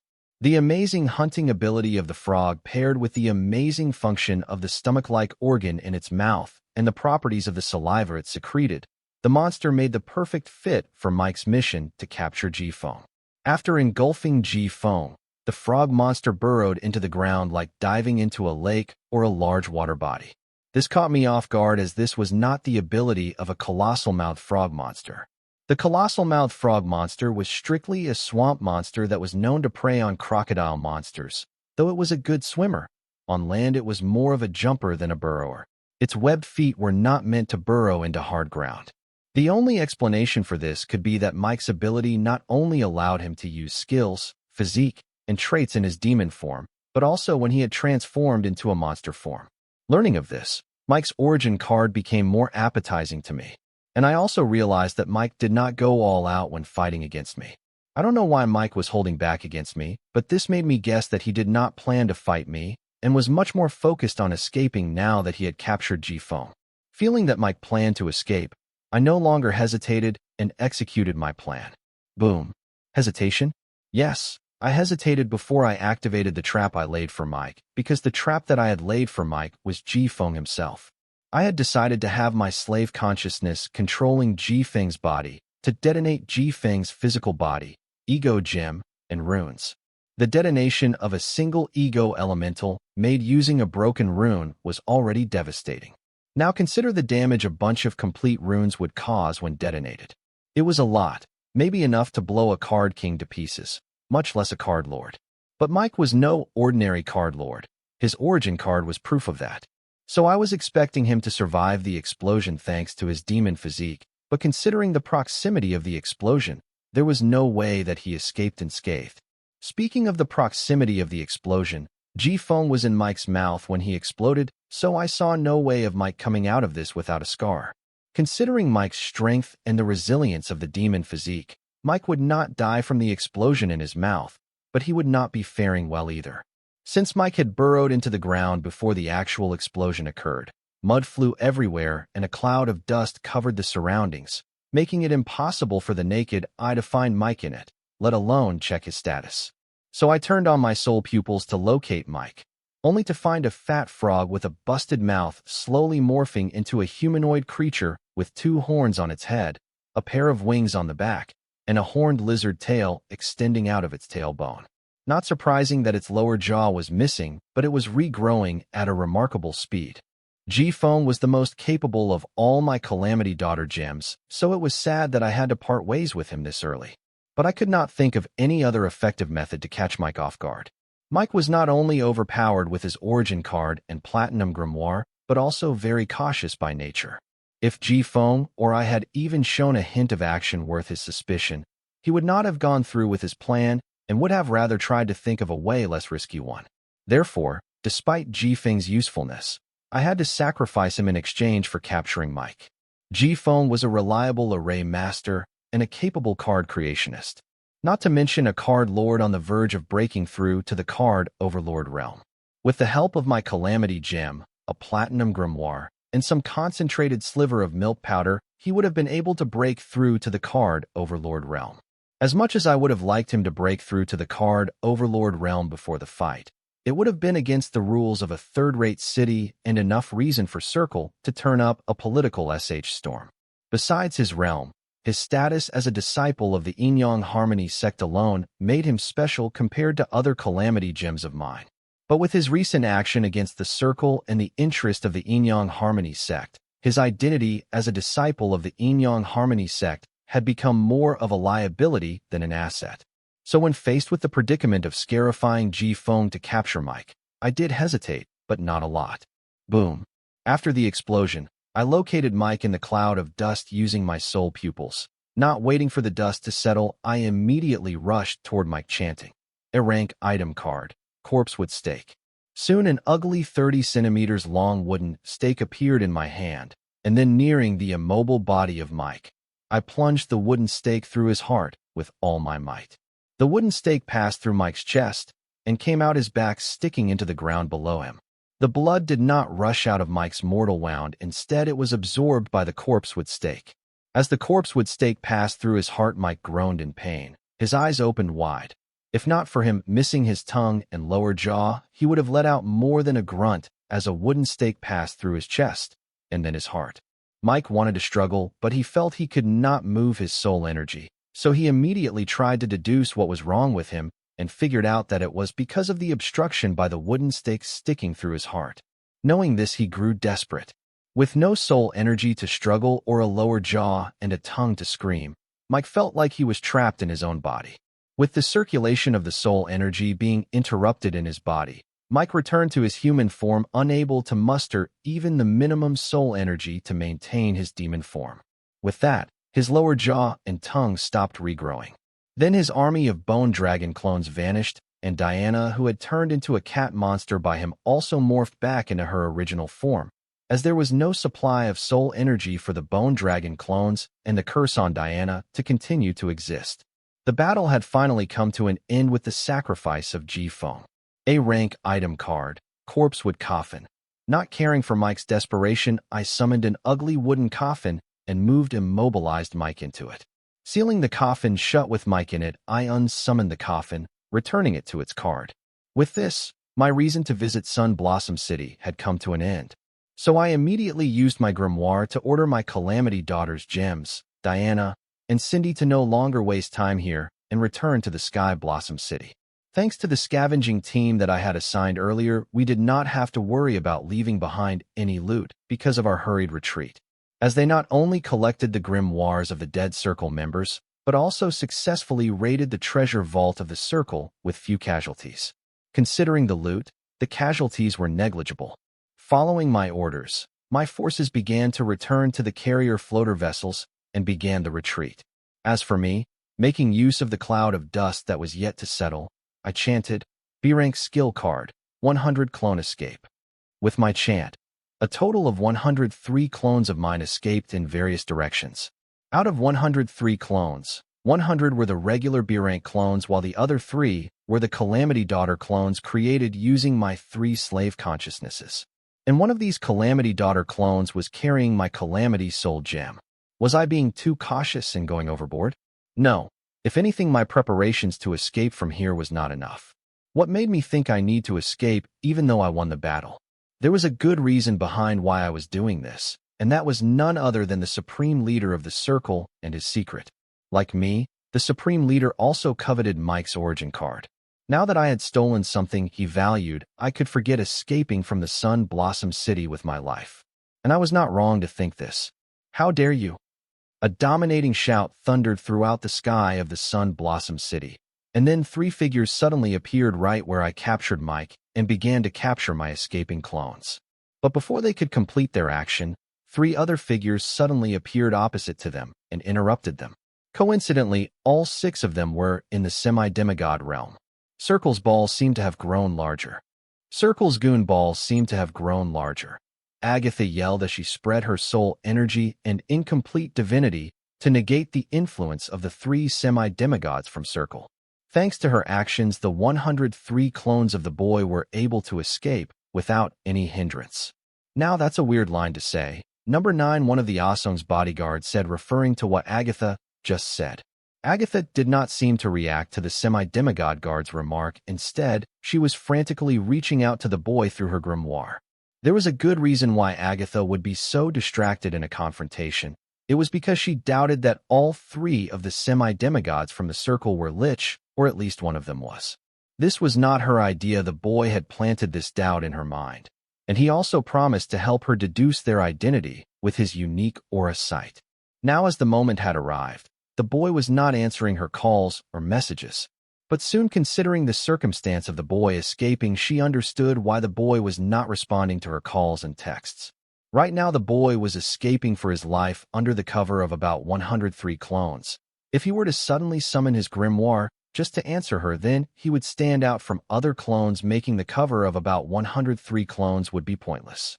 Though Agatha understood the predicament of the boy, she wanted to avoid fighting a Lich if possible. Agatha was pretty confident about her strength enough to challenge dragons and young supreme beings, but a Lich was on a whole other level. Those undying monstrosities with near-infinite soul energy were like weeds. Killing them was easier said than done. Knowing her capabilities, Agatha would rather choose to retreat than fight a losing battle that could mark the end of her legend. Senior Sister 9, I think she is ignoring you? Number 10 tried sparking a flame between the 2 female semi-demigods of his and fan it at the same time. I think so too. Number 9 agreed, hearing her junior brother and adding, let us ignore her and complete our mission. You take one at the right corner. I will take the other 2 after we are done capturing all 3 of them. We will return to report to Captain. Yes, Senior Sister 9. Number 10 immediately agreed to his colleague's arrangement. As much as he would love to watch a girl fight break out, the mission took priority. I would not do that if I were you, Ongda said as she felt Asong's guards activate their incomplete divinity. Why not? Number 10 immediately asked before his senior sister could take this chance to refute the allied semi-demigod because of the misunderstanding he had created. There is a possibility that either one or all 3 of them is a Lich. Agatha did not try hiding her doubts, even though she did not have any merits to prove her words. Lich, Both number 9 and 10 blurted in surprise. As part of an elite bodyguard force trained by the government, both of them were proud and confident about their capabilities. But to take on a single lich made them doubtful, let alone facing 3 semi-demigod lich. If so, why did you rush over here? We could have just grabbed the boy and retreated by to Sky Blossom City. Number 9 could not help but wonder why Agatha rushed to the front to confront the 3 semi-demigods from the circle if they were lich. I don't know. Seeing the boy in danger, I just reacted, Agatha said. But the real reason she intervened, stopping 3 semi-demigods from capturing all 103 clones of the boy, was that she, herself, did not know which one of the 103 clones was the real body of the boy. In such circumstances, she could only come forward before the enemy had captured the boy's clones, among which was his real body. Enough about that. How sure are you they, or one of them is a lich? We can ask for backup, considering the distance between the 2 cities. Rest of the team can be here in a few minutes, number 10 said, having decided to exterminate all 3 liches at any cost. As that was what he trained for, though it was a different story that the government had trained him to be a good bodyguard. About that, it is just my hunch, Agatha replied shyly. Hearing her, number 9 and 10 gave her a blank stare, but Agatha soon added, "Don't worry. If they are lich, we have to force them to reveal they are true to form, so that the Southern Emperor can make use of the protection array formation covering the southern region to capture them.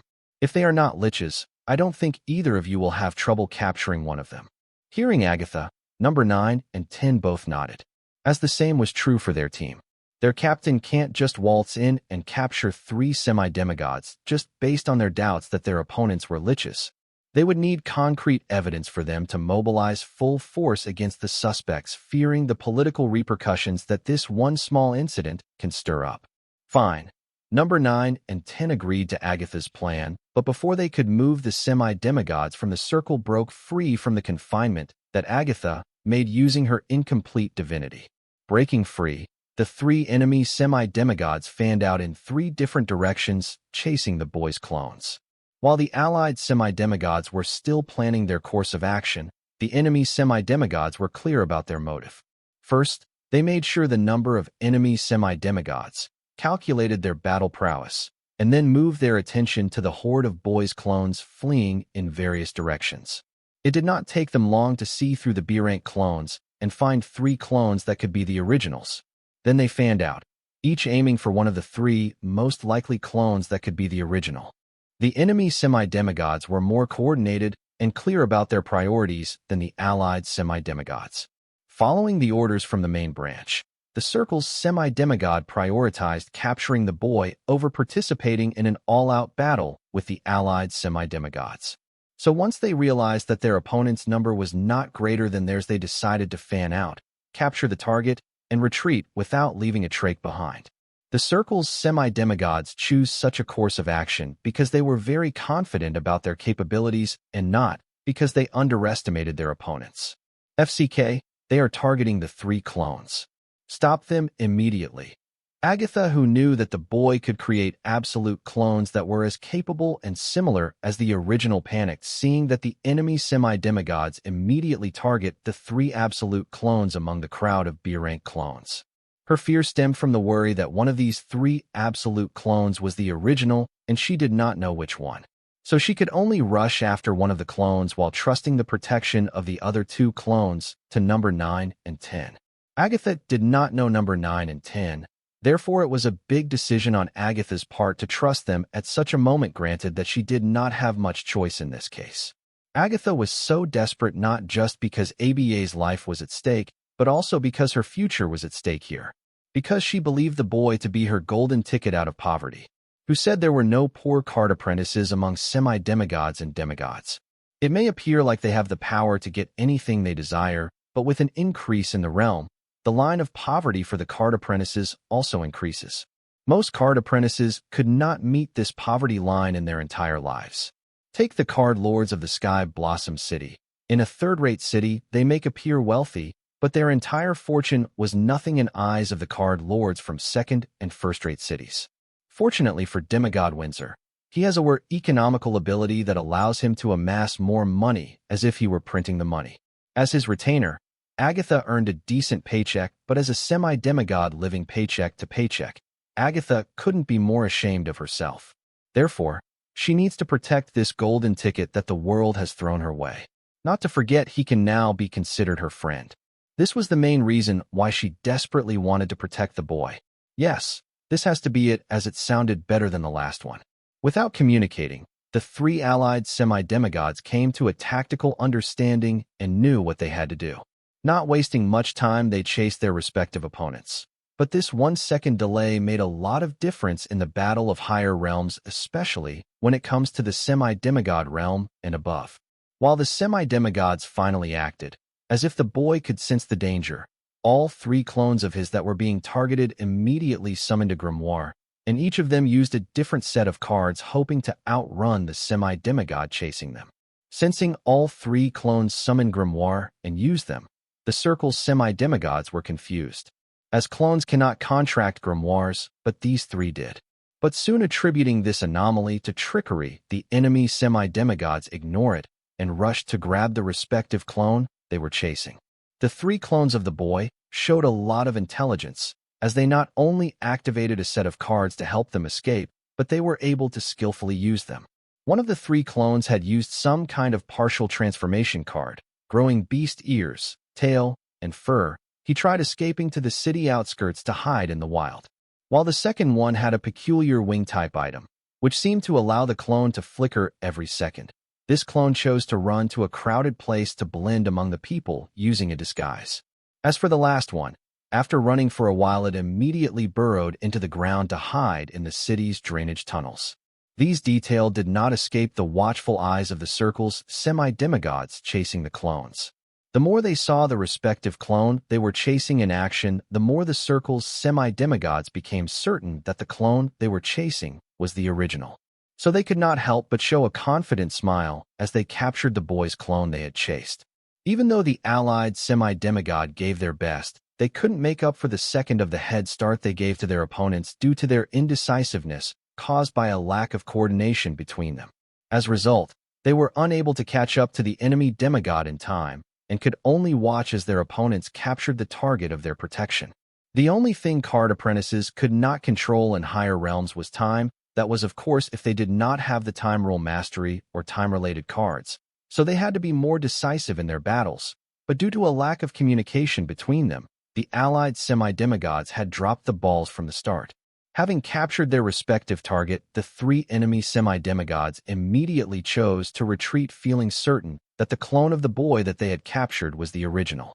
So storing the boy they captured in their respective trap cards, they rushed to the hidden teleportation array that Mike had built in the various hidden spots for their retreat. Seeing the enemy semi-demigods were not only able to capture the target of their protection and would be able to successfully retreat, the three allied semi-demigods did not hesitate to launch attacks aimed at the enemy semi-demigods right within the city, without care for the casualties that would follow their choices. Compared to the threat of the Southern Emperor, the allied semi-demigods felt that the mortal casualties were little price to pay. The enemy semi-demigods knew that after they captured the target, their opponents would resort to desperate actions, so they were already prepared and expecting the allied semi-demigods to attack. If possible, they would try to evade their opponent's attack, and if not possible, they would strengthen their defenses, endure the attacks, and keep rushing toward the hidden teleportation arrays like charging bulls without showing any notion of stopping. Because they knew if they stopped here to deal with the incoming attacks, their opponent would entangle them with everything they got until more of them arrived, blocking their retreat. "Your Majesty, welcome." Grey Wolf and the other team members greeted a dozen card semi-demigods as they walked out of their respective teleportation array formation. "Don't stand on ceremony.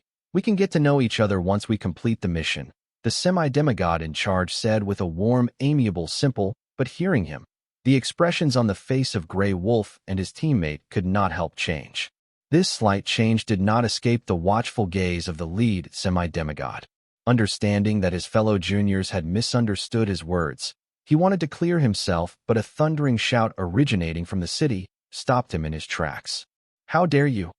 The dozens of semi-demigods, Grey Fur, and the team focused on the Sun Blossom City, specifically where the Circle's branch headquarters was located, as that was where the shout originated from. To their surprise, The three semi-demigods from the circle who did not plan to show themselves suddenly rushed to the front lines aiming for the boy. What happened? Grayfer asked his team members. Codename Sniper, who had the best vision among the team and kept attention on the battlefield, immediately answered, "The boy has killed the circle's branch leader, Mike," angering their semi-demigods into taking action. "So what do we do now? Follow the previous plan or the new one?" Codename Flower Thief asked, even though the roles he and his team played in both the plans were pretty much the same, to assassinate the boy.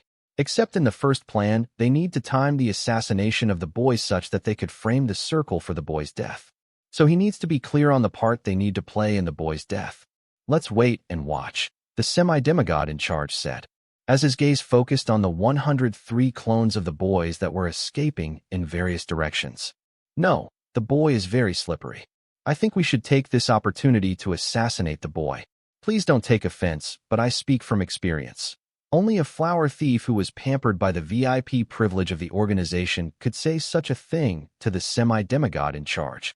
As for the rest of the team, they held their breath in, hoping that if they don't breathe, the semi-demigod would forget that they existed. Hearing the flower thief's words opposing his direct orders, the semi-demigod in charge did not show dissatisfaction. Maintaining his amiable smile, the semi-demigod in charge responded, "You must be codenamed Flower Thief. I know that you have the best interest in your mind, but we can no longer implement first or the second plan because the circumstances at present are totally different. And don't you think you are underestimating the power of the semi-demigods?" Hearing the semi-demigod in charge's argument, the flower thief could only reluctantly nod and take a step back, while the semi-demigod in charge and the rest turned their attention back to the battlefield. "The boy has thought of a good strategy to escape, but he will have to do a lot better than B-rank clones if he plans to trick the eyes of the semi-demigods," one of the Paw Clan's semi-demigods commented, looking at the 103 clones of the boy that scattered around to throw their purser off the original's trail. "I don't know. Those 3 clones out of the crowd of boys' clones seem too livid for them to be clones of the boy. Even I am having a hard time differentiating between them and judging which one of them is the real deal. It would be best if the circle's 3 demigods hunt each of the 3 clones," said the other card semi-demigod. "It seems the circle's semi-demigods have the same idea," the semi-demigod in charge replied, seeing how the circle's demigods decisively went after the 3 clones instead of fighting their opponents. "Great. It seems our work will be done without us getting involved," the semi-demigod cheered, seeing that the allied semi-demigods were unable to catch up to the circle's demigod before all 3 of the boys' clones were captured by them. "Yes, but the tough part is yet to come. How do they plan to escape after capturing the boy still eludes me." The semi-demigod in charge thought ahead and saw that escaping the city would prove more difficult than capturing the boy. As the semi-demigod in charge expected, the circle's semi-demigods faced a challenge while trying to escape, as their opponents no longer held back and started to attack them unscrupulously. "Something is fishy. Shouldn't the Southern Emperor have made use of the array covering the southern region to deal with them?" the flower thief asked, knowing that the Southern Royal Family and Southern Emperor were very protective of the boy. "You are right, but things would be different if they have these cards." The semi-demigod in charge shared the information of the card he spoke of with Grayfer and team. How can the Southern Royal Family allow such cards to exist?" Grayfer voiced his concern and disbelief after going through the card information shared by the semi-demigod in charge. "They had to, otherwise the government would never allow such an array formation to exist in the first place. Even though the ancestors of the unparalleled bloodline were among the founding members of the government, this was something all 4 of the royal families agreed on. This is just one of the few compromises the royal families made to assure the government that they will not declare their complete and independent sovereignty on their individual regions." The semi-demigod in charge explained that even though the royal families were rulers of their individual regions, they were still a part of the government. Hearing him, Gary Fur and the team finally knew how these semi-demigods were hiding their presence from the array formation covering the entire southern region. No wonder. Even after so many centuries, neither of the 4 royal families has ever tried to pull something funny like overthrowing the current government or invading each other. The members of the Paw clan continued to watch as the circle's semi-demigods made use of agility and defense cards to escape the wild attack of the allied semi-demigods. Even though the circle's semi-demigods only made evasion their main priority and tried their best not to engage their attackers, it was proving very difficult for them to throw their pursuers off their trail. I don't think they can make a successful retreat if this continues. The semi-demigod in charge spoke, seeing how the circle's demigods and the allied semi-demigods ran in a process. Didn't they prepare a hidden teleportation array or something beforehand? Flower Thief asked and added, I bet the semi-demigod's protecting kid will not dare to destroy the teleportation array in mid-teleportation, worrying about the safety of the boy captured by their opponents. That is a possibility, but if the hidden teleportation array gets destroyed before they even make it to it, then they are stuck here forever, answered another semi-demigod. Now this has pretty much become a cat-and-mouse chase. That is until the Allied forces' reinforcements arrived. Then it is game over for the circle, one of the semi-demigods commented. The members of the Paw clan forgot their mission and began to spectate from their hiding with no notion of helping the members of the circle with their retreat. So Sansa, who was watching their performance through the live feed of their memories, called them with new instructions. What heck are you people doing idle? Go help the circle's goons escape from here before the Allied forces' reinforcements arrive. It did not matter to Sansa if the boy was killed or taken hostage by the circle's supreme lord because, in the end, the boy's future was bleak. Yes, boss. But if we directly get involved in this, then it may expose our involvement in this. The lead semi-demigod agreed to Sansa's demands, but also pointed out that if they get help the circle's members directly, then their participation in the assassination of the boy would be apparent. Act as the reinforcement from the circle. The members of the circle will cooperate to keep your cover. Do I have to even teach such small things too? Sansa snapped, hearing the lead semi-demigod ask basic questions as if this was his first rodeo. Hearing Sansa be so cold to the lead semi-demigod, Flower Thief relaxed about his last conversation with her. It was not just him. Sansa seemed to be the same to everyone, and maybe even a bit more tolerant toward him compared to others. So he enthusiastically asked, Matron, what about us? How can we help? You and your team use your origin card ability to scan the entire Sun Blossom City, its sewers, and its outskirts, just in case the 3 clones captured by the Circle's semi-demigods were not the original one. I remind you, at no cost, you guys can allow the boy to walk out of this alive, Sansa warned, being cautious, having experienced failure once. In the air of the Sun Blossom City, time and again, people could hear sonic booms. When the curious public came to the streets to look at the sky, they saw the sky brighten up with various colors and numerous cracks spread across it, oozing deadly energy. Feeling an imminent threat from the crack formation in the sky, the general public was thrown into chaos. Fearing for their life, from mortals to card students to card lords, every single one rushed to the nearby shelter as per the disaster guidelines that were prominent during the Monster War. It has been decades since the Monster War, but the dread of the war was still fresh in the bones of the people, so it did not take them long to find shelter at the first sign of war. At a time of urgency, the humanity that cannot be seen in the city during a regular day was seen in Sun Blossom City. The veterans and survivors of the Monster War from decades ago stepped up to help the young blood that had never experienced such disaster in their life. The general public, regardless of the realm hierarchy that had taken root in the bones of modern society, worked hand in hand to make sure that the casualty would be low and everyone in need of help gets tended to. Fortunately, though the cracks in the sky seemed deadly, none of them miraculously ever reached the city thanks to the activation of the city array, which isolated it from the outside space. Yet, the citizens of the Sun Blossom City did not let their guard down and hide in the shelter. In a span of a few minutes, the entire Sun Blossom City was empty. The streets that used to be buzzing now had a graveyard silence. It was amazing how, in face of common threats, mankind that was known for its greed can work together like a single entity to achieve what could have been deemed impossible on any given regular day. Thanks to the evacuation guidelines, a few minutes, that was all it took for the citizens of the Sun Blossom City to rush to safety. Unlike card emperors, semi-demigods were entities with divinity.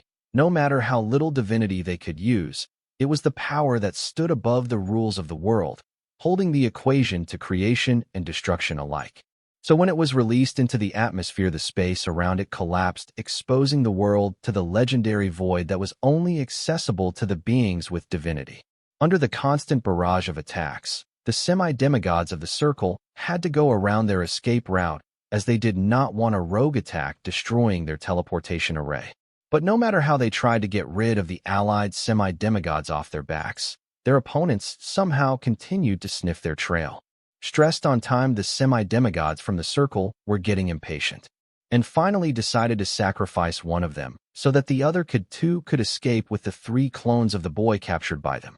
Though each of them was certain that the clone they captured was the original body of the boy, that was not the point right now. One of them, a semi-demigod, had to stay behind so that they could retrieve the corpse of a mere card Lord Realm Branch leader. That was how much the Supreme Leader valued Mike. He was willing to exchange a live and kicking semi-demigod just to get his hand on Mike's corpse. Agatha, I don't think either of them is a lich, Number 9 said as continued to tail her target.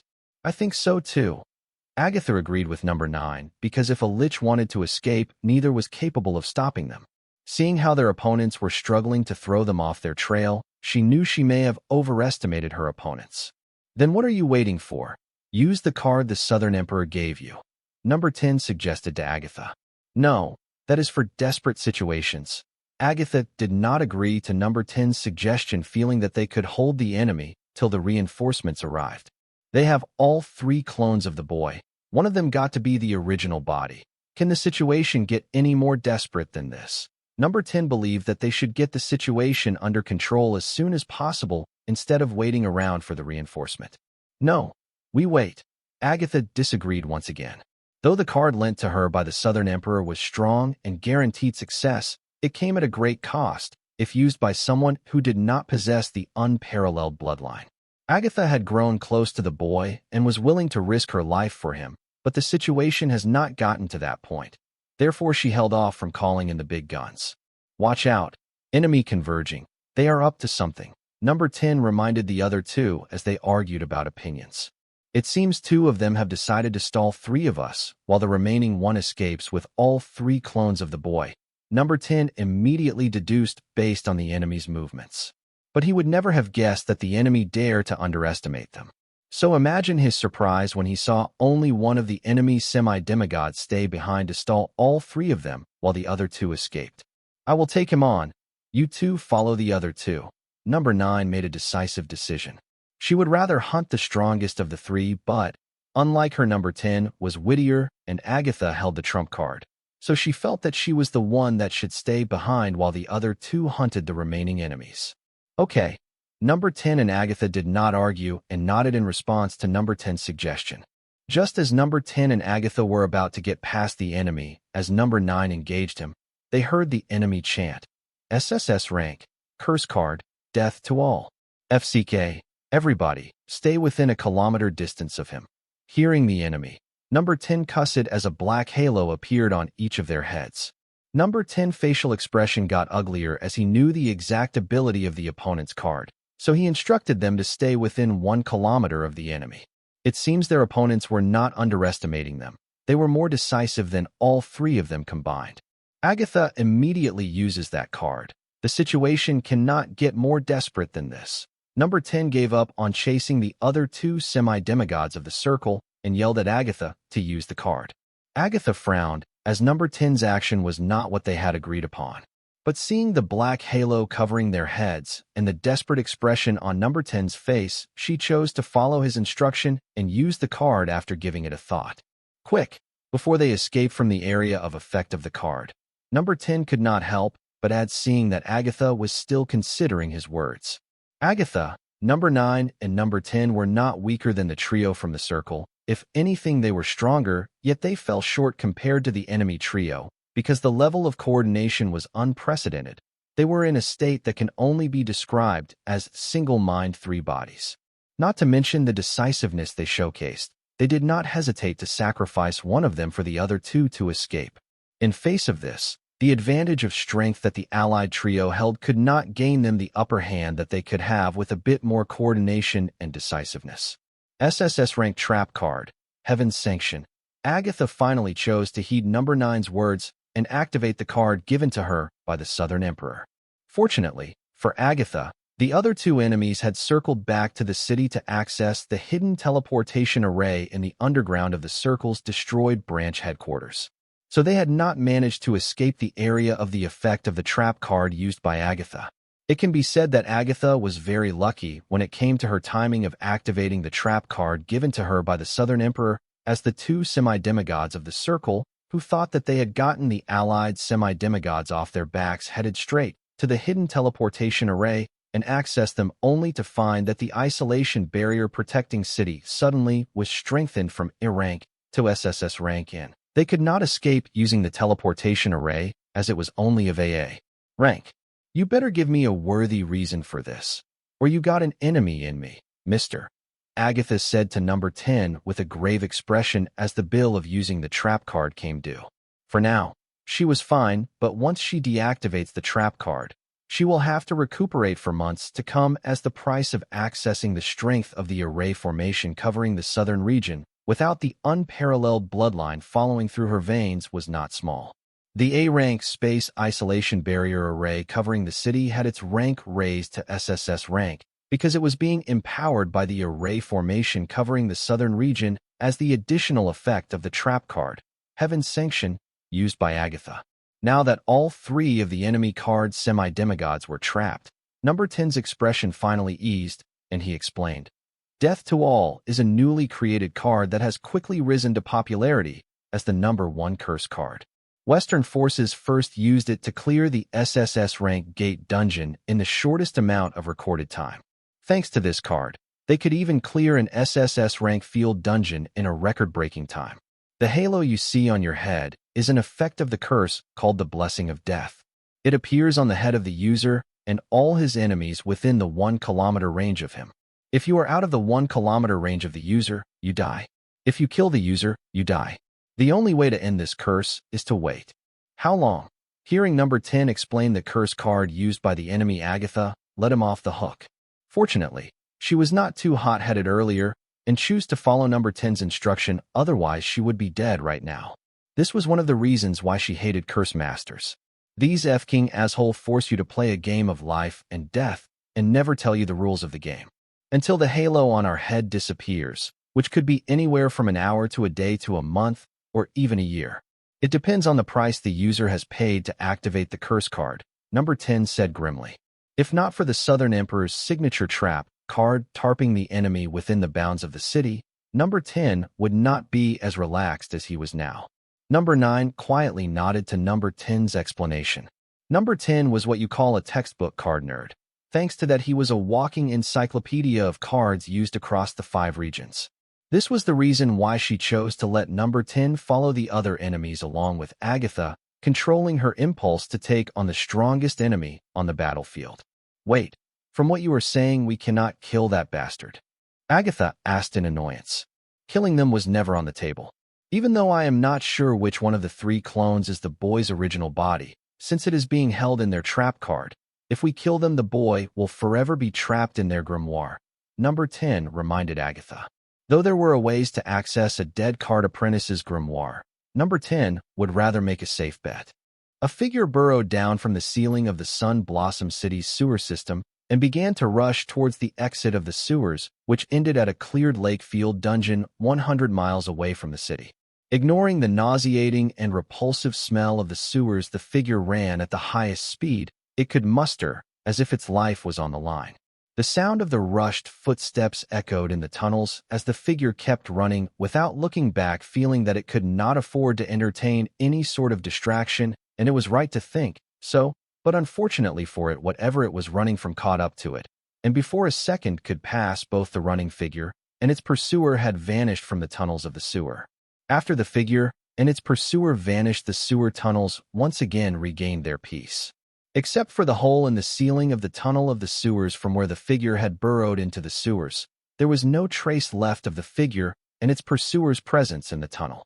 In the debris under the hole in the ceiling of the dark maintenance tunnel, there was a slight shimmer. If one looked closely, it would appear to be a small gem of sorts. 5 minutes in, a small organic appendage began to grow from the gem, and within no time it grew to cover the gem, then into a fully grown naked teenage boy. Coming to his senses, the boy did not waste any time investigating his surroundings. Instead, he summoned his grimoire. Considering the chill weather and the fact that the boy was naked, one would think the boy summoned something to wear, but he did not. Rather, he summoned a small hermit crab monster shell. The shell was worn out and very dirty. It looked no different hand or rock. Holding the ugly hermit crab monster shell, the naked teenage boy suddenly vanished, and the ugly shell he was holding fell to the ground and fell among the debris. Due to the appearance of the shell, it was very difficult for one to distinguish it from the debris surrounding it. After vanishing from the dark sewer tunnels, the naked boy appeared 300 sq meters size room with no doors or windows. Yet the ventilation, thermostat, and lighting in the room were maintained to an optimum level thanks to the various array formations arranged in the room. The boy soon assessed one of the arrays and pulled up a translucent screen into the air, which displayed the live video of the sewers. To be accurate, the tunnel from very he had vanished. Turns out, vanishing from the dark tunnels of the sewers, the boy had entered the small, ugly shell of the hermit card monster. The room he was currently present in was a subspace within the hermit card monster's shell. Using the translucent screen, the boy monitored the entire 360 degrees surrounding the shell. Feeling that his plan has worked, he did not relax. Instead, he summoned a rotting coffin and opened the lid to find a middle-aged man sleeping peacefully with a stake stuck in his heart. Card name: Corpsewood Stake. Card type: Item card. Card rank: A rank, rare grade. Card rate: 7 stars. Card durability: 100/100.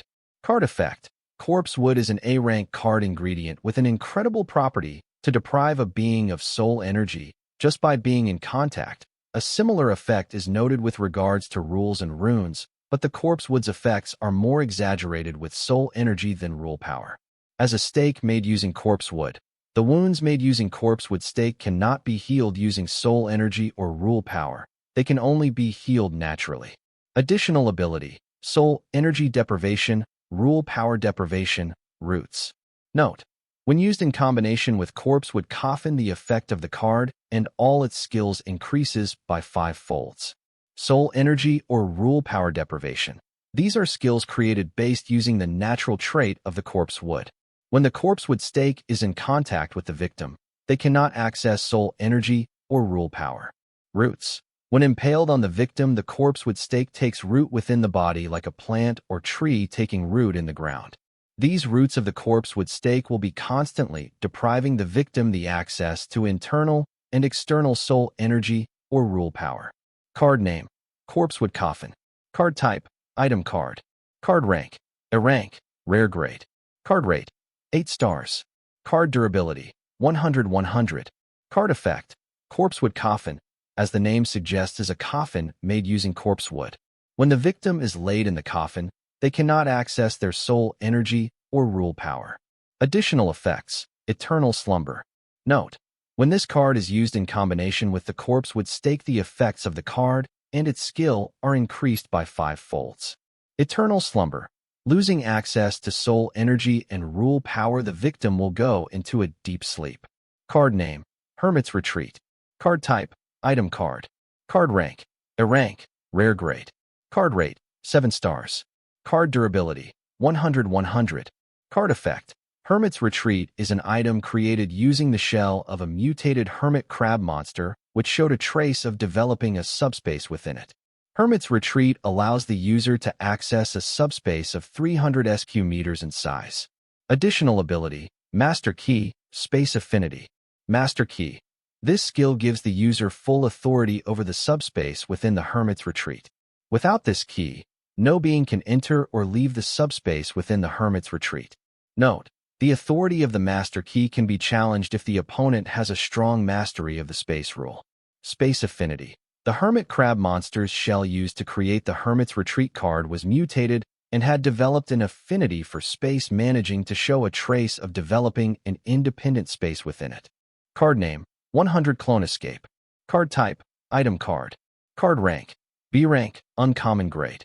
Card rate: 5 stars. Card durability: 100/100.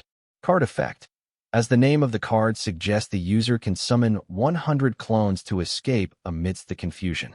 The clones created by this card have very little strength, but make up for it with their agility stats and high-level disguise skill. Note: due to the low strength of the clones, the user is advised to use these clones for escape or to confuse the enemy. After entering the Hermit's Retreat, I did not dare to relax my vigilance even for a second, as I was dealing with semi-demigods here. These people were one step away from establishing their divinity. Who knows what they were capable of? I could not take any chances here. My life was at stake here. Even though I was not out of the fryer yet, thanks to my shopping spree at the silent auction, I was able to fare better than I expected. I was not speaking about the B-rank 100 clones escape card. The semi-demigods saw through that card in under a second and directly aimed for my 3 Calamity Daughter clones. But it was my fault for expecting a bunch of B-rank clones to fool semi-demigods. Fortunately, a few of the custom cards that I tweaked at the last second proved to be helpful, especially the Corpsewood Coffin, Corpsewood Stake, and the Hermit's Retreat. The Corpsewood sold at the auction was nowhere near enough to create a stake and a coffin, so I had to use my insights to grow the 15 centimeters Corpsewood more than enough to make a Corpsewood Stake and coffin and save a little of it for future use. As for the Hermit Crab monster's mutated shell, I bid for it after seeing an anomaly in its soul pathways, but upon closer inspection, it turned out that the mutation in the Hermit Card monster's shell was related to space ability. Now that was a surprise. I was not expecting a random ingredient I bid for in the auction to have space ability, which happened to be one of the most coveted abilities of the space system, subspace. Thanks to this, I no longer had to bother with multiple storage cards. This subspace was still under renovation, so I had not emptied my storage cards in here yet, but once the renovations were done, this space would house the most precious of all rare ingredients I come across. If the silent auction was not rigged by Chung, then I don't think I could have gotten my hands on these rare ingredients and cards. So it was a good decision to recruit him in my Calamity Daughter gem army. If not for the ingredients I procured in the silent auction, I wouldn't have been able to capture Mike alive for the Blood Fate Plunder ritual. Yes, I would still be in possession of his corpse, but the greater the time passes between the sacrifice's death and the ritual's time, the gains will be significantly less compared to the gains of a fresh sacrifice for the ritual. This meant if I tried to extract the origin card from his corpse, I would have fewer chances of getting the complete original card as it was. Thankfully, now I did not have to worry about that, as I had made use of the Corpsewood Stake and Corpsewood Coffin to capture Mike alive. This way my sacrifice was as fresh as it could get. Summoning the Corpsewood Coffin, I opened the lid to begin the ritual for the Blood Fate Plunder. Soon the Blood Fate Plunder rune hovered out of my Calamity's soul gem and hovered above my sacrifice, Mike Brown. Then using my thought, I commanded the Corpsewood Stake that had taken root in Mike's body to tear Mike's heart to shreds, killing him in the process. Once Mike Brown was dead, the Blood Fate Plunder rune hovering above his body began to shine with a brilliant red light, attracting the blood from Mike's body. Mike's blood began to be sucked in and devoured by the Blood Fate Plunder rune. A few minutes in, Mike's body had dried up with no trace of blood in it and turned into ash, leaving behind a platinum grimoire and a broken ego gem. Once the Blood Fate Plunder rune had devoured the blood Mike's body had to offer, the Blood Fate Plunder rune began to shine brighter than before. Soon the entire subspace was filled with blinding red light. So, I had no choice but to look away, and the next second the blinding red light ceased to exist, and a red card took the place of the Blood Fate Plunder card. Then floating card hovered in front of me. Taking it, I read its card info with great nervousness as I learned that Mike had 2 origin cards, as the Blood Fate Plunder card was done processing Mike's blood. Other than his origin cards, there was not much worth coveting. So having witnessed both of Mike's origin cards in action and having experienced them firsthand, I knew which one of the origin cards I wanted the most. Apparently, it was called the Myriad Devil Body. The Bone Dragon origin card of Mike was attractive, but compared to the Myriad Devil Body, it fell short. Card name, Myriad Devil Body. Card type, Rune Card. Card rank, Rare Grade, Upgradable. Card rate, --. Card durability, 100/100. Card effect, Myriad Devil Body rune card was created using the origin card the Myriad Devil Body and the rune Blood Fate Plunder. Due to the vast difference in the realm of the user and the victim, most of the abilities of the Myriad Devil Body origin card are still underdeveloped or locked. Please upgrade the card to unlock its abilities completely. Additional effect, Myriad Devil Transformation, Myriad Devil's Hex, Myriad Devil Physique. Caution, the user can lose their true self to the Myriad Devil transformation. I held the blood red card and went through its card info, ignoring the fact what I just did was nothing short of practices the demon worshippers were persecuted for. Maybe even more deviant, as during this whole ritual I was naked. Due to the intelligent thermostat array of the hermit's retreat subspace, and my mind being preoccupied with vigilance for the enemy semi-demigods, I totally forgot the fact that I was naked. Fascinated, I was lost in my thoughts as I went through the various abilities of the card I plundered by sacrificing Mike. As a result, I forgot to replace my birthday suit with something more civil and presentable.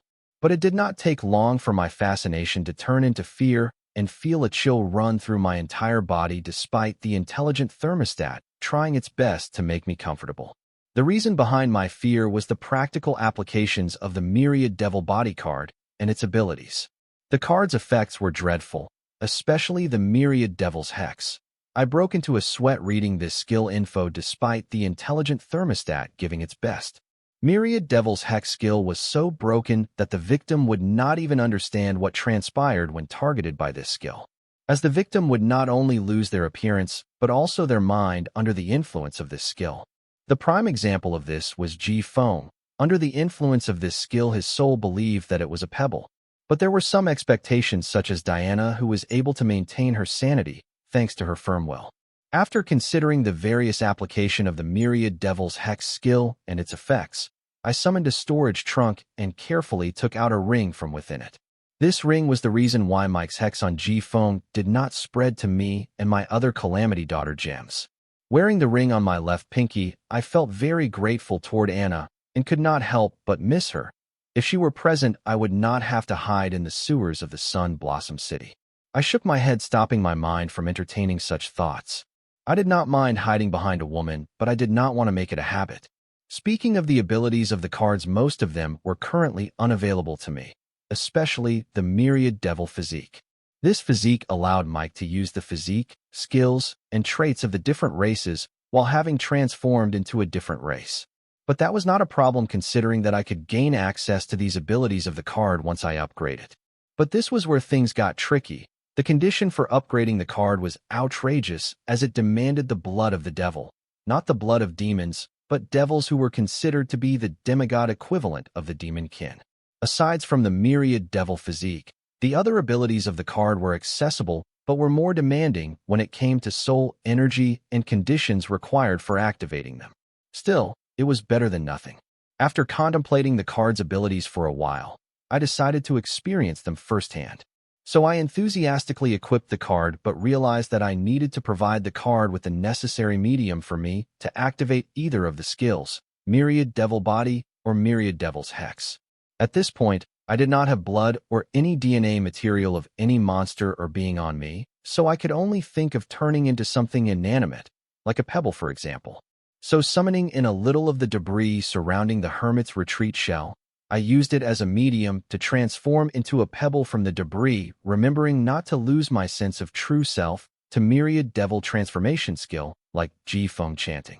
Myriad Devil Transformation, Pebble. Once again, the Calamity Soul Gem did not fail to surprise me. As I transformed into a pebble, the Calamity Soul Gem, too, transformed into an Ego Gem equivalent of a pebble. This way I had completely transformed into a pebble without losing my true self to the skill. This was a piece of great news because Mike's transformation skill was greatly limited by his fear of losing his true self to the Myriad Devil Transformation skill, but I did not have to worry about this skill thanks to the Calamity Soul Gem. Unlike Mike, who could not stay transformed for a long time, I could maintain my transformation limitlessly, as I had no risk of falling prey to the side effect of the skill. The most intriguing thing about my transforming into a pebble was that I was still wearing the dummy ring Anna gave me. Thanks to the transformation skill, the ring apparently became a part of my pebble body. The same would have been true for my clothes if I had any on my body. Transforming back to my original body, I threw on casual attire and then transformed into a pebble once again. Later, I moved out of the Hermit's Retreat subspace and retrieved the Hermit's Retreat back into its card. Call me paranoid, but under the scrutiny of the semi-demigod Hermit's Retreat would not stand a chance, but the same was not true for the Myriad Devil Transformation. There was a reason why the Myriad Devil Transformation was described as a complete transformation. Once a person's soul energy pathway, arrangement, vibrations, and signature were completely morphed to fit the transformation. Even a demigod would have a hard time discerning the transformation from the original, let alone a semi-demigod. This specialty of his origin card made Mike a must-have commodity for the supreme leader of the circle. Therefore, despite the risk involved, he did not hesitate to deploy 3 semi-demigods to retrieve Mike's corpse that I had stored in my grimoire. What could the supreme leader possibly gain from Mike's origin card? The myriad devil body card was the origin card and could not be traded. So how did the supreme leader plan to get his hands on Mike's origin card? The answer to this was related to the supreme leader's big secret, which he believed to be well kept. No other soul in the world except for him and Matron knew about it. Even if they did, he made sure to help them keep their mouth shut by burning them 7 feet under. But unfortunately for him, decades ago he messed with the wrong girl, codenamed Clown Mask, who without him knowing had completely altered the course of his future, not to mention my unexpected arrival in this world. I don't know what the Supreme Leader's reaction would be when he learns what Clown Mask knew. I bet he would almost die from a stroke. Though significant news like this was not enough to bring down the Supreme Leader. Having retrieved the Hermit's Retreat to its card, I lay in the sewer tunnel in my pebble body. Despite being a pebble, I was able to use all of my soul energy-related abilities without any hindrance.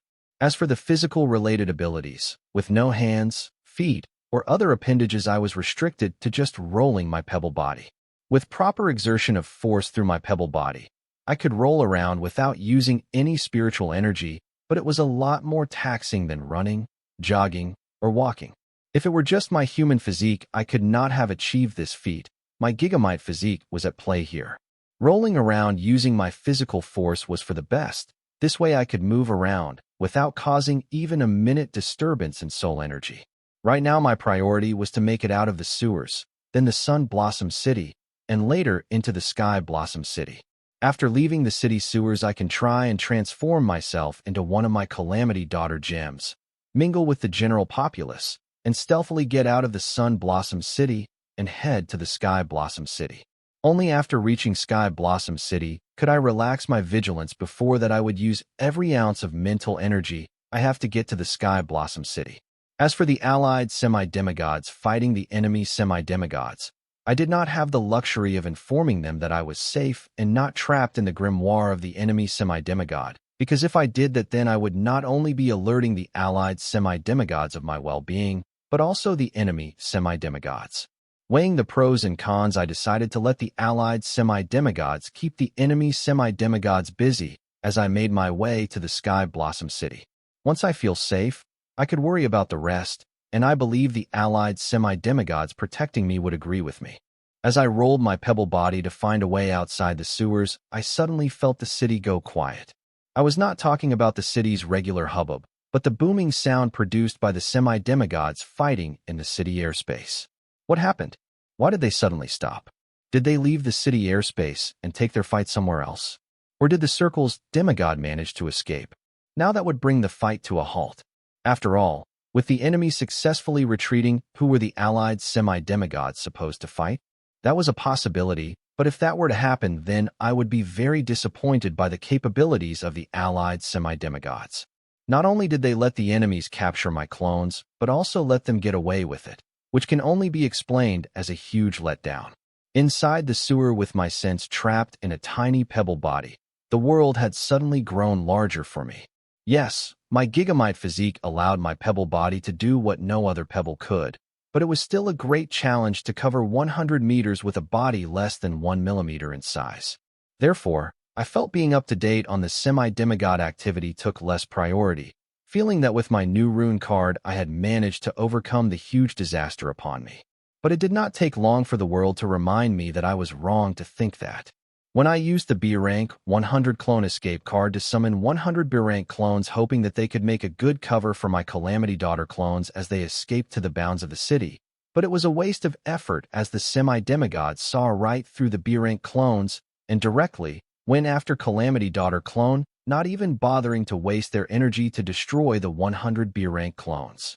Yes, even after my Calamity Daughter clones were captured, my 100 B-Rank clones were still free and trying to escape to every corner of the city. This made me regret the decision of having my Calamity Daughter clones carry my Calamity Soul Gem. If not for my quick reaction and ditching the Calamity Soul Gem along with the debris produced during the process of the Calamity Daughter clone burrowing into the sewer tunnel, my Calamity Soul Gem would still be on the Calamity Daughter clone as it was captured by the Circle's semi-demigod and trapped in their grimoire. That was a matter of the past and not of concern now, but the B-rank clones of mine were. As a minute ago something unknown had started to target and hunt them one by one. I do not know who was tracking my B-rank clones spread across every corner of the city and hunting them down methodically, but it was clear that they must hold quite a grudge against me to do something so tedious and pointless. Hunting my B-rank clones would not harm me in any way unless they believed that it would. The only reason for the enemy to do that would be if they think that my original body was hiding among the 100 B-rank clones and not the 3 prefect clones captured by the semi-demigods. Seeing how easily they were able to track my B-rank clones and methodically kill them, I bet whoever was behind this incident was no ordinary card apprentice. Which meant they should know that my B-rank clones were independent clones created using little soul energy with the sole purpose of misguiding my enemies. Yet they resorted to something so tedious as hunting down my clones one by one could only show that they wanted to erase the slightest possibility of my original body hiding among the 100 B-rank clones and not the 3 prefect clones captured by the semi-demigods.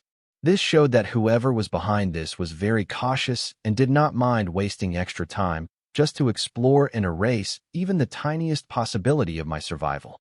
The only enemy of mine that I knew would be willing to go to such lengths was Matron and her paw clan.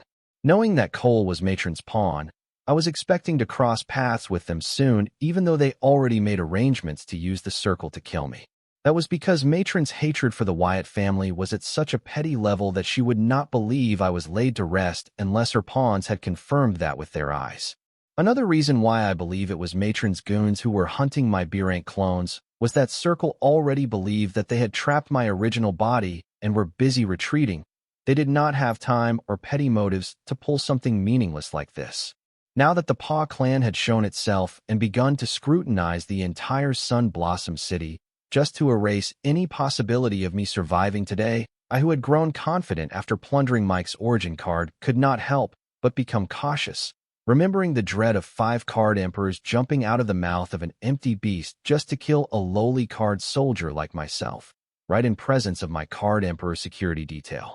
Right now the only thing that worried me was my location. I was at the spot where one of my Calamity Daughter clones was captured. Since the Paw clan was doing everything in their power to not leave any stone unturned, they will definitely visit this place to check there was no malpractice involved when the Circle's semi-demigod captured one of my Calamity Daughter clones here. And when they do visit this place, they will definitely find a rolling pebble as an oddity, even if no soul energy could be detected from it.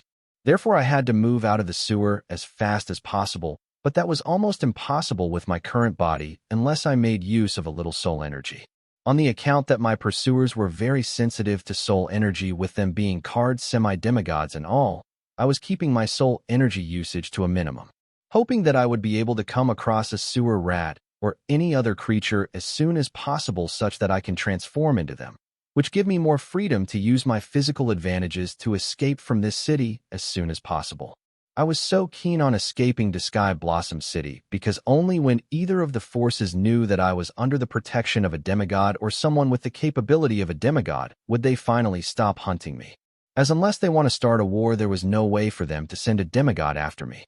And at this point in the growth of both the Circle and the Paw clan, it was not clear if they had demigods amidst their ranks. But according to Clown Mask's alternate future vision, these two organizations did show numerous demigods in their ranks when one of them took down the government and the other took down 2 royal families. As I continued to reach the exit, rolling my pebble body suddenly came to a halt as my spirituality found a distortion in space not far from where I was situated. The origin of the disturbance was a weird-looking floating mask-type creature that I had the opportunity of seeing a while back in the Sky Blossom City Card Stadium. Seeing this creature travel stealthily through the empty space while scrutinizing the sewer tunnels, I couldn't be more proud of my decision to not make use of the soul energy unless it was necessary. Soul pupils at its core were my eyes seeing the world through my soul. So though the pebble body I was currently transformed into did not have eyes, I could still use them thanks to my soul and its spirituality. Or rather, I could use them more freely in this body than in my original body. Not just soul pupils, but also the soul echo. This body was a lot more sensitive to vibration than the ears of my original body. As I got used to my new body, the soul pupils and soul echo that were part of my calamity soul gem effects seemed to form some kind of synergy and evolved into something more advanced. And I called it soul radar. As with the combination of soul pupils and soul echo, I could not only hear the vibration of the surrounding soul pathways, but also feel and see them. Therefore, this effect mostly made use of the vibration of the soul pathways to map the soul pathways in my surrounding.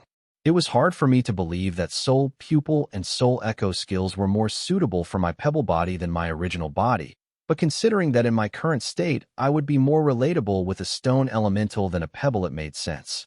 Because a pebble with spirituality was the rough definition of stone elemental. Seeing the empty beast scrutinize the sewer tunnel, especially the hole through which my calamity clone burrowed into the sewer, I stopped monitoring the empty beast with my spirituality. Since the demigods know when a person calls their name, it only felt reasonable for me to assume that the card emperors and semi-demigods could find out if someone was peeking at them. Therefore, shutting all my pebble body senses, I played dead, laying on the sewer floor, motionlessly waiting for the empty beast to leave. After I shut down all my senses to pretend to be an ordinary pebble such that my curious sense would not attract the attention of the card apprentice hiding in the empty beast as they explored the sewer tunnel, I realized that with all my senses gone, I would have no idea of what was transpiring outside, which meant I would not know if the empty beast left or not. I could continue to restrain from using my senses for a day or so, but that would not be a productive use of my time. Considering that my life was at stake here, I could compromise and pretend to be a pebble for a day, a week, or even a month, but just playing dead would not guarantee my safety, would it now? Yes, it was true that as long as I do not show signs of spirituality, nobody could see through my disguise as a pebble, but what if something unexpected happens? For example, one of the famished sewer rats swallowing my pebble body, finding it appetizing, or one of the enemy semi-demigods deciding to blow the entire Sun Blossom City sky high as a desperate resort. In this world, sewer rats were a lot more tenacious than seen on Earth. For survival, these rats' stomach acid had been enhanced to digest stones and other natural minerals. So if my pebble body were to come across a hungry sewer rat, I would become rat food without me realizing it, as my soul would be asleep trying to disguise myself as a regular rock with no spirituality. If I were aware of my surroundings, I would stop that from happening by scaring away the rat with a little show of might. Even though it would have the risk of exposing my whereabouts to those looking, still it was better being digested by a sewer rat. As for one of the enemy semi-demigod, detonating the entire Sun Blossom City as a desperate measure was more likely than a sewer rat feeding on my pebble body. It only proved that I had to get out of the Sun Blossom City as soon as possible. I could not afford to waste time hiding in the sewers pretending to pebble. Yes, I do feel sorry about the citizen of the Sun Blossom City being implicated in all this. With my strength, I would be kidding myself if I thought I could help them, or with the semi-demigod battle. The only way I could help was by making it to Sky Blossom City. Only that way I could put an end to this semi-demigod battle. Considering the importance of Mike's origin card to the Supreme Leader, the Circle's semi-demigod would stop at nothing to get his corpse back. Me telling them that I had already used Mike's corpse would not help. First, they would not believe me. Second, even if they did believe me, then I would only give them more reasons to come target me. Nothing I did would help here. The best solution was to return to Sky Blossom City. This way Anna could officially come out and mediate between the Circle's semi-demigods and my bodyguards into calling it quits, or they would suffer her wrath. For that to happen, I could not waste time pretending to be a pebble without spirituality. Now that was a dilemma, so I decided to risk it by freeing one of my senses, the basic sense of the touch, which in the case of my pebble body would mean sensing the influence of the surrounding on it through the vibration. I was willing to do this because the soul energy utilized in this was no more than the existence of the pebble itself. So the soul energy activity here was negligible and not noticeable unless you were a very strong array master, that is. As a human, I had no experience in interpreting the vibration input I gained from my surrounding through my pebble body. Thankfully, I had Hive AI, which converted the analog data collected by the sense of touch of my pebble body into something that I could understand at negligible soul energy activity, allowing me to actively monitor the changes in my surrounding. Though this did not allow me to directly see the empty beast like the soul pupils or the soul radar allowed me to, it made me aware of the anomaly in the space from where the empty beast was peeking into the real space. The presence of this anomaly and its movement made me aware of the presence of the empty beast and its movements. Thanks to this, I was able to deduce that the empty beast had not left my vicinity yet, and instead it seemed to have stopped at the hole through which my Calamity Daughter clone had burrowed into the sewer tunnels from the surface. This I found peculiar, as the empty beast seemed to be very interested in that particular spot more than exploring the sewer tunnel. Seeing the empty beast's fixation in this place, I could not help but find it odd and wonder. Soon the anomaly in the space that made me aware of the presence of the empty beast in my vicinity was no more, as the empty beast had entered the real world. It seems unable to find any clue about my whereabouts. The empty beast seemed to have decided to come out of the empty space into the real space to scrutinize that spot of the sewer tunnel more thoroughly.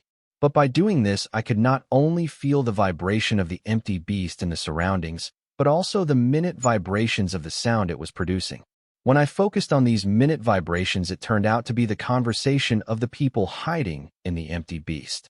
Isn't this where one of the clones of the boy got picked up by the circle's semi-demigods? One of the card apprentices in the empty east spoke.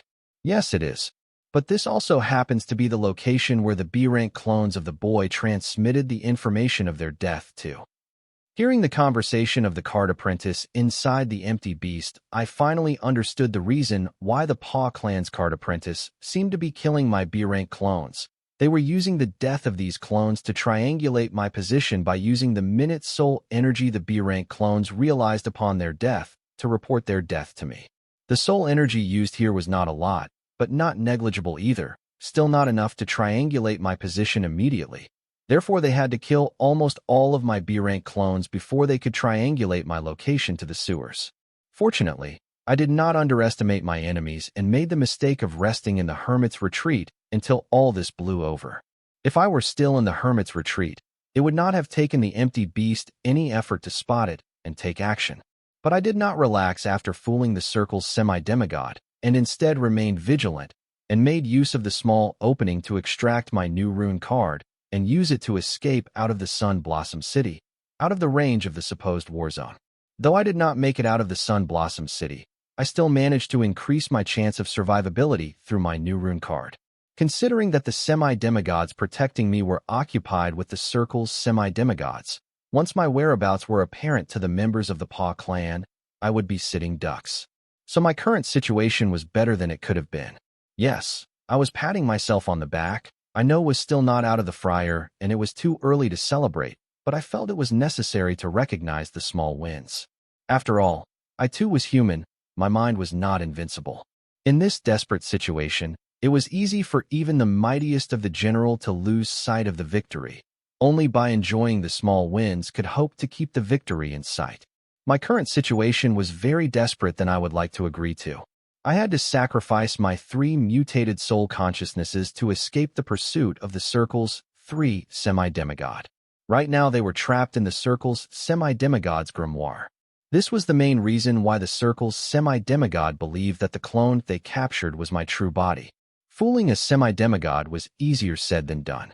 Without sacrificing my slave consciousnesses, I would not have been able to get the Circle's semi-demigods off my back.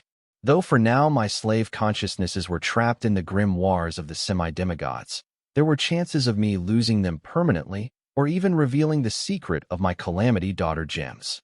Though all the Calamity Daughter gems had inherited the self-destruct sequence from their parent dungeon Calamity Seed, considering the circumstance, there were possibilities of them being rendered unable to make use of it. I said this because I have never seen Calamity Daughter gem in action semi-demigods. This was the first. Hopefully, they don't let me down. Either way, I knew escaping the pursuit of the semi-demigods was going to come with a price. I guess this was the price I have to pay. Since my 3 salve consciousnesses were trapped in the grimoires of the semi-demigods, if I get caught by the empty beast, this time around I will not be able to fake my death that was not considering the fact whether the Paw clan members would fall for the same trick for the second time. Since I was all out of tricks, I could not afford to make any mistake, because that one mistake could be the death of me. So the stakes were a lot higher than ever before. Even though I had Mike's broken card with me, still it was nowhere near enough to even the odds. Since all the soul energy activity leads to this position means, it would safe to assume that the circle's semi-demigods don't have the boy. Another card apprentice from within the empty beast spoke. Though I could not tell how many card apprentices were hiding in the empty beast, I am guessing 5 of them at least, they seemed to be a lot more formidable than I thought. They were not only able to make use of my B-rank clones to figure out that I was not among the 3 clones captured by the circle's semi-demigods, but also precisely locate my location. They would have already captured me if it had not been for Mike's overpowered origin card. That would appear to be the case. The card apprentice who took credit for triangulating my location spoke, agreeing with the card apprentice who deduced that I was not among the 3 clones captured by the circle's goons based on his findings. FCK, who is this kid? He has some interesting tricks up his sleeve.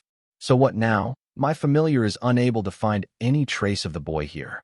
He must have known that we were tracing him and escaped deeper into the sewers. The card apprentice spoke, proclaiming himself as the master of the empty beast. Since he has managed to gather the attention of Matron, this much is expected of him, but something is amiss here. Considering that the boy is just a card soldier, no matter how fast his means are, he should not have escaped far, yet there is no trace of the boy here. It's as if he has vanished from the face of the world from this spot. For a fact, we know that the boy did not use a teleportation card. So where did he go? The Paw Clan's card apprentice who located me at this sewer seemed to be able to trace and read the soul energy, as he could accurately tell where my soul energy signature had vanished. He was able to rule out the possibility of teleportation since the SSS rank space isolation barrier array was covering the city. So at present, the card apprentice was confused as to how I managed to suddenly vanish without even leaving behind any trace of the soul energy signature. Unfortunately for him, no matter how much he racked his brain, he would never be able to guess that I had completely morphed into a pebble, because a person would never be able to imagine such an ability existed unless they had personally witnessed it in action. How sure are you about your findings? Grayfur asked his team member who used this ability to trace the boy to the sewers, feeling that the teammates' findings may not have been that accurate, because the result they got was not as he promised. Therefore, Grayfur could not help but feel that they were being led on a wild goose chase. I am sure of it. The boy is within this sewer somewhere. He used some tricks to fool the circle's semi-demigods, and now he is using the same trick to hide from us. Grayfur's teammate was quite confident about his abilities when it came to soul energy signature tracing. Buddy, I hate to say this, but there is nobody here. Maybe you made some mistake in the calculations while tracing the boy's soul energy signature. Sniper, as a marksman, had a very keen perception of his surroundings, and his range was very wide. Yet, he was not able to feel the presence of any other living being within the city's sewers, not even a sewer rat. That was given considering that a semi-demigod presence was felt here a few minutes ago. Any wild monster would be too scared to even consider roaming anywhere near this area.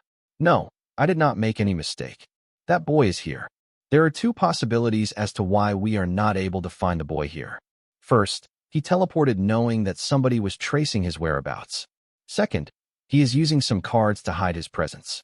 That he used it back in the VIP room of the card stadium to fake his death, and now he has used the same card to not only fool the circle's semi-demigods, but also hide from us.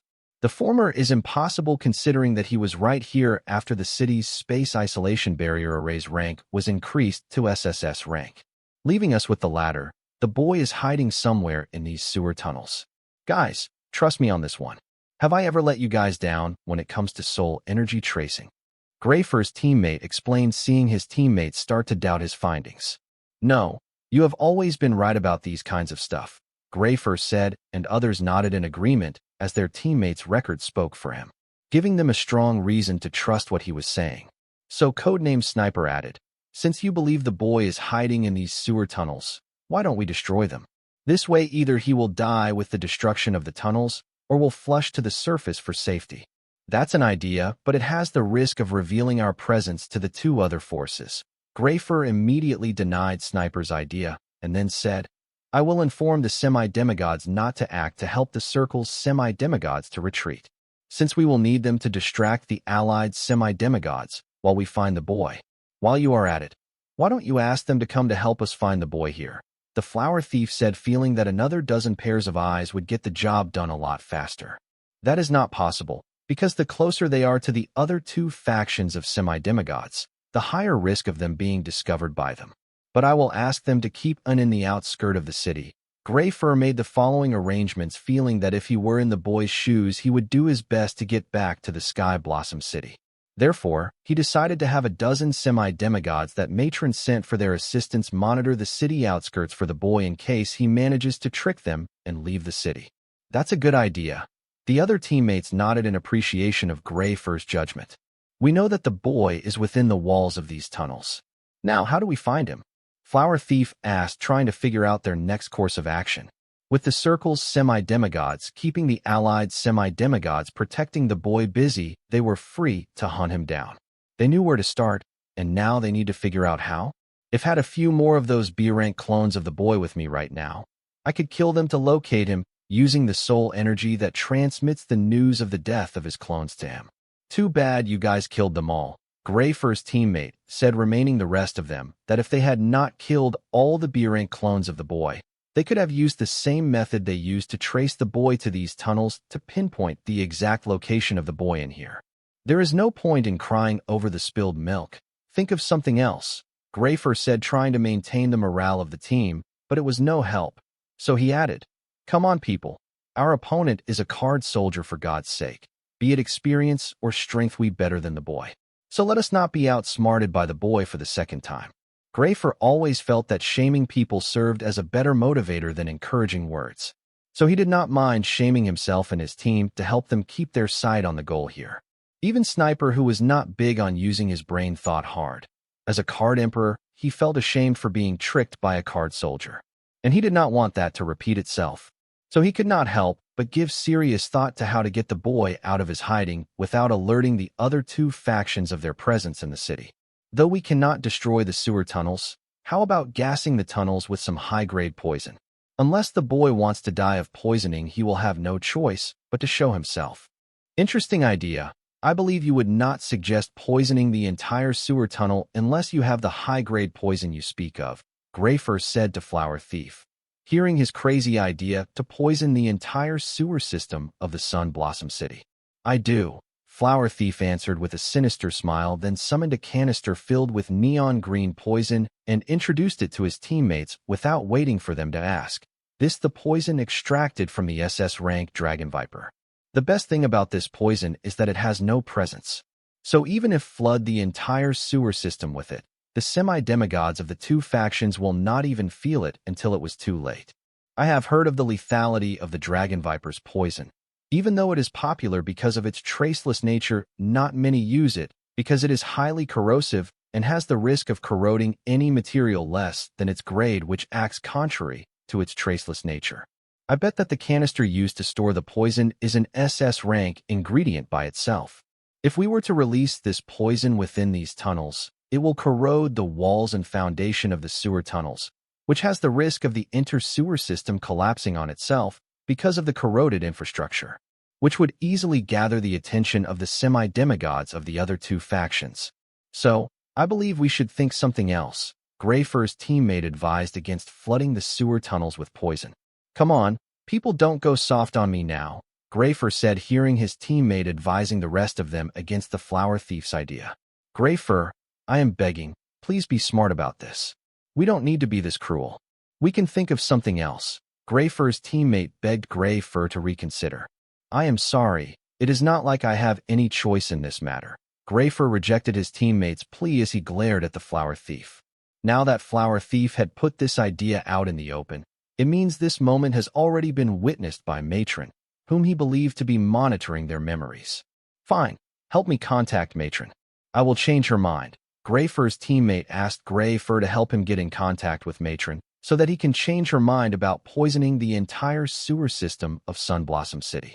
Old friend, you and I both know that is impossible. Please don't make things hard for yourself. Having served Matron for decades, Grey Fur knew that what his teammate was asking was impossible. That's it. You are not even willing to give it a try. How can you be so heartless? We are speaking about millions of innocent lives here. Greyfur's teammate did not seem to be willing to take a no regarding the matter. Stop. Don't say another word. Swallow whatever you are thinking and bury it in a dark corner of your heart. Otherwise, Greyfur knew that what his teammate was thinking was bordering Matron's bottom line, so he advised him to stop, but before he could finish he was interrupted by the light emitting from his body. I am sorry, but this is where I draw the line. Greyfur's teammate decided to detonate himself within the space of the empty beast, hoping that he would be able to stop them from going through with the plan of poisoning the entire sewer system by killing them all. Even though Greyfur's teammate's idea appeared flawless, he underestimated the capability of Matron. Before he could go through self-detonation, she had wiped his memory clean and sent him into a forced coma, something best explained with the words, "factory reset." Seeing one of their teammate about to self-detonate within the narrow space of the empty beast, all of them panicked. Especially Flower Thief, who was stunned out of panic, forgetting that he could just throw the Rouge teammate out of the empty beast space. Fortunately, Matron had quickly reacted, otherwise all of them would have died here today. Soon, Greyfur's grimoire rang, notifying him of an incoming call. It was the Matron. Despite still being in shock because of what just transpired, Greyfur hurriedly answered the call, not wanting to keep Matron waiting even for a second. "Turn on the speaker," Matron ordered. Following her order, Greyfur immediately turned on the speaker option of the call. "Flower Thief, good job on thinking of the solution for killing the pest." The first thing Matron did was compliment Flower Thief on his idea. "Thank you, madam." The Flower Thief, who just had faced a near-death experience, was still out of it, but still managed to respond to Matron. "As for the rest of you, let this be a moment of lesson for you. Greyfur, don't delay it any longer. Put the plan into motion." After warning the rest of the team members, Matron then ordered Greyfur to go through the plan without delaying it any further, and then hung up the call. "Yes, Your Highness," Greyfur responded respectfully, even after Matron hung up the call, not just because he was a huge kiss-ass. Instead, he knew that Matron was monitoring their actions in real time through their memories. Greyfur wasn't the only one. The other two, with the exception of the Flower Thief, also did the same. Even though, unlike Greyfur earlier, they didn't suspect that Matron was monitoring their moments in real time through their memories. After witnessing one of them being forced into a coma just at the right moment, they knew that their every action and thought was under the surveillance of Matron. So they became more cautious of how they acted and what they thought. As for the Flower Thief, his ego was inflated, being praised by Matron in front of everyone. Do you like this video? Let me know by giving it a thumbs up and leaving a comment below. Don't forget to subscribe and hit the notification bell to stay updated on my future uploads.